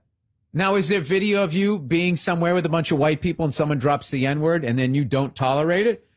Is there any of that evidence? Or did you just fucking write a bunch of shit and it becomes like this self-serving fucking thing that's allegedly for the better good of society when it really isn't? It's like all those jerk-offs on Instagram acting like they're trying to inspire you and they're just trying to show you all the cool shit they have and their 6-pack abs. I'm so fucking sick of people on Instagram telling me how hard they're working. Yo, we out here grinding, out here trying to get this paper. It's just like, yeah, everybody is. Oh, do you have to work hard in life? I didn't realize that. It's just like, my favorite one, I love the one too where you bring all your cars out around the private jet. And it's just like, did you drive all those out there yourself and you just Ubered back to your garage? Did that take all day? Or did you have the gardener drive over the Hummer? I like the LeBron Instagram and then you have to workouts. stand there and you cannot be looking at the camera. You got to be looking off. Sideways. Yeah. And you got to have a look on your face. This is like, this is how we do it, man. This is, is that how you do it? I didn't know you could do it like that. I would have done it that way had I known how to do it. How do you do it? Oh, we're working hard. It's like none of this means anything. It's just somebody trying to, it's just like, just be an arrogant ass. Stop acting like you're trying to fucking help me. The LeBron Instagram You knew workout the old man in videos. me was going to come out at some point I in was this waiting fucking for it. podcast. The LeBron Instagram workout videos. Like, I can't imagine Bird and Magic doing that 35 years ago. Well, in defense of him, though, that didn't exist. They would have. There would have been people who did that shit. Bird never would have had it. Bird was like tarring his driveway during the summers. Like, Bird hurt his back tarring his fucking driveway. I know. Because they gave you that one standard brush. Yeah. I remember that. You want to pay somebody $7 an hour to do his driveway. He's making like $1 million Well, that's a year. yeah, how cheap Come he on, was. Larry. When he was in the cheap. Olympic Village, Yeah. I ain't paying $8 for a beer, and his 6'9" self just walked down the street to a bar to go get a beer. Yeah, and then all like the I've seen the new trend is like the beautiful women that have like millions of Instagram followers just because they post swimsuit, photos and stuff. Like every 3 weeks or something, have to post something about the stress that they went through. Like when they were like, I've been judged on my appearance so many times. And We're this has feeling happened." ugly. I was called ugly when I was younger. called Welcome to ugly the and- fucking club. Right. And it's like, your whole business is just that you're hot. I know. Like, I was it's- called ugly, and I am ugly. Yeah, exactly. I couldn't even sue them for slander. I was literally You just can't- called you ugly can't this crawl morning. out of that hole. Yeah, exactly. I was accurately called ugly. Right. Humiliating. I was called ugly, and my comeback was fair enough. Touche. Yeah. Show your eyes work. You know what's weird? Those Instagram butt models, I follow many. It's weird the guys who like them. Why do you have to click? Just enjoy it. Oh yeah, because you want attention, I guess. I don't know. There's the hope that they're going to pull you out of their depression with their sculpted ass. Yeah, they're going to back it into your life, and the sun's going to start shining on you. They're going to scroll through their likes. Their 10,000 likes. And find that you. one. Yeah, that was a nice guy. He liked me. It's hope. It's like the stripper guy who's like, she likes me. People go crazy online. Like any of those pictures, if you start reading the comments, guys will be leaving comments, like grown men, that are like, oh, I love you. You're such a beautiful spirit. And it's another great photo, but I really love you too. I love your personality. We should meet sometime. They want to be special. I'm special. It's just it's mental illness. It's I craziness. see through that piece of thong between your butt cheeks to the soul, the person that you are. That's right. I saw it through your anus. I saw your soul through your anus. And it's like a telescope. I looked up through your asshole and saw your heart. Saw your soul. Yeah, they say the butthole is the window to the soul, so I saw it. It's beautiful. One thing I will say about butt models, they promote each other. They're so generous. They promote each other. Like, you got to check out my girl Kiki. But you know, no other group does that. You know that's cliquey. You know there are butt models that have been cast away from the other butt models. Like, I think that they've always been more like open than titty models. Titty models are very because they're not in right now. Right. The titty models. Tits are not in. No. Tits were like tits of the 70s, 90s. They kind of went with those big balloon tits that they used to have with the fucking, almost like they had like bloodshot eyes. They were so stretched out. There's like 3 feet in between them. They just jumped the shark. There was like nowhere to go with this. So then it became now it's about the ass. Yeah. You know, so they're all supporting each other. I do like that, though. Not a giant, but I do like a nice fat rump. It's the best. Yeah, but the asses have gotten so ridiculous and big. Like now, it's like it's the same thing that happened with breasts. The fake asses is the best. Yeah. Have you ever felt one? You can tell when you feel Oh, a yeah? fake ass. Yeah, you can feel it. It's a harder, it's soft, but it's almost like, remember how Stretch Armstrong used to feel? Oh, like that gel? toy? Yeah, that's what it feels so like. Specific. Yes, I do. I know that, Joe. Wow. No, I just love it. It doesn't move with the legs. It's sitting there like a lunchbox. A lunchbox you want to fuck, right? Yeah, right. It's just there was where the hell was it? I think it was in a gym or something like that. I saw one recently, but I saw one out here, which surprised me. There's a lot of them in L.A.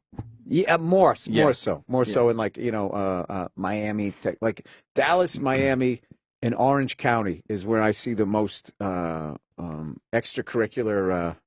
So is that what you're doing on the road now? outcome. Now that you kind of been into every like sports stadium, you've seen all the games. Now it's like I need to monitor the fake asses in each city. Yeah, and that's make, what I'm doing. No, I just noticed when I was in Dallas, it was just every bartender just had these giant, and they were like teardrop shaped titties. I was like, what is in the water out here? And like someone's out there, nah, man, most of those are fake. They just do so many, they're really good at them. In Dallas. And Dallas, yeah. Wow. And then Arizona, too. Phoenix women. Huge. Yeah. Really? Yeah, oh, yeah. So Orange County was like, that was the one where the guys was crazy. Like they had remember Bruce Jenner? Remember that guy? Sure. Do you remember What happened to him? I don't know. It disappeared. I haven't seen it for a minute. He was good. Well, they had like the I lift that shit going on, like the where everything just looks like you were like in a wind tunnel or something like that. And I remember because my wife watches all those Real Housewives. I used to think that like, okay, they just took an extreme version. This is not an accurate portrayal of it. And you go to Orange County, it's obviously not everybody, but it's a noticeable enough segment. Or maybe because I watched the show with her, I noticed when I walked by. I was playing the Improv in Irvine. You know, I was walking between shows. I was just walking through the mall or whatever, and I saw like 3 or 4 guys that just had that Bruce Jenner fucking yank back kind of thing going on there. So I don't know. I don't know why you would do. Like I think you look so much better if you just kind of roll with your genetics. Yeah, it is what it is. It stays even. Right. You know what I mean? Where it's just kind of like. There's always places on the face you can't do.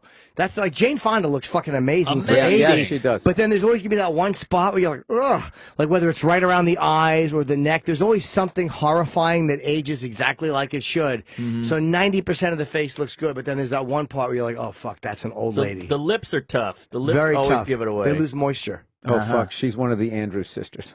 But it's the same thing when you see guys that get like hair plugs. For every one that goes really well, you see a guy, like I saw a guy walking down the street the other day and he had buzzed his hair but you could tell the whole front was plugs, and it was. Don't you love that? I love a horror show of hair plugs. Yeah, I do. How old was he? Because it depends. It was real. They were really fucking bad. They're getting, but now that they vacuum, first of all, you used to get the big smiley face scar. Right. Yep. Now they can just sort of vacuum the shit out and put it in, and then it takes for some people and it doesn't for others. But they're trying to say like, someone was telling my podcast, because I'm always like threatening to do it as a joke, you know, and they said that like that stem cell shit, if you shoot in the top of your head. So I was joking because I'm going to do this Eastern European tour coming up in January, that I was going to go over there and find some Transylvanian doctor over there to fucking shoot it in. I was going to come back with the redhead version of like Farrah Fawcett hair, and I was never going to address it. Just coming back, shaking my head before I spoke on everything. He wasn't old enough for it to be bad. He probably just didn't want to spend a bunch of money or something. No, it's stem cells do it too. They have those. They do those facials where they call vampire facials. I don't know if that's stem cells, but they shoot like they do something with your blood, and then they put your blood back in. I think it's a lot of whatever the fuck is in platelets, and then they shoot it into your face. And oh yeah, young people's blood. There's some sort of fetus involved. No, yeah, they just mush a fetus and they melt it down and shoot it in your face. But no, it's your own blood. You know when they make avocado, you know that bowl? They just put a fetus in there. You got to drink it and shake hands with the devil to look 6 months younger. Dude, people are out of their fucking minds. Crazy. Yeah, they do it into your face, and they're supposed to be very good for like wrinkles and moisture or whatever. But it's obviously well, Jim, painful. I got to tell you, you've kind of been reverse aging, man. I mean, if I look at some of the pictures of you from back in the day, like, yeah, you were hideous. Yeah, you look like a beat cop. Oh, gumshoe Jimmy. Then you started doing the pull-ups, man. Look, you don't have a wrinkle on your face. Yeah, my face is held up okay, and there's other things that have made my face wrinkle-free. Is that right? Yeah, Caligula was right. It works. And not a drop of booze either. No, that helps. And not smoking. I think quitting smoking helped a lot too in 2001. Yeah. Oh, I forgot you smoked. I smoked for 17 years, yeah, and I quit. When you quit, that helps a lot. You see guys that smoke when they're 50, like, ugh. Mm-hmm. Yeah. I mean, the benefit to never being attractive is that when you start to fall apart, it's not like it's a heartbreaker. Yeah, no one says, "Hey, what happened to Sam?" Exactly. That guy fell off. Yeah, it doesn't matter. That's the thing about all those beautiful people. That's what like the ugliest people in the world would say shit like, "Oh my God, did you see so and so? What the fuck happened to her?" It's like the same thing that happened to you. You just fell off a curb, right? So nobody heard you hit the pavement.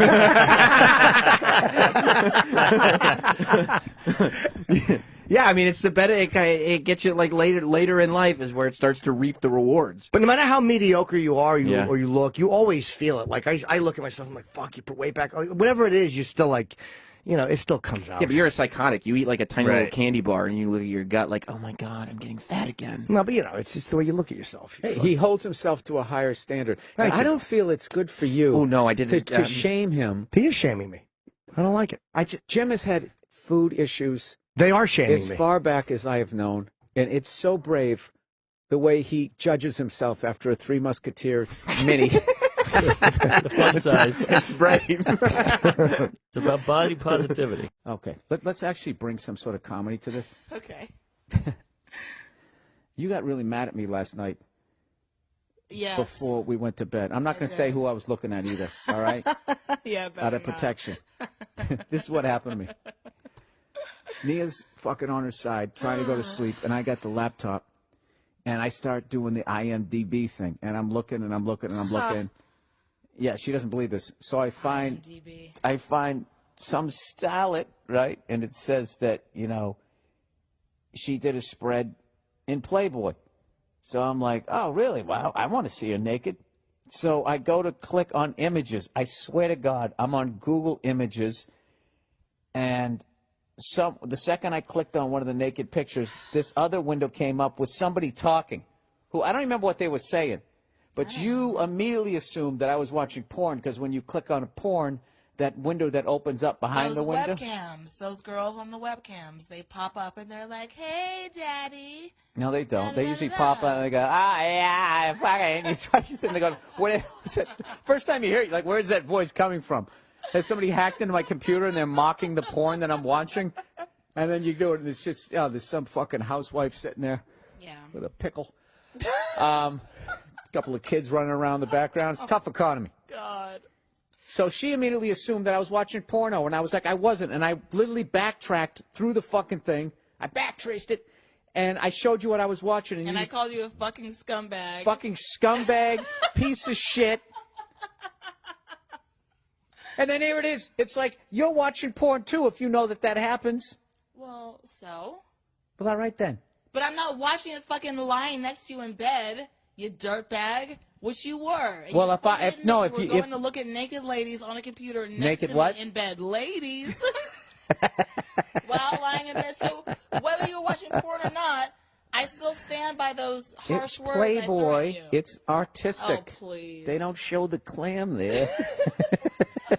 They just show a nice little, Yeah, and I heard that Nice pop little up muff. and that breathy little, oh my God, this and that, and I knew what you were doing, and I fucking screamed at you. Do you honestly deserved think- it. You fucking All deserved right, wait a it. minute, wait To a minute. lie next to me and be looking at porno while in bed with your future wife, you fucking scumbag. I don't take any of it back. Wait a minute. You're a dirtbag, and you deserve to be yelled at. Do you honestly think? In life and on the podcast. You know what's funny is we got such a great mattress here that I think I could actually rub one out without you noticing. That's nice. That's what they That's should do. nice. That's what they should That's do in that real commercial. nice. You know that commercial where they have the wine on one side and the guy's jumping up and down? They should have some guy with his hand inside his sure fucking someone's jam done jams, fucking parody jerking of like it this already. and looking at the camera, giving the thumbs up.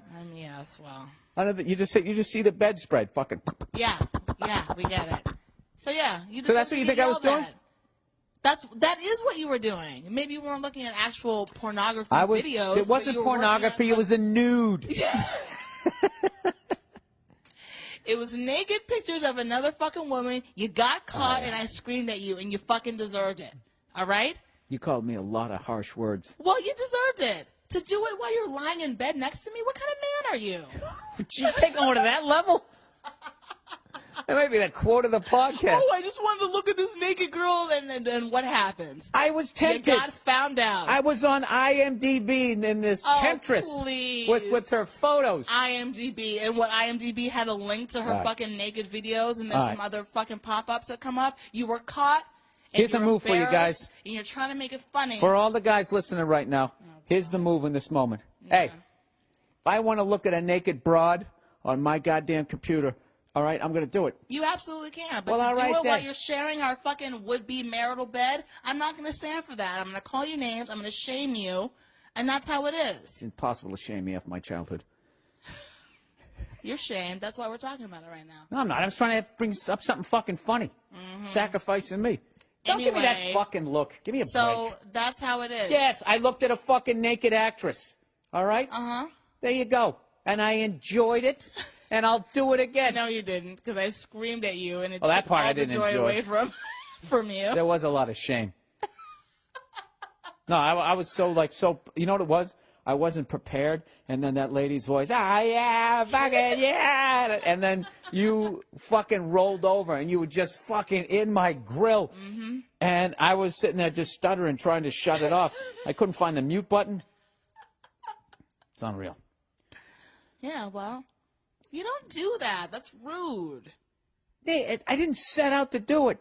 It's the internet. Eventually, you're going to end up at a You fucking didn't naked set picture. out to do it. You lied here with the specific intent of looking at a woman naked No, I didn't. on the internet. Yes, you did. No, you I said, didn't. "Oh, I want to see those pictures," and you clicked on it. No, that's not what I did. And what you didn't You expect. start in the middle of a story. What you didn't expect Ah, was there to be a give me a fucking pop-up break. to appeal to the kind of perverts over Go there out, that you I earn are, money, and I to come rat home, you I out. buy stuff, I put food That's in what the fridge. happened. I can't look at one fucking broad. Let me tell you You something. absolutely can look at you Yeah, go on the road. I swear to you God, can I'm look gonna at take as one of many these naked pillows women and I'm as you gonna want. put it over your face But to until you lie shut next it. to me in bed and be looking at some naked women and get found out like that, yeah, you're gonna get called on it. What do you expect? I'm gonna snuggle up to ooh, let's look at it together. Fuck you.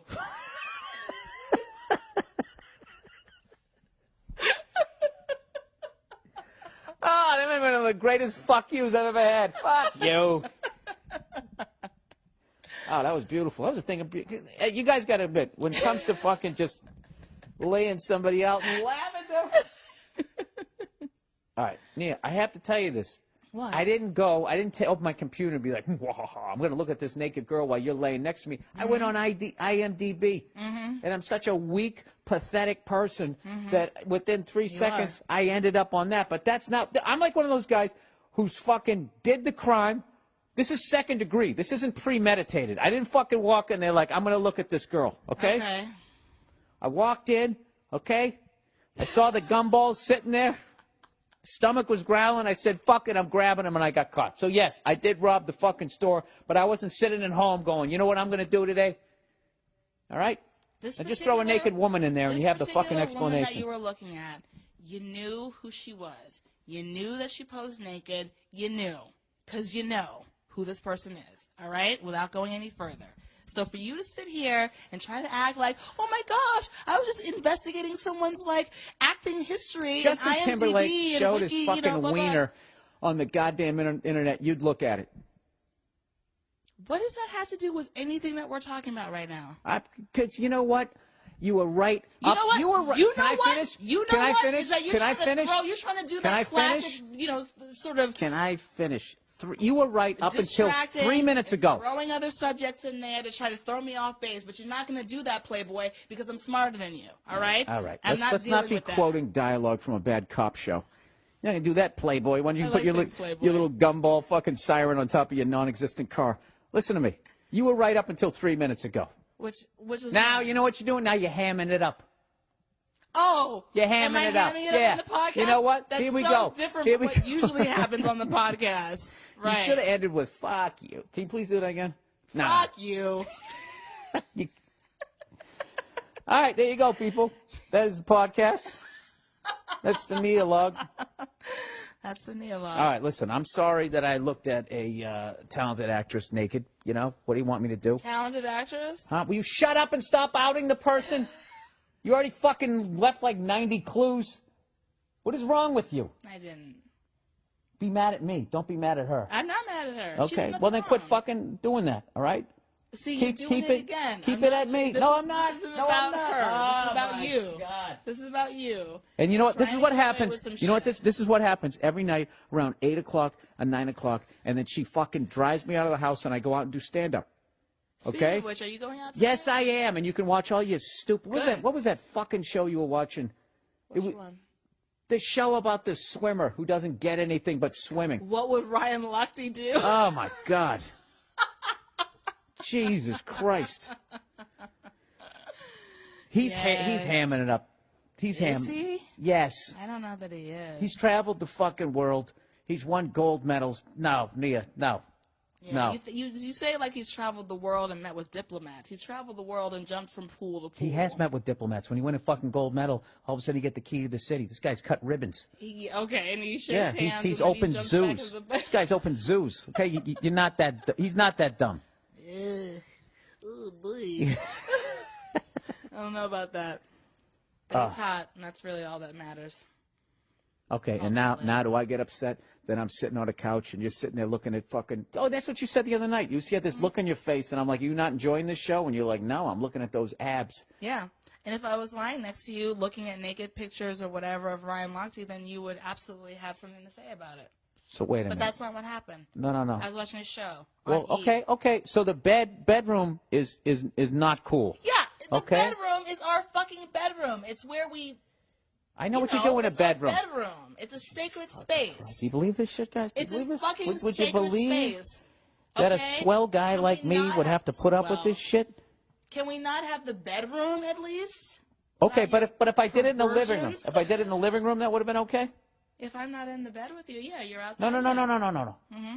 There's no bed in the living room. If I'm in the fucking living room, I can look at a picture of a naked woman on the computer. I just got want. no problem with I just want. Okay, and then if I hit on the thing, and all of a sudden it goes, yeah, fucking right there. Oh my God, you're not. You're not gonna have a problem with that. Not in the living room, no. But while lying in bed next to me, that's a problem. I can live with that. So we're in Absolutely. agreement So I apologize. I didn't know that was the rule. And once again, Nia, I was just looking at a fucking picture. All right, I'm a fucking guy. She's a naked woman. What am I supposed to do? It's free. It's free. One click away. How do I resist? As if you had no choice. I really don't. The way I'm wired, I don't. All right. Oh please, I don't accept that. Oh the way fuck I'm you. wired. You want Nia? What if The there way was I'm what? wired. Please, no, I don't accept Really? that. Nia, what if there was a store you could just walk into and there's a bunch of free shoes? Are we in a store right now? Or Wait are we a in minute. the fucking bedroom? It's a fucking metaphor. It doesn't matter. We're not talking about metaphors. We're talking about what actually happened. I'm talking about how you're wired versus how I'm wired. Okay. You're wired to get, you like stuff. You guys, you're into shit. You like hats. You like fucking shoes. Hats. If a free hat or a free pair of shoes was a click away, you'd fucking do that right in front of me in the bed. You would. A free And then hat? I'd hear somebody, oh, it's hoity too, and A fucking. free hat is not the same as what you were doing. It's just not. The end. Yeah, and but you you're not- started to you're not- apologize you're not- for it, and now you're trying to backtrack. Because I was trying to fucking apologize, and you keep coming at me like a goddamn meerkat. I don't try to keep coming at you. You keep trying to like excuse yourself for what you did, and you know that it's wrong. Listen, you know what? I know you think that you're doing some amazing shit here where you're just not backing down. Okay? First of all, what are you going to do to me, Nene? Huh? What are you going to do? Huh? You going to body slam me? I'm bigger than you. I already said I'll I have push no you right problem off this with you fucking bed. looking at porn or whatever it is that you do. I have no problem with that. But if you're lying in bed next to me, when And then we're I going to bed and I said you're doing okay, that, and I that's a said fucking problem. I fucking said call on I you, said call okay, you on it. and I said okay. So then we have nothing left to discuss. End of podcast. Why do women always take the ball and go home? How old are you? There, I'm on that point. It's over. End of game. I won. I'm going home. Huh? All right, whatever. All right, that was the podcast for this fucking. Look at me, that self-satisfied laugh. All right, that's the Neolog this week. Therapeutic. As you can see why I don't have her on that much anymore. I know. I'm never on anymore. It's because you're busy. Yeah. Busy doing stuff. What are you doing? Not doing shit. Chastising you. All right, see ya. All right, so let's get on to our argument. So, we're flying back from New York City. How amazing was I at Town Hall? You were amazing. Standing ovation. That's right. You're fucking right, I am. How insecure am I that I had to make you say that for the 6th time? You're insecure, but I love you. Exactly. All right, so let's plow ahead here. So we're flying back from where we were, Boston at that point. Yeah. And I don't know if we'd already watched the YouTube clip or whatever. Rihanna had gone on TV talking to Diane Sawyer, breaking it down, talking about getting the shit kicked out of her by that dude with the beaver teeth, right? He really looks like a buck-toothed beaver. He does. He has no business being a pop star. He bit her too, right? He did. Why wouldn't you? You got to utilize your weapons. So we're sitting there, and it's this really sad interview, and she's just like, I just felt silly and stupid for being. So this is what I did. So it started off as a joke, and I said, all right, this is my impression. So wrong. All right. I'd like to go on record as saying that I feel that this is so wrong, but I always laugh at the things you do that are so wrong. All right. Well, this is the deal. I was talking about how she was just saying that, I found an inappropriate text message, and then things escalated, and then next thing you know, he caved in my cheek and started biting me and blah, blah, blah, blah, blah. And I was just like, you know what? She left out a lot of the details. And because what I've learned with arguing with women is when women argue, when they're not winning or they're not getting you to admit that you're wrong, that at some point they make this switch in there where they're just like, I'm just going to make this person as mad as I possibly can by using every ounce of information that I know about them. So, truth? You know what? That's as good as a yes. Anyway, so this is one of those in-the-moment jokes. I can't even remember what they said. I said, this is my impression of of the conversation before. I can't remember how I did it, though. I was like, wish she's from Barbados, but for some reason I started doing this really bad Jamaican accent. And I go, yeah, man. Yeah, man. Who be sending you the text, man? Yo, fuck you, bitch. I ain't gonna say nothing. Yo, man, who gave you the text message, you fucking bucktooth I can't remember what it somehow talked about his teeth. God. And you were laughing your fucking ass off. Yeah, it was funny. I can never recreate that. That's why I had to tap out. And you were laughing your fucking ass off, and it was totally wrong.